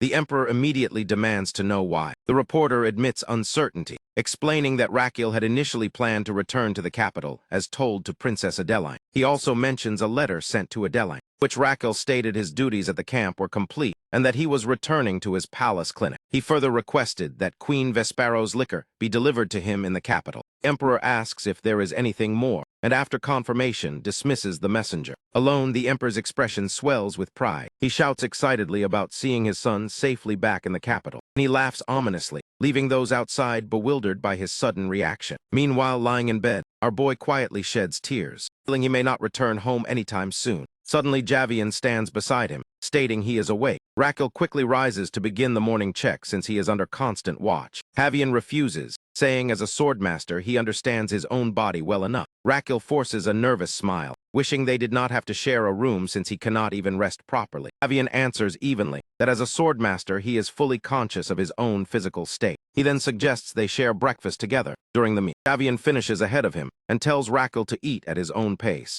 Raquel feels uncomfortable under Javelin's steady stare, yet forces himself to keep eating. After they finish, Javian says he has something to ask. Still tense, Raquel tells him to proceed. Javian gives a faint smile and remarks that it is merely a simple inquiry, one that requires a hypothetical answer. As he speaks, Raquel experiences a strange sense of familiarity. Javian asks him to imagine having to choose between two paths to restore the nation and its citizens. In that instant, Raquel recalls this exact dilemma from the Demon Sword Emperor. Javian outlines the first option. Raquel could sacrifice himself. The country would flourish, but his family name would be disgraced and his descendants shamed. His bloodline would endure generations of contempt because of that choice. The second option follows. He may sacrifice another person instead, gaining praise and eternal honor as a hero. Javian concludes by stating that regardless of the decision, the nation and its people will prosper either way. Leaning forward, he presses Raquel to choose and demands an immediate answer. Raquel understands that an unsatisfactory reply could cost him his life. He calmly repeats both choices back to Javian. Javian nods, confirming his understanding. Raquel recalls from the novel that Javian is deeply distrustful and tests everyone with this question, even those closest to him. Yet no one has ever provided a satisfactory response. In truth, even Javian does not know the correct answer. What he despises most is hesitation between the two. The moment he senses indecision, he eliminates that person without mercy. Javian now slyly asks if Raquel is unable to decide. Instead of wavering, Raquel angrily denounces the absurd premise, questioning how a nation can be reduced to such cruel alternatives. Javian instantly draws his sword at the disrespect. Pale but composed, Raquel quickly explains he merely voiced his honest thoughts. Javian narrows his gaze and asks if he truly stands by those words. Rather than anger, an unfamiliar emotion stirs within Javian, leaving even him confused. Raquel senses that confusion because in the novel Javian searches his whole life for the answer, only discovering it near death. Abruptly, Javian dismisses him, catching Raquel off guard before he can speak. Javian coldly states he does not wish to see him again that day. Once outside, Raquel breathes out in relief, grateful to have survived again, yet still plotting how to escape permanently. A soldier soon signals him to move toward a nearby camp linked to Javian. Panic rises as Raquel recalls being told to stay away, yet he is now guided somewhere within Javian's vicinity. He silently hopes one of his companions will intervene. Inside, Javian sits lost in contemplation. He has always believed bloodshed is the path to revolution. Now he questions whether the kingdom he envisions can truly be called a nation. With no clear answer, frustration overwhelms him. He crushes a wine glass in his grip, his blood mingling with the spilled drink, muttering about the absurdity of it all. 3 nights later at midnight, Damien and Garden keep watch as their master now resides in a separate tent, beside Javian's rather than sharing it. Garden whispers about helping him flee, still disturbed that the crown prince serves such a man. Damien admits they are powerless and must trust Raquel for now. Suddenly, a guard becomes suspicious of their presence. Damien quickly imitates a cat's meow. Convinced it is a stray, the guard relaxes and leaves. Damien sighs to Garden about how absurd their situation is. Following morning, Raquel peeks from his tent and notices guards outside Javian's quarters. No one has summoned him for 2 days, which he sees as a possible escape chance. He overhears Javian mention wanting a walk. Moments later, Javian appears before him, ordering the guards to remain where they are. Fixing him with a piercing look, Javian asks his true reason for lingering. Raquel stiffens, sensing his brief freedom slipping away. Soon they stand atop a cliff, Raquel breathing heavily from what turned into a strenuous climb. Javian stands firm beside him, staring into the distance before speaking. He admits he pondered Raquel's defiant answer, but ultimately rejected it. Raquel notices the lingering uncertainty in his tone. Javian declares that any sacrifice, self or other, willing or forced, carries nobility. He insists that bloodshed sanctifies their revolution. Raquel thinks the logic is twisted, but keeps silent, aware that these beliefs were deeply ingrained in Javian. Choosing not to argue, Raquel shifts focus to escape. He awkwardly asks about Javian's injured hand. Javian claims it was a minor training mishap, but Raquel doubts it. A swordmaster would not err so carelessly. He insists on examining it as his appointed physician. Javian resists, too proud to accept care for a small injury. Raquel mutters in annoyance at his patient's stubbornness. Attempting to lighten the mood, he comments on the pleasant breeze. Javian corrects him, saying there is no wind at all. Raquel awkwardly rambles about dust and air in an effort to sound casual. Javian observes how entirely different Raquel is from himself. Unlike any subordinate he has known, strangely, he feels at ease around him despite the short acquaintance. He wonders when he last relaxed his guard, if ever. His mind returns to Raquel's earlier answer, and he questions whether it might have been correct, though pride stops him from admitting it. Gazing at Raquel, he wonders what role this man will play in his life. A peculiar thought arises, perhaps even friendship. For the first time, Javian opens up and confesses he once dreamed of becoming a painter. Raquel is stunned by this unexpected confession. Javian reveals he once had talent and wished to pursue art. Raquel asks why he chose the sword instead. Javian answers casually. He says his father beat him to crush his artistic passion. Neither yielded, and they eventually made a wager. If he passed the art academy exam, he could paint. If he failed, he would follow his father's ambitions. Raquel assumes he failed, but Javian corrects him. He succeeded. However, his father used influence to revoke his acceptance permanently. 10 days later, his father died. Raquel stiffens. He wonders if Javian was responsible. Javian neither confirms nor denies, only smirks and lets Raquel imagine the truth. Raquel grasps the underlying meaning, increasing his urgency to escape. Seeing his troubled face, Javian assumes boredom and dismisses the idea that anyone would care about his tragic youth. Suddenly, Javian extends his hand. The wound looks worse. Caught off guard, Raquel initially claims it appears fine. Upon closer inspection, his expression hardens. Early cellulitis is visible. He informs Javian that a detailed examination is necessary. Activating his pulse diagnosis skill, he scans Javian's body and reads the medical data, astonished by his extraordinary physique. Then another detail in the report draws his attention. Subtle smile forms as he senses an opportunity to escape. Studying the findings, he notes severe chronic neurogenic migraines requiring rest and emotional stability. A serious warning states that if symptoms worsen despite treatment, all activities must cease immediately. He is shocked because the novel never mentioned this illness. The brilliant strategist apparently suffers a hidden neurological disorder. Raquel fully trusts his diagnosis. That moment, his organs glance enviously at Javian's, admiring the strength of his lungs and physique. Before the thought can linger, the brain suddenly protests, scolding the stomach and warning that if migraines strike, none of them will function. The organs fall silent as the brain asserts control. They abandon their envy, knowing they could never endure Javian's condition. Reflecting further, Raquel realizes the deeper issue.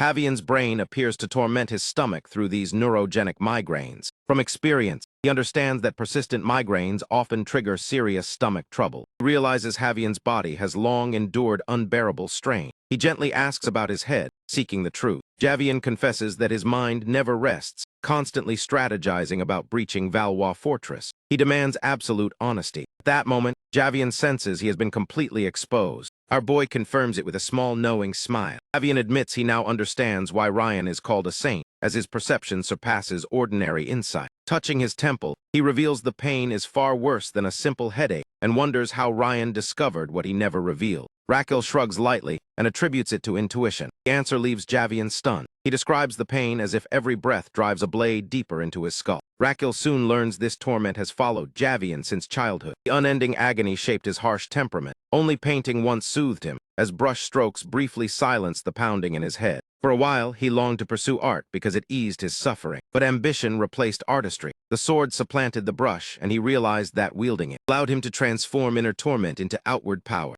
Violence became his release. Even after gaining strength, he admits true relief never came. Pain remains hidden beneath pride and discipline. He believes that hardship forged his current status. Raquel asks what treatments he attempted. Javian says he tried every remedy available, yet none succeeded and countless physicians failed him. Some even paid with their lives, a thought that chills Raquel. Javian assures him he does not intend to execute him for now. Raquel knows survival depends on careful action. He recalls his healing ability and convinces himself success will secure his safety. He proposes treating the migraine directly. Javian is skeptical, given past failures. To avoid suspicion, Raquel speaks cautiously, framing it as an attempt rather than a guaranteed cure. His modest tone persuades Javian to grant him a chance, deciding that failure would bring embarrassment rather than death. Later that day, they meet again inside the camp. Javian sits while Raquel stands behind him. Raising his hands, Raquel silently wonders if he can truly ease the pain as he gathers his power. He places his palms near Javian's head. When asked what he is doing, he urges silence for this crucial step. He murmurs softly as he activates his healing hands ability. Suddenly, Javian feels unprecedented calm and is astonished by the relief. Raquel reminds him to remain focused and asks what life without constant agony feels like. Javian hesitates, unsure how to describe it. The absence of pain feels foreign and almost unsettling.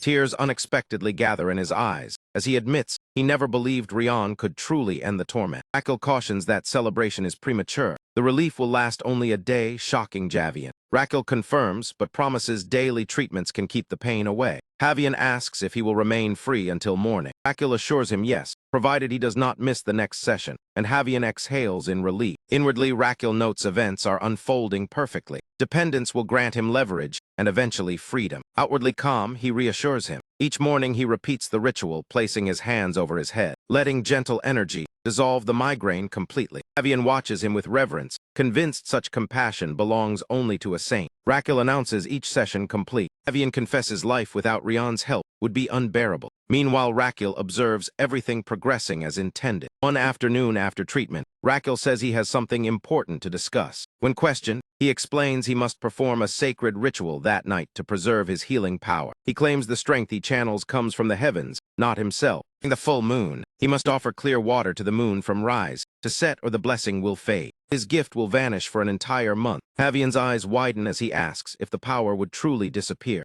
Raquel swears it is true and insists the ritual must remain unseen. If witnessed, the blessing ends instantly. Fear grips Javian at the thought of losing relief. Raquel requests a secluded place to pray undisturbed. Anxious but compliant, Javian agrees to arrange it himself. As they part, Raquel reminds him no one must look toward the site. Javian promises to stand guard below with his men. Raquel vows to return by morning and assures he will not flee, maintaining the illusion of loyalty. They clasp hands before separating. That night, Raquel sits quietly before a bowl of water under the moon, chanting softly as the night breeze carries his words. Soldiers nearby whisper, wondering if it is a divine ceremony. Another admits confusion over the saint's actions. Raquel continues chanting beneath the moonlight, till dawn begins to glow across the horizon. Suddenly, soldiers rush to Javian in alarm. They report that physician Rian has disappeared. Javian stands stunned, unable to process it. The night before, Raquel had been chanting confidently, believing his escape was assured, while guards stood watch. He smirked inwardly at his clever plan. The ground abruptly collapsed beneath him. He fell before he could react, crashing into a concealed cage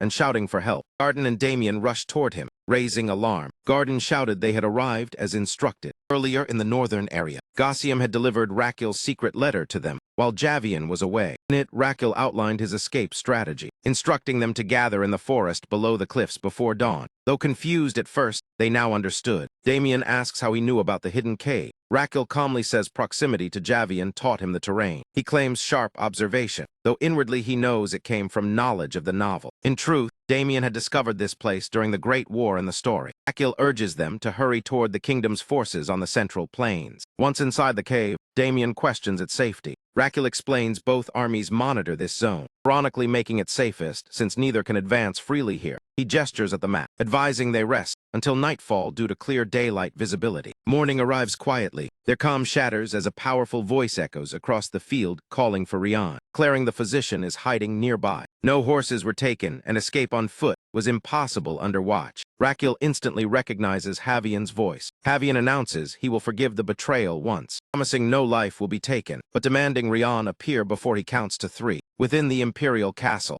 Emperor and an aide hear the distant roar and identify it as Javian. Raquel whispers that surrender means returning crippled. Garden trembles, but Raquel assures the kingdom's army will retaliate if Javian acts. Booming voice counts 1, 2, 3. At first there is no movement, and our boy tells them they should be secure. An intense wave of heat suddenly engulfs them. Fire ignites across the ground, and he cries out in alarm as he peers from behind the rock. The opposing army has knocked flaming arrows, releasing them in a blazing barrage that turns the field into an ocean of fire. The physician stares in shock at the roaring inferno before him. Damien warns they will be burned alive if they hesitate, and his thoughts spiral out of control. His chest pounds violently with fear. He orders them to sprint toward the northeast. Damien questions if that means heading for ambush, while Garden objects to the danger. He insists they already deceived the princess, and being captured now equals. The flames race west to east with the wind. He explains fleeing straight back will doom them, so they must run perpendicular to the blaze, leaving no time for debate. Suddenly fire erupts ahead, and Javian steps out from the burning curtain. Fury blazes in his eyes as he denounces Rian's betrayal. He lifts his flaming blade and commands the Imperial Guard to charge. His voice slices through the chaos as he orders their legs cut off so they can never escape again, and the soldiers rush forward under the fiery sky. From the castle tower, the Emperor observes the rising flames and wonders what madness drives Javian to burn his own land, while cavalry storms below. Through the smoke, his aide barely discerns 3 figures and reports they seem like ordinary men. The Emperor asks what Javian shouted before attacking. Aide says he likely masked his words with mana. The Emperor concludes it was a tactic to rattle them and vows they must not yield. He offers to send a rescue unit. The Emperor refuses to let him go and decides instead to dispatch Adeline with the royal guard. Presence will inspire their people as a powerful symbol. Soon Adeline mounts her steed and commands the royal guard to ready for combat. Draws her sword from its sheath. Fire in her eyes, she orders them to ride northeast. Thoughts center on those she must protect, silently thanking Raquel for the strength he gave her. Because of him, she gained the courage to defend others. Wherever he may be, She hopes he sees her resolve and swears to repay her debt as she rides through smoke. Ahead, her gaze catches a familiar shape, a silhouette she recognizes instantly. It is Raquel. He calls to his companions to stay together as Adeline shouts his name. She demands why the crown prince stands in such danger. Adeline locks eyes with him knowingly. He nervously returns her stare. She demands an explanation and orders her guards to hold position. He forces an uneasy laugh, trying to hide tension with a light remark before asking why she is there. She accuses him of deceit and demands the truth. He attempts to justify himself, but she interrupts. More than 10 days passed without word, and she believed he was home, yet now he is hunted by rebels. Gaze drops to the emblem on his coat. Realization strikes that he has been among rebels. Her tone hardens as she calls it betrayal. He admits serving within rebel command, but claims it was necessary sacrifice for a greater cause. She questions what he calls sacrifice, explains he infiltrated enemy ranks, risking death while waiting to strike from within. His aim was always to serve the kingdom. Garden interrupts, warning that Javian leads the charge straight at them. He points to Javian advancing at the front lines. Raquel ducks behind Adeline and orders Damien and Garden mounted and sent ahead while she covers retreat. Garden responds swiftly despite trembling fear. He urges they argue later, as survival matters now. Adeline remains composed. She insists their numbers double the rebels and fear is unnecessary. To her, this is a chance to crush the enemy and boost morale. He shouts that facing Javian now means certain death. Javian leads personally and hunts him. She is bewildered by such upset. He bitterly claims he has become the most important person in Javian's world. He surveys the battlefield as flames spread and enemy forces close in. Retreat seems impossible if Javian commands. She raises her sword and orders troops to form behind her. Soldiers immediately assemble in tight formation. Grabs her trembling arm begging retreat, but she refuses, saying they must buy time. She commands the second and third ranks to ready crossbows. They take aim carefully. At her shout to fire, arrows rain across the battlefield. A spear streaks toward Javian's horse, which rears and barely avoids it. Bolts follow, cutting down riders. Adeline orders a tactical withdrawal. Soldiers shield her as they pull back. For a heartbeat, she believes they secured enough distance. Then a sound makes her turn. Her face pales at what she sees. Javian emerging from the smoke, wearing a chilling smile. Raquel's chest tightens at the madness in that grin. In an instant, Javian vanishes from horseback. He cries out that Javian disappeared. Before she reacts, the earth explodes before them. Javian slams down with devastating force. Both freeze in terror. Javian's blazing eyes lock on him as he demands if betrayal was worth it. With flaming sword drawn, he lunges forward. Raquel feels death closing around him. Just as Javian strikes, Damien leaps ahead to intercept. Their swords clash in a burst of light. Javian gauges Damien as strong but inferior and forces him back with sheer power. Damien steadies himself and attacks again, barely evading Javian's lethal swing. Above, Raquel hangs momentarily helpless. He knows Damien cannot defeat Javian and should flee, yet he is powerless to assist. Thought barely forms before he loses balance and falls into Adeline's arms. She supports him and orders retreat, saying soldiers buy them time. He refuses to abandon Damien, but she argues staying means more deaths. He cannot sacrifice all for one. His mind spins with deeper truths he cannot reveal. If exposed, the force that shaped Damien would intervene, which must never happen. Calls Adeline's name, and she meets his gaze. He tells her everyone's survival now depends on her. She asks what he means.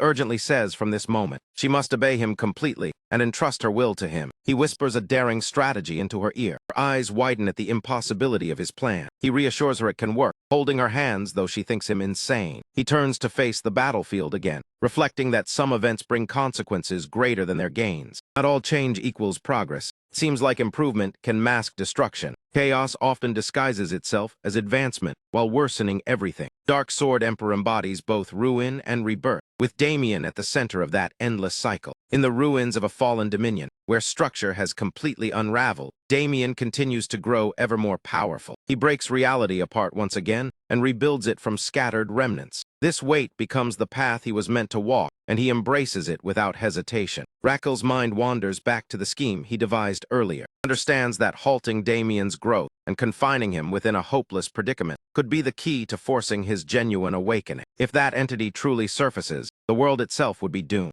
That belief guiding him, he invents excuses to keep Damien from the battlefield and ensures he remains constantly within reach. He weathers endless turmoil, yet by staying at Damien's side, he keeps him from enduring the ordeals foretold in the novel. Even with every safeguard in place, events still rush uncontrollably toward catastrophe. Raquel steadies his breathing, knowing panic is useless. The havoc in Cremo is insignificant compared to the devastation Damien's awakening could bring. He glances at the princess to gauge her preparedness. She pauses for a heartbeat, asking silently for one more second. Then she signals that she is ready. Chaos explodes across the battleground. Blades crash together as opposing forces collide head-on. Damien confronts Javian, his entire body wrapped in surging mana. Javian wonders aloud if fatigue has finally begun to weigh on him. Follows with another fierce strike, its sheer strength forcing Damien to reassess the situation. At first it appears Damien is only defending, parrying each incoming blow. Yet a subtle detail emerges. Every evasion succeeds by the narrowest imaginable. Damien slips past the attacks so precisely that he avoids their full force, a level of accuracy that seems unreal. Haviland spots the pattern. Certain warriors possess this trait. They adapt endlessly, drawing strength directly from combat itself. The insight sparks urgency,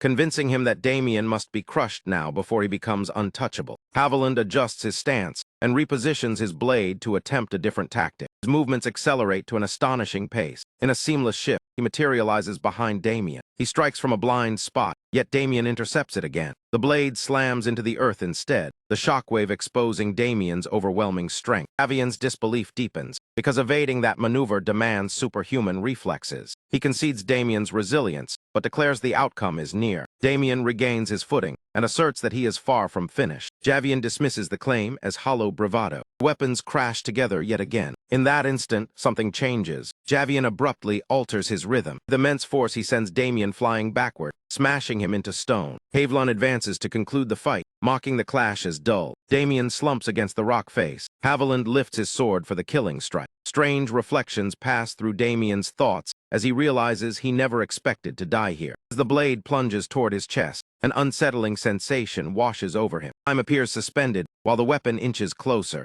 Strangely, terror never arrives. A profound calm envelops him instead. Javier senses it as well. Damien's mana circulation shifts into something erratic and unknown. Sword reaches the space above Damien's heart. An immense surge of mana erupts outward from his body. The flow of energy defies all logic. Suddenly, a voice pierces the chaos. It is their ally shouting out to the princess. She emerges, lifting a massive boulder high overhead. Full strength, she hurls it straight at Javian. He sneers at the effort, scoffing at what such a crude move could possibly achieve. As the stone sails through the air, Rackle dashes forward in tandem. He activates the Healing Hands art and begins reciting its incantation. Javian roars in fury at his boldness. Rackle hits the ground but refuses to interrupt the spell. He pours all remaining strength into completing the healing technique. Instantly, Javian experiences a sudden wave of vitality. The companion's plan unfolds flawlessly. Javelin immediately notices something wrong as his aura disappears without explanation, leaving him bewildered. Rackle, however, fully grasps what has happened, aware that Javian has never understood the true significance of his constant headaches. A deep cognitive conflict overtakes him. His entire sense of balance is disrupted beyond comprehension. From the first time he examined him,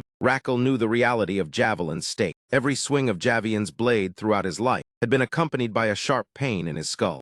Torment had followed him since birth, endured solely through stubborn resolve. Clenching his teeth against the agony became habit. Even attaining the rank of swordmaster never freed him from it. The persistent ache and his refusal to yield shaped his techniques and unique combat style over the years, became inseparable from his identity as a fighter. Now that defining element is abruptly gone, plunging him into mental discord. Without hesitation, their ally rushes to Damien and urges him to regain awareness. Damien looks at him in shock as Rackle presses for an explanation of what occurred. He struggles to articulate how, at the brink of death, the flow of time twisted and the world fell into a haunting silence, like standing on the threshold of endless slumber. Then the voice tied to his healing hand ability resonated clearly in his ears. That single echo pulled him back from the void. An absurd realization follows that he never even collected his hazard pay. Whatever transpired in that blank span, that voice restored his clarity and anchored his sense of self. In that instant, their companion understands that Damien has moved one step nearer to the hidden truth within him. Pause is fleeting before Haviland's voice cuts through, demanding to know if their chatter is over. He brings his sword crashing down. Detecting the change, Javian lunges fiercely at Damien. The confrontation ignites again with savage force. Steel collides against steel. Damien shouts that he will stall for time, so the others can escape while there is still an opening. Warns that hesitation now means losing the only chance they have. Sparks burst with each violent impact. The thought that Rackle is reckless for staying slips from Damien's mouth as he commands the crown prince to flee. Damien stiffens in shock, when Rachel voices the very idea he had just been thinking. In the next instant, he steps closer, places a firm hand on Damien's shoulder to steady him. He mocks him for doubting his patron, then exhales the toxic smoke he had been storing in his lungs. He realizes he had been taking in tiny doses earlier, saving it for this precise moment. The poisonous cloud surges toward Chavelin as a surprise attack, and even a faint inhale could prove devastating. Rian shouts for the princess to initiate Plan 1019. Deline responds at once that Plan 119 requires securing the crown prince, and charges forward with her soldiers. Their ally tells Damien they might have no more than 5 seconds to regroup. Suddenly Chavelin appears, sneering that no one departs before the finale, and attacks. He hurls Damien away, and then crashes into him. They both collapse onto the ground. Blood trickles from his nose as his vision blurs. He understands he cannot lose consciousness now or everything will end.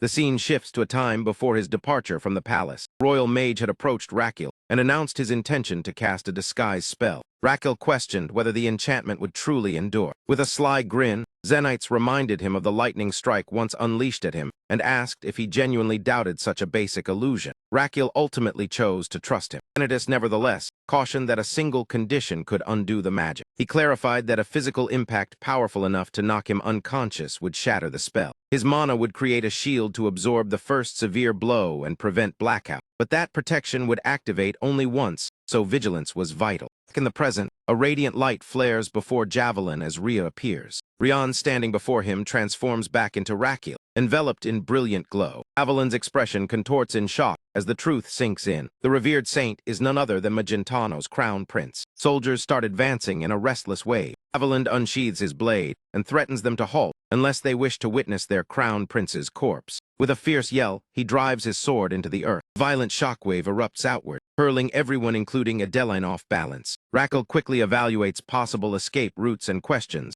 whether his royal status offers any safety. He realizes Javelin likely feels no concern at all. In the worst case, he would simply be held captive. The uprising would declare triumph, and Magentano's royal house would lose all bargaining power. He forces himself upright, waiting for the precise opportunity to withdraw. Then another realization dawns on him. He has just survived a direct blow empowered by a first-level swordmaster. The Azrahan heart method engraved within him analyzes the strike and adapts, revealing an ability to assess impact and reduce bodily damage. New HP conversion feature awakens inside him, and Rachel is stunned by the meaning as it allows stored vitality within his organs to transform into active life force. Javelin accuses Raquel of treachery, saying he once regarded him as a companion, and claims that his trust and generosity were ridiculed. Raquel responds coldly with open disdain. He remarks that Javian is merely the head of a minor rebellion, extending empty courtesy to a crown prince. He questions whether he still sees him as the humble healer Rehan. That former kindness was never true friendship. It was obsessive possession masked as concern. He tells Javian to stop degrading himself and retreat while he still has the chance. Javelin says he never wished for this outcome, but warns that within this city no one will identify him as royalty. He lifts his blade and declares that if he slays Adeline and her guards, there will be no witnesses left alive. Raquel casually asks whether he still plans to sever his leg. Javian replies that he can imprison him indefinitely and topple the empire in time. Raquel calls him deranged, and Javian demands to know why he doubts his resolve. Darkness gathers around his blade as he raises it, but suddenly, his hands begin shaking uncontrollably. Rachel greets him with a composed smile and utters a single word, unbreakable. Raquel triggers the immovable option of the Azrahan breathing technique, granting 5 minutes of absolute protection. The solid stability of his mana circle completely guards his nervous system, so that regardless of any impact, he cannot black out during that span. His status display shows 4 minutes and 59 seconds remaining before the effect ends. He recalls earning this immovable trait after enduring Adeline's shockwaves 500 times. And for the next 5 minutes, losing consciousness is no longer possible regardless of injury. Javelin strikes with overwhelming strength. Blow connects, and Raquel's HP plummets to 130 out of 300. He notes that a single attack inflicted such severe damage. He understands that given Javelin's high level, without immovable he would have collapsed from that one strike. The circumstances now require immediate use of HP conversion. Draws 170 HP from his reserves and restores it at once. His health returns to the full 300 as the system confirms flawless execution. Feels like exploiting a survival cheat. Having endured a strike and remained standing, the threat appears slightly less overwhelming. He then ridicules Javelin, questioning his prowess as a swordsman. Watching closely, he senses something odd as Raquel blocks 2 clean strikes aimed at his legs. Each blow could have sliced them off instantly, yet no wound forms where the blades meet. Her ally continues taunting loudly, claiming that for a supposed swordmaster his attacks lack force. Inwardly, Raquel knows he only needs to stall Javian briefly, until Damien regains strength, keeps provoking him,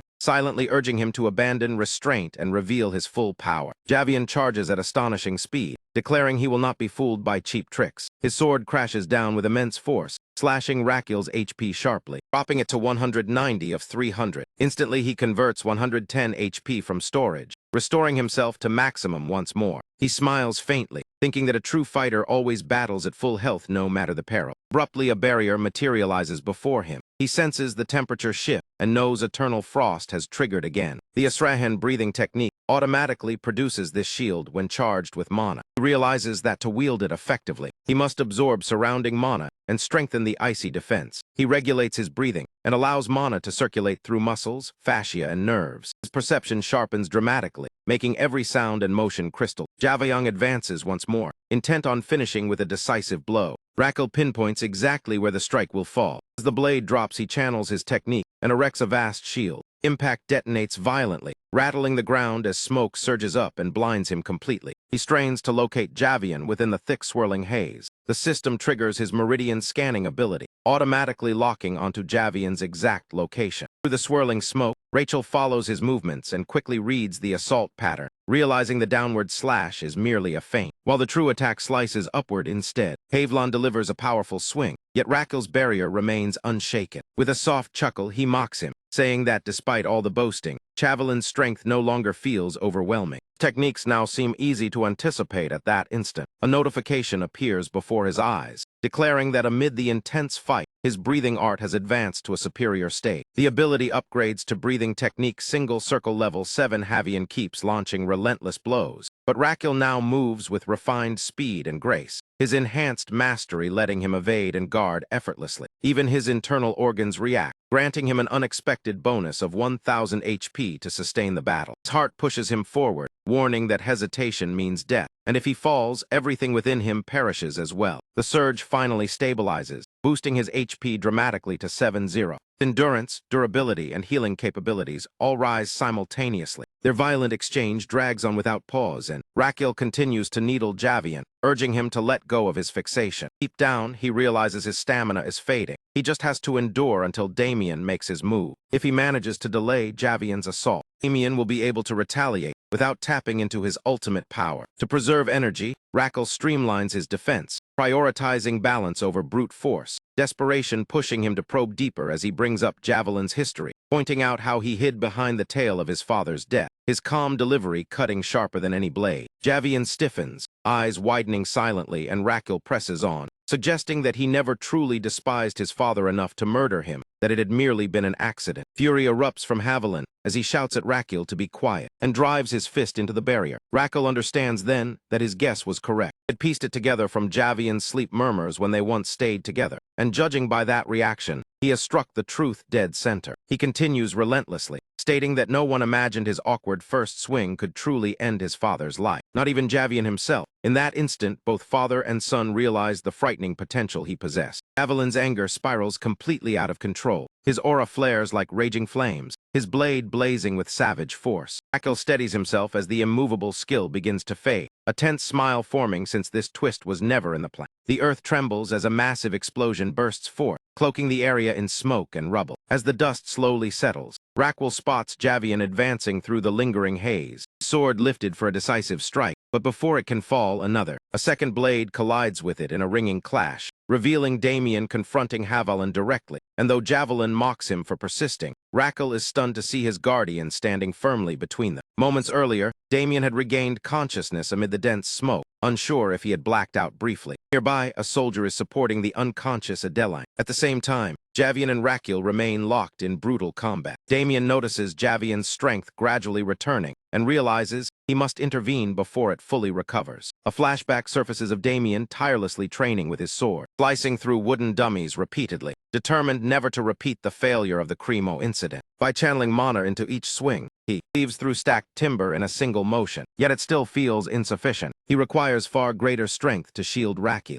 Shutting his eyes, Damien forces his monoflow beyond its previous boundaries, his heart driving energy along an unnatural path, causing blood to trickle from his lips. He recalls his mentor's warning that reversing mana is nearly suicide. Realization strikes him that he is committing the forbidden act now, clutching his chest and preparing to halt, only to sense something odd. The reversal brings him no pain. Instead, his mana surges backward and shatters another internal wall, and he cautiously experiments for gradually redirecting the current of energy while maintaining control. When his heart completes a half rotation, immense power floods throughout his body. To gauge this newfound might, Damien slams his fist into the ground. Mana radiates from the impact point, splitting the earth into massive fractures. His sword strikes now carry overwhelming force. Back in the present, he understands he has attempted partial reversals many times, but never a complete one. Still, this is no moment for hesitation. If Raquel falls, none of them will survive. Damien resolves that today he will exceed every boundary regardless of the cost. He shuts his eyes once more as his heart sparks like crackling thunder. He murmurs an ancient vow about seeds sown across the world that will one day blaze into an all-consuming fire. Mana envelops him entirely as he leaps back into combat. Javian remarks on his stubborn resolve, yet Damien charges ahead regardless, and when their weapons collide, a tremendous burst of energy shatters them. The boy shields his face from the billowing smoke and scattered debris. Javian comments on his obstinacy as their blades continue clashing. Behind them, the young onlooker watches in shock and anxiety. He raises his weapon high, while Raquel realizes he is employing the forbidden reversal heart technique, and the blades crash together violently. Javian's thoughts whirl in disbelief, wondering how someone without aura can fend off a swordmaster's strikes, since aura typically counters only aura. A chilling suspicion creeps in that he might actually fear this opponent. Damien unleashes yet another attack, enraging Haviland further. The swordmaster roars and hurls him back, following up with devastating assaults. His blade sweeps dangerously close to Damien's frame. Suddenly, a sphere of concentrated mana detonates between them, completely shattering Javian's aura in a single strike. The boy stares in disbelief as Damien invokes the core technique of the Sword Emperor's most feared art, a power that instantly elevates the user one full tier above their foe. Even the mightiest swordmasters cannot withstand this technique. Javian refuses to accept defeat at the hands of someone he deems inferior. He lunges forward with his palm extended, preparing his ultimate method, believing that one touch will allow him to unleash his limitless strike. As Javian closes the gap, Raquel abruptly steps in and seizes his opponent's hand, leaving Damien bewildered. Javian's hand trembles as he realizes the technique has already been triggered and cannot be halted, meaning Raquel will die regardless, and he wonders if the boy truly understands the danger. Raquel answers with a confident smile, acknowledging he knows about the Elysian technique, but explains that allowing Damien to continue would create an even greater catastrophe. Elysian proves lethal when fighters channel raw mana through physical contact, an ancient style that annihilates pure internal energy. In such direct power struggles, even the reversal heart technique offers no protection. Because Damien's physique is smaller than Javian's, he would inevitably lose this confrontation. The boy mocks him for targeting a weaker foe, calling it pitiful, and Javian shouts in protest before panicking as he realizes Raquel intends to replace Damien. Raquel calmly clarifies that this is not a sacrifice. He intends to defeat Javian himself, as the Crown Prince activates a Kuzman ability while casually chewing a sunflower seed. The system immediately alerts him that consuming an item meant for mythical beings is prohibited, and since he is human, the enlargement effect will last only 3 minutes.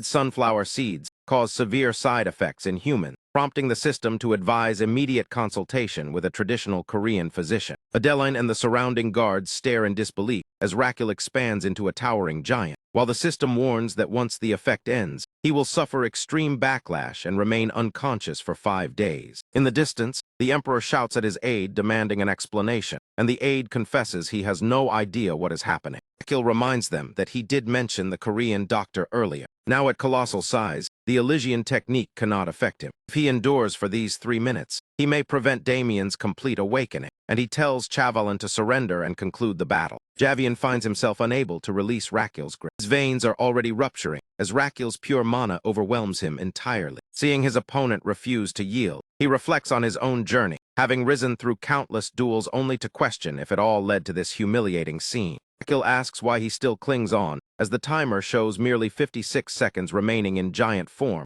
and he makes his decision. Raquel casually swings their clasped hands around in every direction, as if it requires no effort. Evelyn continues screaming repeatedly. He pleads to be released, yet remains firmly trapped within Raquel's grasp. Raquel comes up with what he considers the ideal solution, and snaps his fingers, sending Javelin flying into the distance. The rebel chief tumbles over the dirt, before smashing into a pile of rocks far away. Raquel proudly declares he has just set a new personal best. The princess notes with satisfaction that everything ended well once the battle ceased. Avian's blade lies abandoned on the ground. The countdown reaches 0 and Raquel shrinks back to normal, pleased that the timing was flawless. He feels both relieved and slightly lightheaded, yet his main concern is whether his bodyguard is unharmed. Before he can confirm it, Raquel's body begins to tremble uncontrollably. Calling Damien's name, he collapses into his arms, barely able to ask if Damien is safe. Damien catches him in alarm and immediately questions Raquel's condition instead. The boy's eyelids flutter as someone repeatedly calls out to him. He regains awareness. He finds himself in formal attire with Princess Adeline clutching his arm, leaving him utterly confused about the situation. The princess tells him it is time to step onto the stage,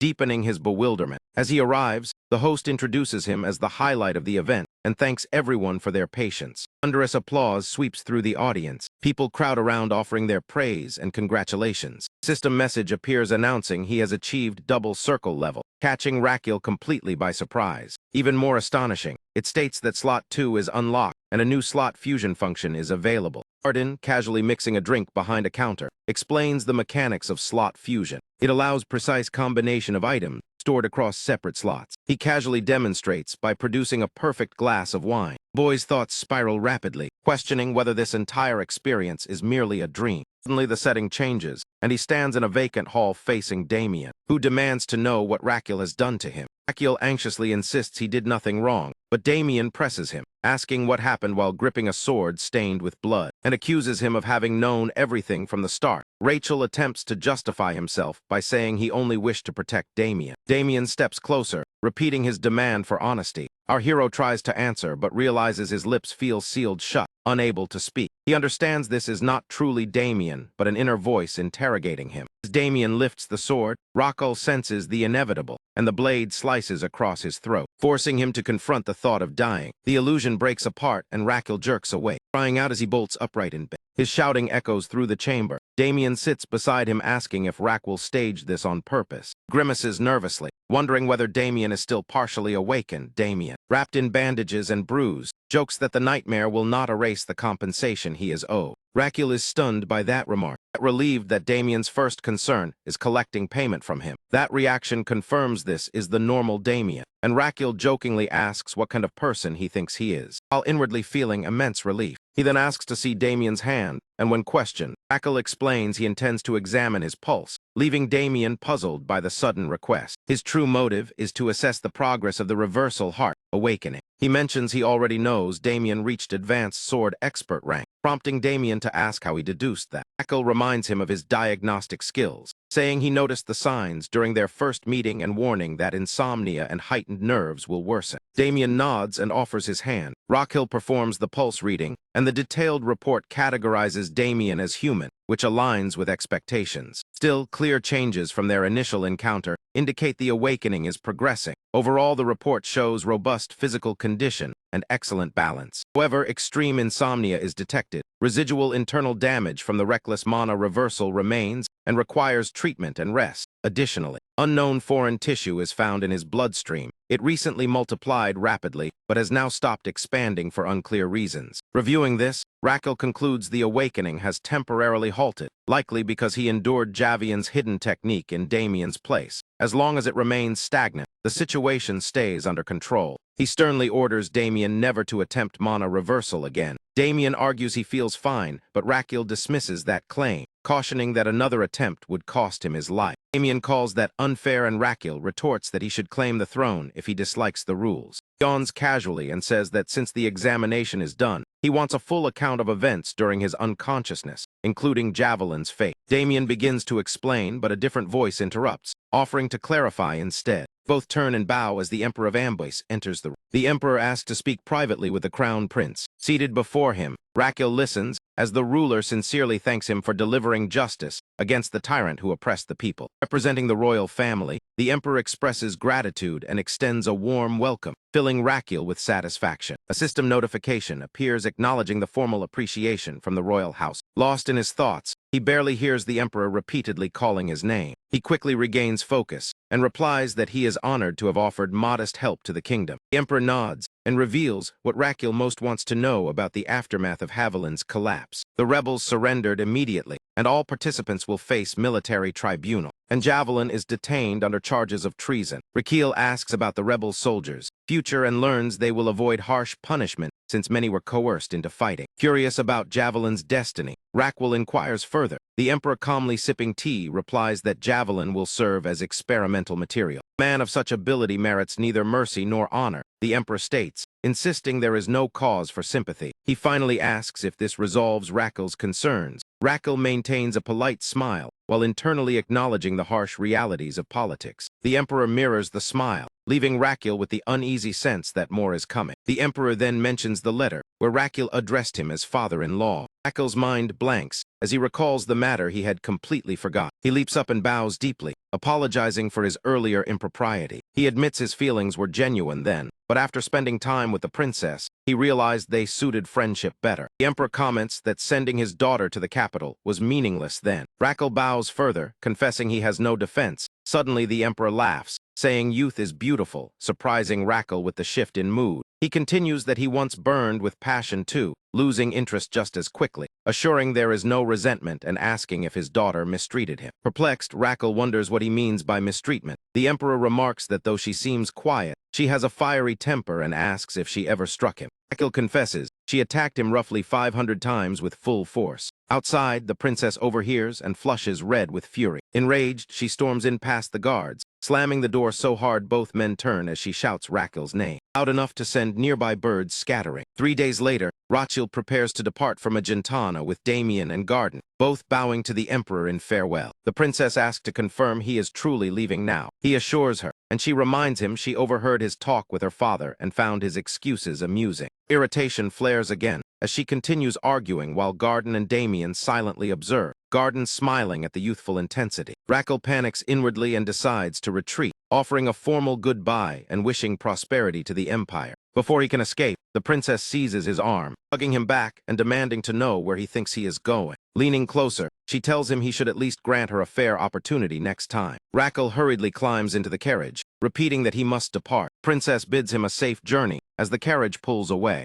Inside, Raquel breathes out in relief, thinking he narrowly avoided disaster. As the carriage travels toward the imperial capital, anxiety fills his thoughts, knowing his father will certainly make an issue of recent events. Officials likely already know everything, and cleaning up the aftermath, especially after ambush, must have been exhausting. He anticipates another stern lecture and resigns himself to it. Suddenly, he stiffens in alarm when he sees someone at the gate ahead. Garden informs him that his father personally came to receive them. Raquel steps down, convinced his father must be furious to come in person, just to reprimand him. Approaches respectfully and announces his safe return. Rather than scolding him, the Emperor suddenly wraps him in a firm embrace. Rachel goes rigid with surprise, almost unable to catch his breath. Observes him quietly, astonished to sense Raquel has already advanced to double circle, struggling to accept that someone could reach it so fast when it took him 25 years. They offer each other formal greetings. Raquel wonders if that was all, the absence of criticism making him think his father might actually be satisfied. Yet the Emperor lightly teases his frailty, asking how he expects to bear the throne if a simple hug overwhelms him. And Raquel sighs inwardly, knowing the lecture has only just begun. Instead of continuing, his father hands over a scroll, and Raquel pauses uncertainly about its contents. The Emperor explains it contains numerous marriage proposals from royal and noble houses across the continent. Our hero freezes in disbelief, gripping the heavy scroll as if it weighs far more than paper should. In front of a square, daily life continues with people bustling about their work. A shopkeeper shares juicy rumors with a customer about the crown prince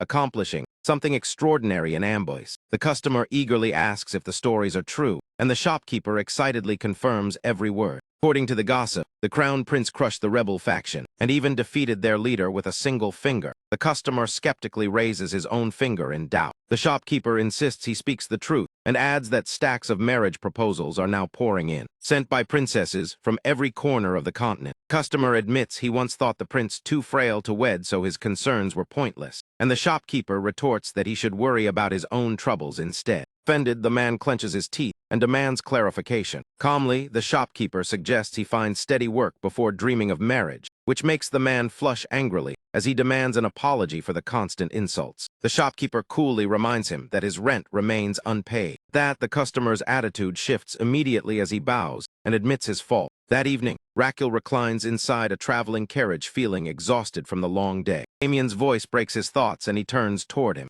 Damien motions to a pile of envelopes and asks if they are truly marriage offers. Raquel confirms each letter is a proposal for his hand, and Damien suspects a mistake must exist. Raquel proudly replies that it simply proves his growing fame, teasing that someone like Damien who fought in underground arenas knows little about romance. Damien casually reveals he has dated before, shocking Raquel into shouting in disbelief. While Damien explains the arena was not exclusively male, Raquel cries out again, calling Damien a betrayer as he struggles to process it. Rubbing his temples, he mutters that the discussion is giving him a migraine. Garden assumes Raquel is anxious about choosing among the proposals, boasts about being skilled in matters of love, and offers guidance. Grasping Raquel's hand with exaggerated, launches into a lecture on proper courtship. He advises holding her hand and gazing into her eyes to test her feelings, but Raquel quickly tells him to stop, while Garden continues describing leaning closer and aiming for a kiss. Horrified, our hero shouts that such behavior is outrageous and declares he will reject every proposal,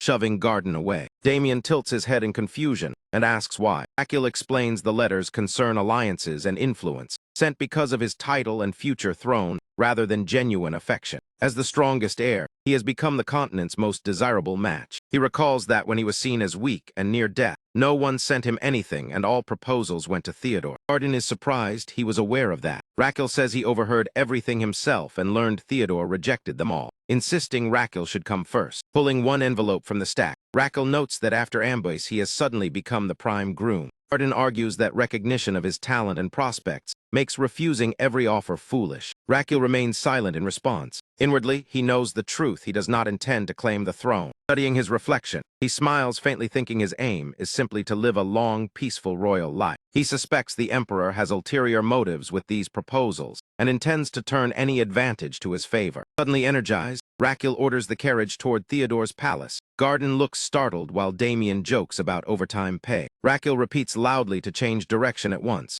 Realizing this will be his first meeting with Theodore since their duel, he considers he might have visited earlier, but letters or flowers are not his style. A strange idea crosses his mind that he is not the original Raquel, and wonders what became of the true soul. His heart answers sarcastically, asking why he is only questioning it now. Raquel stiffens, realizing his organs are aware of the truth, and they confirm they have always known as caretakers of the body. Demands to know the fate of the original soul. They admit ignorance on the matter. Rachel groans in irritation at the anticlimactic answer. Before he can argue further, his companions announce their arrival at the palace. Stepping down, Raquel surveys the grand residence as a servant hurries over. The man bows and introduces himself as steward of the second prince. Raquel apologizes for the sudden visit and asks to see Theodore. The steward suggests the reception room, but Raquel insists on going directly. He tells Damien and Garden to remain outside, since he will speak privately. They agree, and as the steward leads him through corridors, he smells food and asks if Theodore is dining. The steward admits the prince has been eating slowly lately and again offers a waiting room, but Raquel refuses. He mentally reviews his plan to dump all the proposals onto Theodore, then host a grand banquet inviting every princess and noble lady.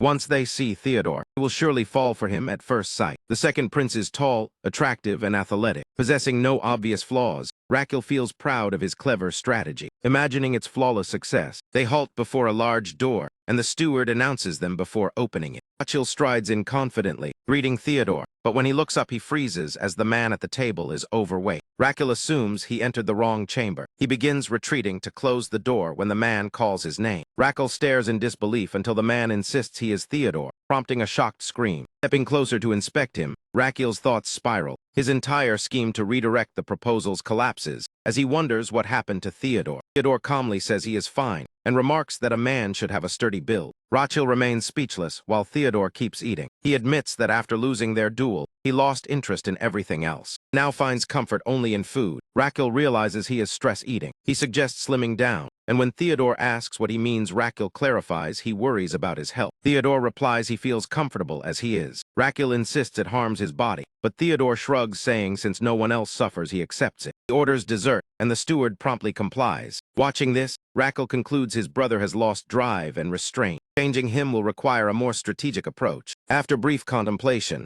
Raquel softens his tone and apologizes for speaking harshly, and Theodore dismisses it casually. Yet Raquel says he has something important to share. Theodore looks confused as Raquel leans in, whispering a false claim that he has less than a year to live. Theodore reacts immediately with explosive shock. He shouts so loudly that Raquel topples backward onto the floor. The heavier prince stares at him wide-eyed, demanding confirmation of the claim. Lying on the ground, Raquel smiles slyly. Theodore hauls Rocco up, urgently seeking to know the startling news is real. Raquel agrees without blinking, and his heart snickers that his performance deserves a trophy, which makes him grin despite himself. Theodore protests that Raquel is powerful, reminding him he won their duel and became the champion of the Amboise Civil War. Rachel admits it is a troubling matter and apologizes for dropping the truth so abruptly, saying Theodore would have found out eventually, so sooner might be kinder. He then murmurs that he has less than a year remaining, his voice quivering slightly. Theodore's face fills with concern, yet our hero continues steadily. He says the limited time explains why he devoted himself to healing the injured and aiding citizens in Amboise. All those good deeds were meant for Theodore, hoping the merit would one day protect his successor. Tears stream down Theodore's cheeks as he understands Raquel acted for his sake. Raquel softly confirms and apologizes, confessing he failed to see how much Theodore struggled inside. He adds that instead of competing for the crown, he should have yielded it, and he dramatically slaps his own cheek, calling himself cruel, and dashes toward the window. He curses his own worthlessness and claims he deserves death. His brother quickly grabs him and pulls him back, insisting none of this is Raquel's fault. Theodore blames himself for ignoring Raquel's pain,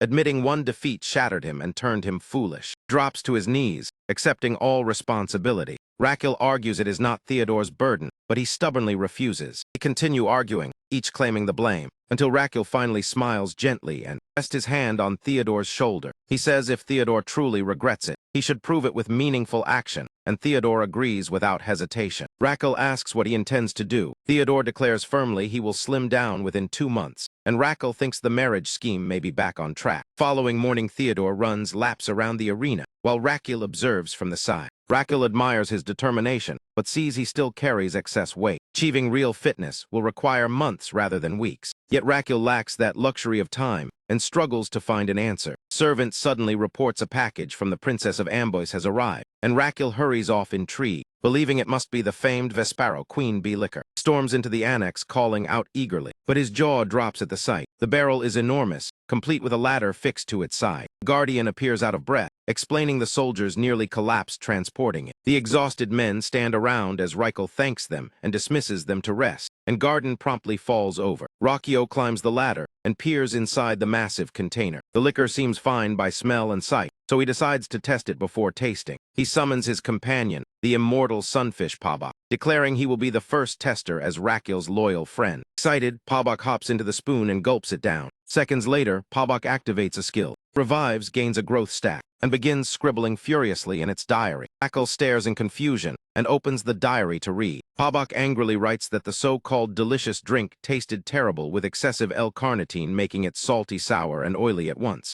complaining that Theodore's fatty acids were triggered and its belly fat stolen like theft. And Raquel realizes L-carnitine burns fat intensely. Normally only 2 grams per day is safe, but this liquor surpasses limits, offering endless fat burning without side effects. A true marvel. Raquel's eyes widen at the thought of giving it to Theodore. It could slim him down and become a lucrative diet product. He calls for Theodore, declaring it is time to burn fat. Theodore drinks and begins exercising immediately. Theodore groans he cannot keep running. Raquel urges him on and makes him drink tonic afterward. 2 months later, Theodore's effort shows results, and his physique is once again firm and well-defined. Raquel praises him sincerely for his perseverance. Theodore jokes, asking why Raquel looks so serious. After examination, Raquel notes Theodore's organs are fatigued from rapid slimming, and such drastic change strains the body. His organs joke about kidney stones, and he realizes his kidney awakened like an Amboise. Apologizing for digressing, he assures Theodore the results are fine, though he must rest a month. Raquel smiles, saying the outcome exceeds expectations,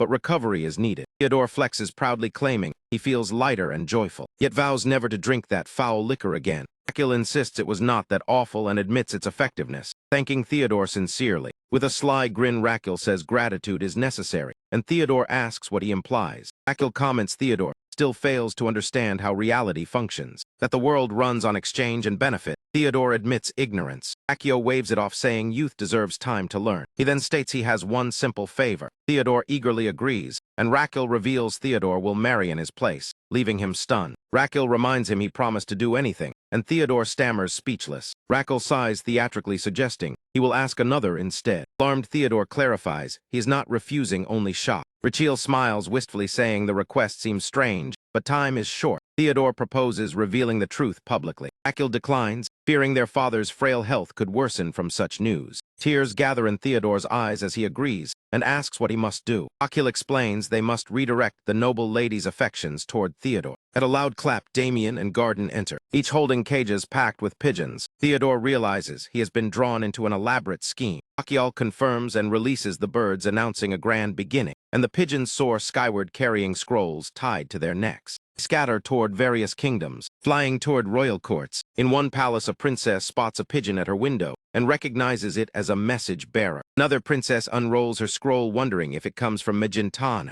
Elsewhere, a princess gasps, reading that only the first 50 invitees may attend the royal banquet. Panics, ordering servants to prepare the carriage immediately, demanding the swiftest horses as others do likewise. Soon numerous princesses rush to depart, hoping to arrive first. Carriages race through streets, wheels clattering as the women compete, one shouting she must be in the top 50, another boasts she already leads the race, and one even seizes the reins herself to urge speed. This frantic contest later inspires the Imperial Machair Rally, a prestigious women's international race held every 5 years. At the palace entrance, the steward announces no further entry allowed. Guards turn away late arrivals while some plead for expansion. Those admitted inside sigh with relief, grateful for their fortune. From a nearby tree, a shadowy figure observes quietly before disappearing. Within the hall, the princesses sit, whispering about the crown prince's true nature. Some question rumors of his frailty. Servants serve dishes as chatter grows. One claims he defeated a swordmaster, while another says he opened a free clinic, leading them to believe he is both mighty and kind. Announcer proclaims Crown Prince Rachel Adrian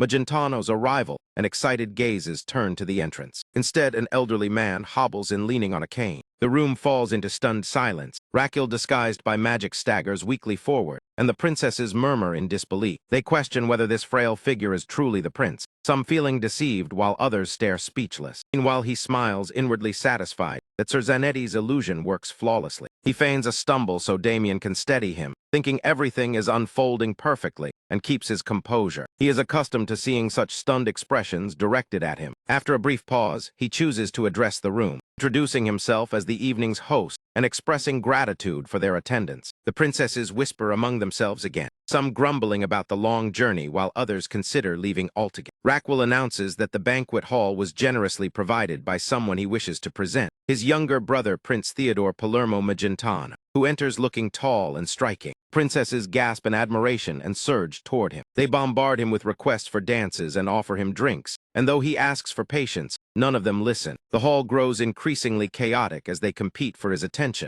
and Raquel's voice calling him is drowned out by the noise. Damien chuckles softly as he observes Theodore being completely overwhelmed. Rachel realizes his scheme has succeeded, and the task of redirecting the proposals is complete. With the princesses now focused on Theodore, he decides to slip away, telling Damien he needs fresh air and asking him to bring a drink later. On the terrace, Raquel retrieves a small flask. He uncorks it and drinks alone as the disguise melts away, revealing his true appearance. The cool night breeze soothes him, and he savors the rare quiet after months of turmoil since ambush. Without warning, a hand clamps over his mouth and a blade presses to his throat, making his body tense instantly. He identifies the attacker as an elf and wonders how she bypassed Damien's awareness. The elf asks icily whether he recently started a forest fire. Confused, he denies it at first. She accuses him of lying and reminds him of the blaze that destroyed the Apollo's nest half a year earlier. Concedes that perhaps it could be considered recent, though he argues that months hardly qualify as new. She insists she chose her words deliberately. He suggests she lower her weapon if she seeks negotiation, and she demands proper compensation for the forest he ruined. Raquel apologizes sincerely, acknowledging his motives do not justify the destruction. He understands elves cherish plant life deeply and never harm it. He offers restitution and asks what form she desires. She declares he must personally restore the forest to its former state, and he repeats in disbelief that she expects him to replant everything himself. She further insists he nurture the land until it mirrors its original beauty. Points out such recovery might require 2 decades, but she shrugs as if that is brief. Frustration rises within him as he realizes elves who live millennia see 20 years as trivial. For him, it is a significant span of life, so he proposes financing the restoration instead. He bristles angrily, stating gold holds no value for a kind. He clarifies he means substantial wealth, enough chests of gold to cover everything. She pauses, clearly tempted by the scale of his offer. Sensing her hesitation, he presses further, arguing that skilled workers funded properly could revive the forest faster than he alone ever could. She calls his logic cunning. She cannot dismiss its practicality. She decides to consider it, and Raquel encourages a short respite before she returns with her decision, which she agrees to. He smiles approvingly, saying it is wise, and assures her he will wait at the annex. Once she vanishes, Raquel exhales heavily and mutters that preparations must begin. The next morning, the steward enters to summon Theodore. Theodore opens his eyes sluggishly with drool at the corner of his lips. Seated at the table,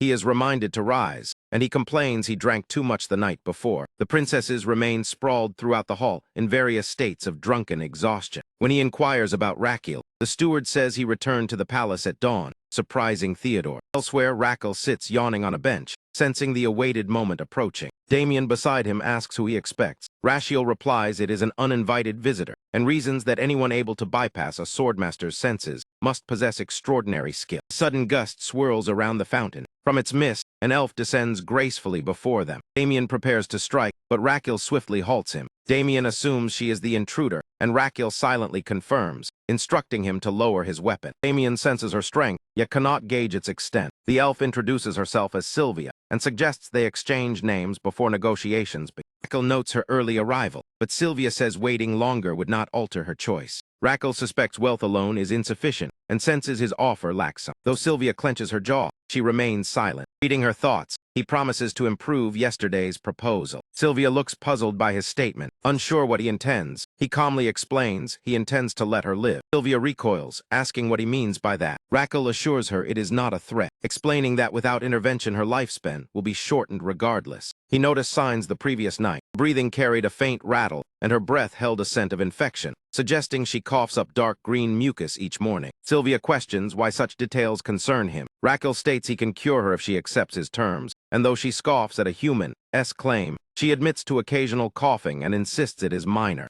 Raquel disagrees, saying the condition is far more severe. He summons Pabak, the small mythical being who appears instantly. Sylvia stares in alarm at the creature's presence. Raquel orders Pabak to display her pulse record. A projection materializes showing an image of her lungs. He points to a bright red area and explains a parasite has taken root there, gradually deteriorating her health. Sylvia doubts him, wary that humans can deceive. Yet recalling elders' teachings that mythical beings do not lie, she grows uneasy. She asks what the parasite is. Raquel names it a lung fluke, scientifically called paragonimus. He explains it feeds within her lungs, and shock overtakes Sylvia as she wonders how it entered her body. He insists she has never suffered curses or dark magic, and Raquel clarifies she likely consumed its larvae unknowingly. He suggests it came from her diet, possibly raw meat. The larvae traveled through her system and lodged in her lungs. The odor on her breath signals inflammation, and the subtle rattle may hint at early pneumothorax. He adds that cysts, essentially worm sacs, are forming within her lungs. She asks about cysts. Raquel bluntly calls them nests for parasites, widening her eyes in alarm.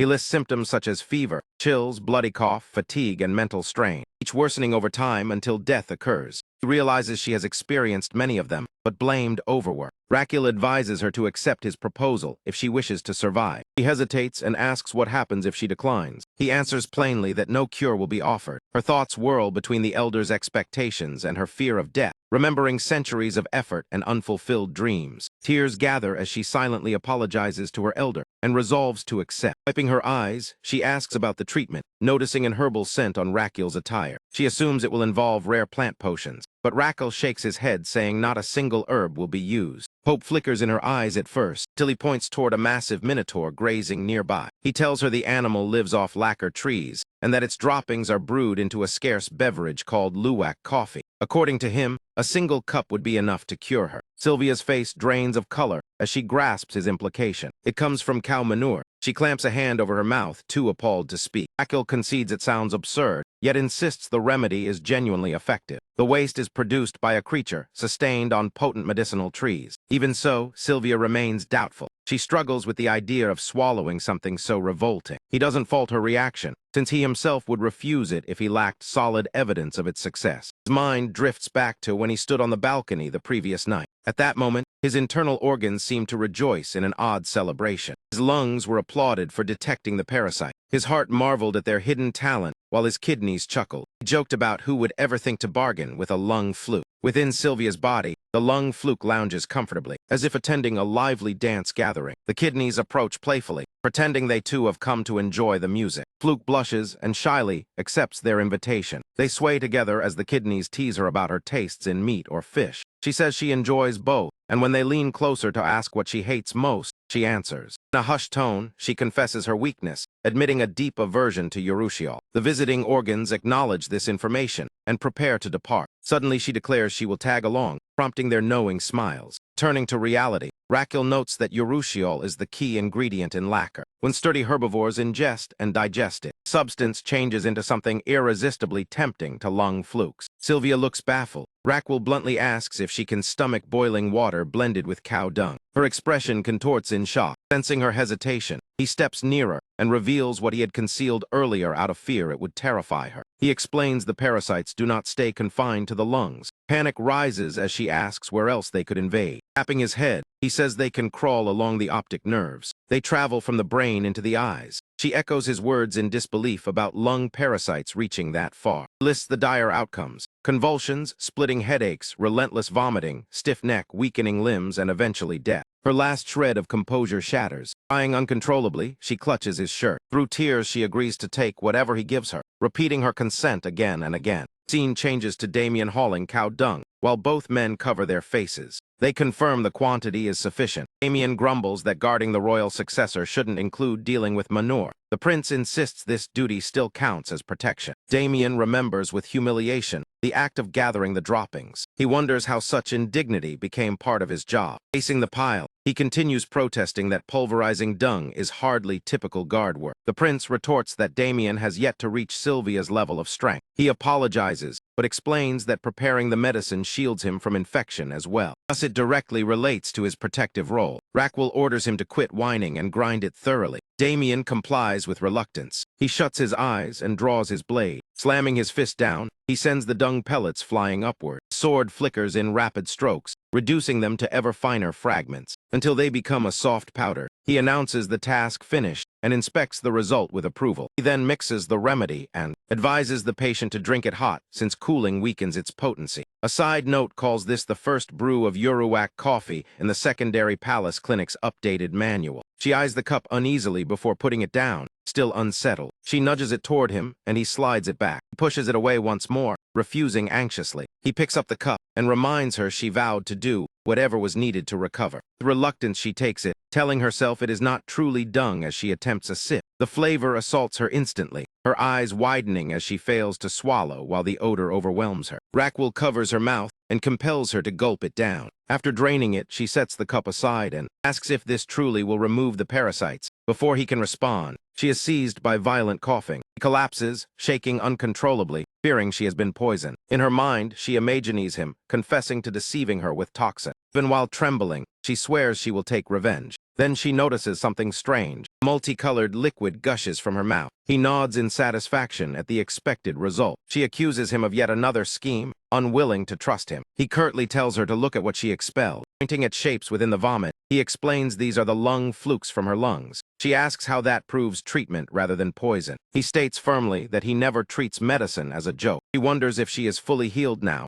and he awkwardly says not entirely. Her anger flares, and she reaches for her weapon. He remarks she needn't be so upset over drinking waste. This only fuels her rage. He adds that she must drink the brew twice a day, morning and night, until no parasites remain. News crushes her spirit, and tears spill freely. Over the following days, she continues the regimen, each dose bringing up more flukes. He keeps encouraging her improvement. A system alert appears. It confirms Uruak coffee was administered using herbal decoction techniques, boosting medical efficiency by 14%. Another notice explains she had progressive lung fluke disease that would have killed her within 3 years untreated. The brew eradicates them and activates medical expense claim level 2. Lifespan increases by 7.3 decades, but the system halves it due to her non-human status, converting it to 68 bonus days and setting her remaining life at 376 days. The prince feels pleased, believing this aligns with his expectations about elves. He congratulates her on completing the cure. She asks if she must keep drinking the coffee. He assures her the parasites are gone,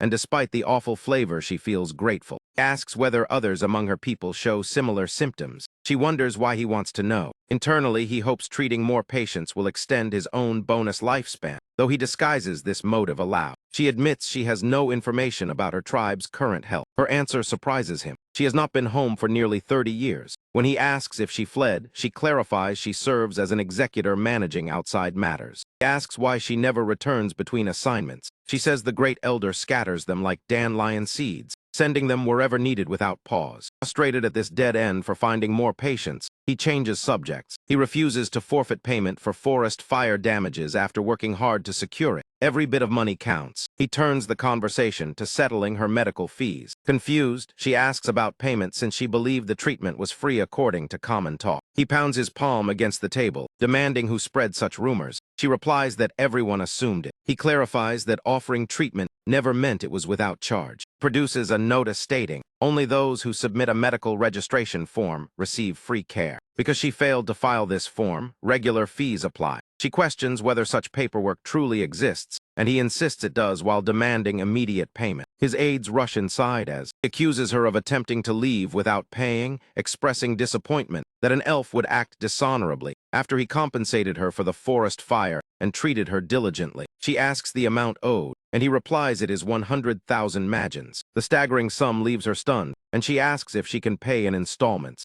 He asks if she possesses any money at all, and she confesses she is completely penniless. He stresses that this is a major issue. Cultivating lacquer trees rich in urushiol requires tremendous expense, and the tools used to brew the coffee were equally costly investments. An aide cuts in to report they are currently operating at a deficit. The aide warns they may have to pawn the prince's belongings again. She proposes that the imperial household should pay instead, but he explains she misunderstands the emperor's philosophy. His Majesty refuses financial aid, believing hardship builds independence. He wonders if there is any way to repay him other than with money. He says there is indeed another solution. She can work off the debt through labor. Aqua lounges confidently amid chests brimming with gold, marveling to Damien that everything sold out overnight. Without warning, Sylvia storms in, fury written across her face. She marches toward them and accuses him of trickery. She rages that the deal only required her to stand as a model. Instead, she was dragged into an elaborate con. She calls him a swindler unworthy of royal blood. He rejects the accusation, saying he is no fraud. If anything, he is a prince skilled in marketing medicine. Elsewhere, lively music echoes through the second prince's estate. Several princesses surround him, urging him to keep drinking. He complains they have already spent days in revelry and fears his body will waste away. One insists the party has just begun. Another questions his reluctance, and he answers in bewilderment. A princess declares he belongs to her. He challenges her claim, saying luxury has muddled her thinking. She retorts that he seems equally confused. Both women simultaneously accuse the other of gaining weight. Their quarrel intensifies as one argues she is merely retaining water, not actually fat. Continue bickering, even debating whether the vineyards can survive their relentless drinking. One boldly announces she will marry the second prince. Her rival immediately echoes the claim, even offering to forfeit her position regarding the crown prince, and the other matches the concession. Voice cuts through the chaos, expressing gratitude for everyone's attendance. Speaker is our protagonist disguised as an elderly man. Damien stands beside him, offering physical support. Princesses inwardly bristle at the disruption to their festive mood. Acknowledges his royal standing while remarking on their fierce expressions. He announces he has brought an extraordinary present and opportunity. The princesses instantly redirect their rivalry, each claiming she will yield the crown prince. Internally, he feels indifferent to their words, focused only on executing his scheme and curious how long their enthusiasm will last. He proclaims loudly that he has achieved a groundbreaking discovery in weight control. Mention of slimming captures every princess's full attention. He unveils what he calls the ultimate dieting remedy. Sylvia steps down in a refined gown, serving as the live example. He gestures proudly toward her altered figure. Formula contains concentrated L-carnitine extracted from the Vespero's queen. From the first dose, it incinerates fat like a fusion reactor. He motions at Sylvia, implying anyone can replicate her transformation. Inside, her anger boils as he continues his dramatic pitch. He asks her to strike various poses, quietly reminding her of the debt she still owes. His composure falters when she unexpectedly flexes well-defined muscles. The princesses gasp in awe at her toned physique. Theodore watches in stunned disbelief. One princess asks if the pill truly creates such astonishing effects. Sylvia admits she has been pushing herself hard since arriving. Another princess notes her own face has grown noticeably rounder. Princesses clamor to purchase the medicine. One asks her friend's opinion, who declares she has struggled with weight her entire life and will buy it at any price. The other immediately pledges the same. He announces a limited edition showcase package and reveals a table stacked with products. Princesses rush forward in disorder, each insisting on being first. He calls for them to line up properly. His internal organs cheer at his successful marketing strategy. One organ remarks he is not just selling medicine, but squeezing every coin possible. Another questions the morality of an elf advertising diet pills and hints at exaggeration. He dismisses the ethical doubts, focused solely on profit. His organs admire his shrewdness. Returning to the present, he admits to Sylvia that his tactics might appear dubious. Nevertheless, the product genuinely works. Tested it extensively on the second prince, who lost weight dramatically. She considers his explanation carefully, asking if the lone man among the princesses was truly the trial subject. Confirms it and adds that pills alone are insufficient. The package also provides detailed guidance and precautions. A clause promises a full refund if customers follow the regimen without results. Wonders how compliance could be proven. He replies that the burden lies with the claimant and tells her not to fret. He will compensate her properly. The previous evening's sales brought in an enormous fortune. Wealthy buyers snapped up premium packages. After paying damage compensation, the remaining funds will support his next project. She inwardly fumes that this fortune should cover her medical bill. Despite her irritation, she forces a strained laugh. He invites her to stay at the palace as long as she likes, explaining he must now meet the emperor. She asks why. He says the emperor summoned him this morning and likely intends to reprimand him. She notes how unconcerned he seems despite expecting criticism. He slips on his jacket as he leaves. He explains that today's scolding is essential groundwork for his next move. Upon arrival, the emperor demands to know why he treated arranged marriages like a farce. The emperor calls his conduct disgraceful and asks if he believed it would go unnoticed. Internally, he reflects that this ruler loves tests, and enduring this trial will earn him rewards. The emperor voices disappointment that alliances with powerful families were trivialized and shifted to his younger brother. He also mentions the medicine sales at last night's banquet, including the contract signings that crossed acceptable limits. He calmly replies that he never mocked imperial marriages. The emperor admits he already knew that. The emperor narrows his eyes, asking if he has grasped his true intentions. He answers yes. When asked when he realized it, he explains it was shortly after seeing the first batch of proposals. He says the emperor never truly meant for him to marry any of them. The emperor challenges his certainty. He explains that if marriage had been desired, grandchildren would already exist. Strong heirs could have replaced his weak body. From the outset, succession was not the real objective. The arrangements merely prepared for an early death scenario. If he died while an heir was still young, and the empress hailed from a dominant clan, that family could control the child and seize power, which the emperor would never allow. Therefore, none of the women were genuine candidates. He simply followed the emperor's hidden decision. The emperor concedes that the rejections were managed with proper justification to silence critics. He affirms this view, and the emperor admits his insight surpasses expectations. He humbly accepts the compliment, while the emperor privately marvels. The boy who once caused him anguish has grown perceptive and wise. Ending the discussion, the emperor demands to know what he truly seeks. Otherwise, he would not have arrived so quickly after being summoned. Confidence swells within him,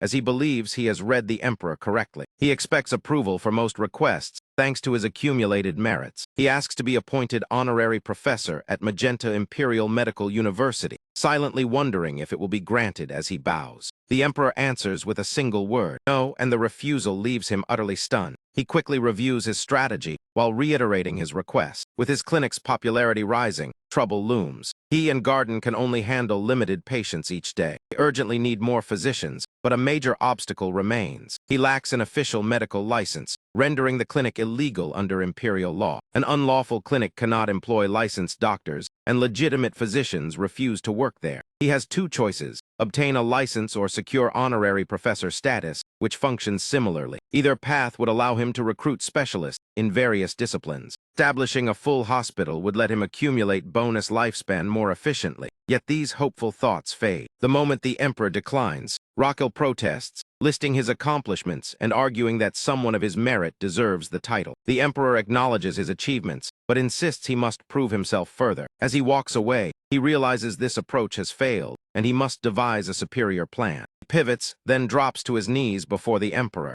He declares his wish to heal and protect even more lives. The emperor's face shifts noticeably at those words. Instead of granting an honorary professorship, the emperor issues a different decree. Crown Prince is to enroll in the medical university's final year and personally sit for the graduation examination. He stands there stunned. When asked if he objects, he smiles sincerely and agrees, thinking his father always turns everything into a test. Later, seated inside the medical institute, he feels irritated that something simple will now consume months of effort. Regardless, he must endure it to establish his hospital, and the added funding would not hurt either. A man approaches and introduces himself as Belvedere, dean of the medical university, offering formal greetings to the Crown Prince. He apologizes for the modest reception, explaining an urgent patient demanded attention. Rackwell replies that a true physician always places patients first. The dean thanks him for his understanding. Internally, he senses the dean's cool attitude, likely suspecting royal influence might distort fairness. The university probably views Rackwell's medical methods as unconventional or dubious. The only way forward is to prove his skill outright. He asks to be shown around the campus. Offered a full tour, he politely declines. Instead, he requests details about the graduation exam he will undertake, and the dean agrees. Damien is instructed to return elsewhere. His confidence rises about the exam, recalling he once ranked second at Seoul National University's medical program.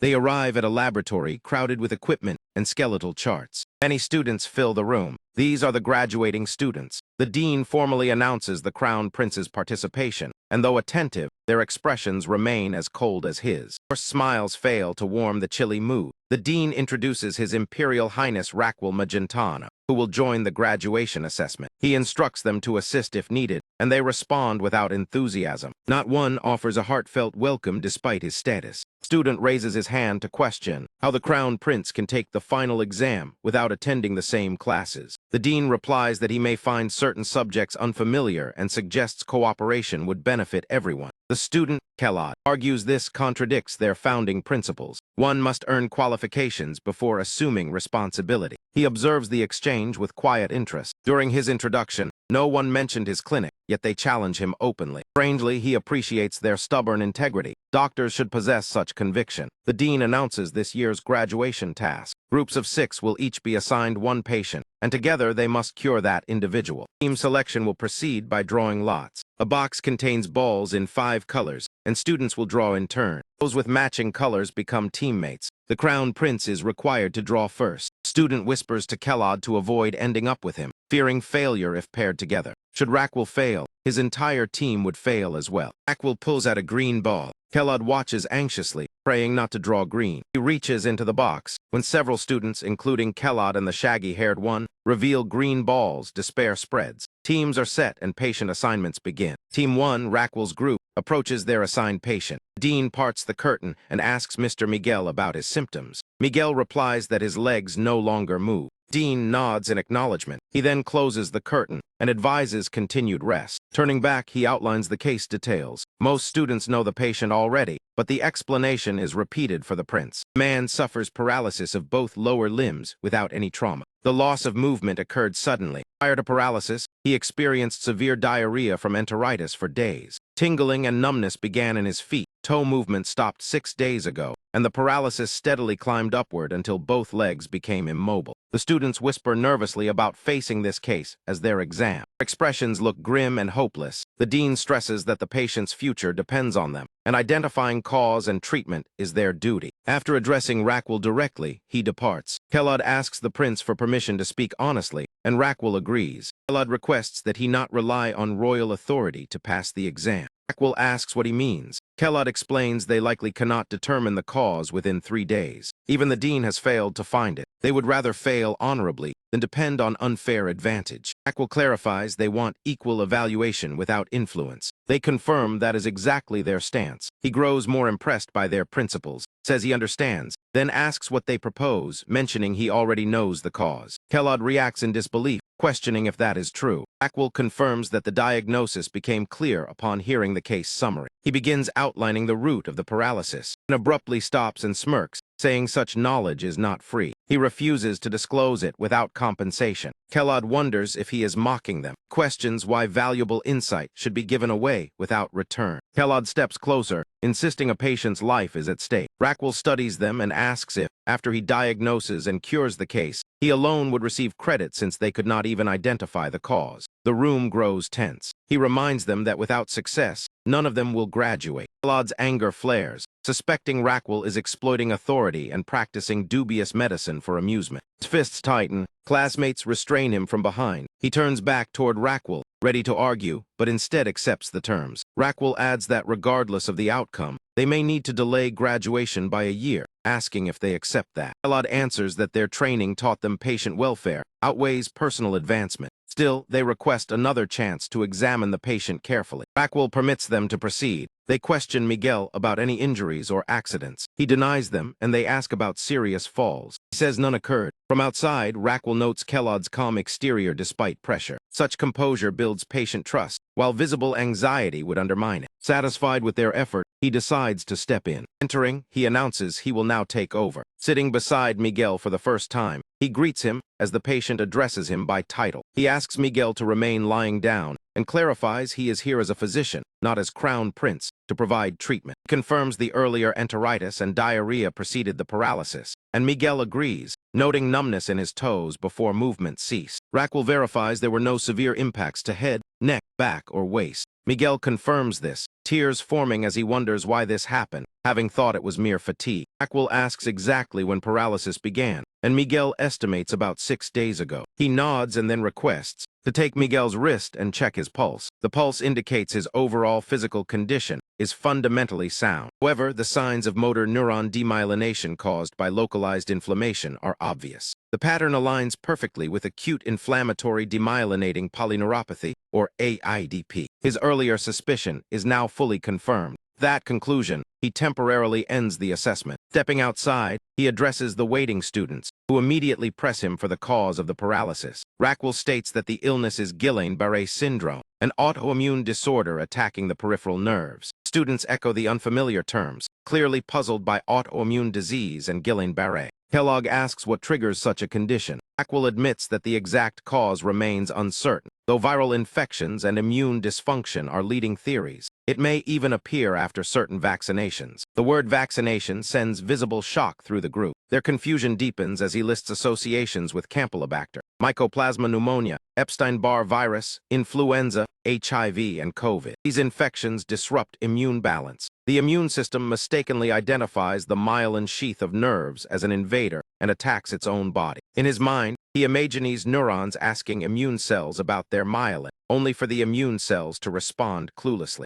mistaking it for a harmful bacterium and striking without hesitation. He explains that this damage interrupts nerve signals, causing paralysis, though he clarifies it remains a strong theory rather than absolute fact. Kellogg points out that even Rackwell cannot state the exact cause. Rackwell dismisses the concern, saying he knows how to treat it. Kellogg argues that treating without knowing the root cause sounds misleading. Rackwell counters by asking if Kellogg believes he is incompetent. Kellogg demands to know where he obtained such knowledge. Rackwell answers that he read it within the Imperial Archives. Those archives preserve medical knowledge from an ancient lost supercivilization. Students panic inwardly, aware that access to such records is highly restricted. Rackwell shifts their attention back to something more pressing than belief. Patient's breathing is about to worsen. Kellogg asks what he means. Rackwell explains that some patients develop acute respiratory failure due to diaphragm nerve paralysis. His inner consultation with his organs had hinted at diaphragm tingling from the lungs perspective. That sensation signals possible respiratory collapse. He warns that deterioration can be rapid and may require mechanical ventilation, instructing Kellogg to monitor the patient while he fetches equipment. The students murmur, confused about the need for a ventilator. Rackwell demands why they are standing idle instead of checking the patient. They snap to attention and hurry off. Left alone, Rackwell bends to search beneath the bed,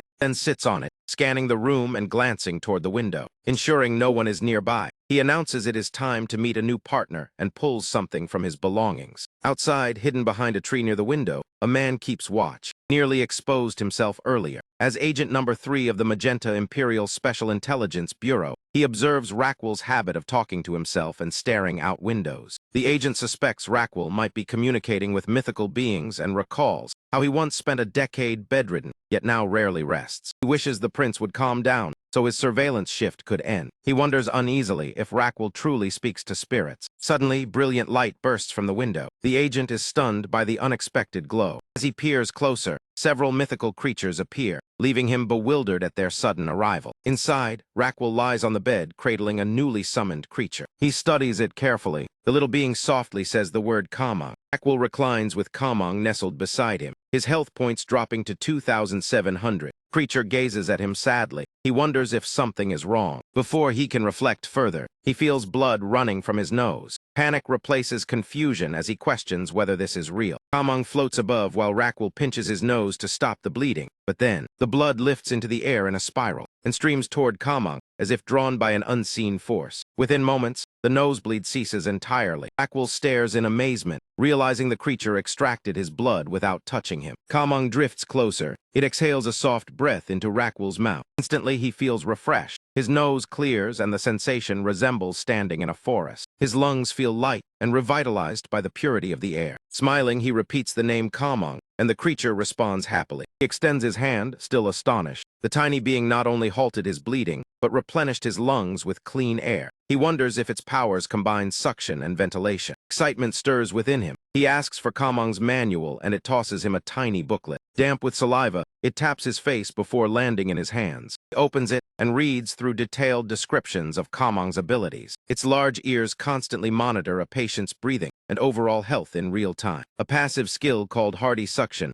allows it to remove mucus or obstructions from airways without contact. Another ability, fresh breath, lets it deliver oxygen-rich air into the lungs in harmony with natural breathing. The strength automatically adjusts according to the patient's condition. Rakwell cannot conceal his amazement. He feels as though he has discovered an invaluable treasure. Meanwhile, in another wardroom, Kellogg checks on Miguel, who lies still and struggling for breath. He quickly realizes the respiratory failure is worsening. Miguel opens his eyes faintly, trying to speak. His voice fades to almost nothing. Kellogg urges him to stay calm and remains by his side. Miguel's chest rises only shallowly. His trembling hands reveal the severity of his condition. Kellogg recognizes clear signs of acute respiratory failure. He orders nurses to elevate Miguel's upper body to ease breathing. They comply, yet he continues gasping. Some staff propose herbal remedies, while others caution they could worsen matters. They debate whether to summon the dean. Amid the chaos, Kellogg's mind blanks, feels painfully aware of his own limitations.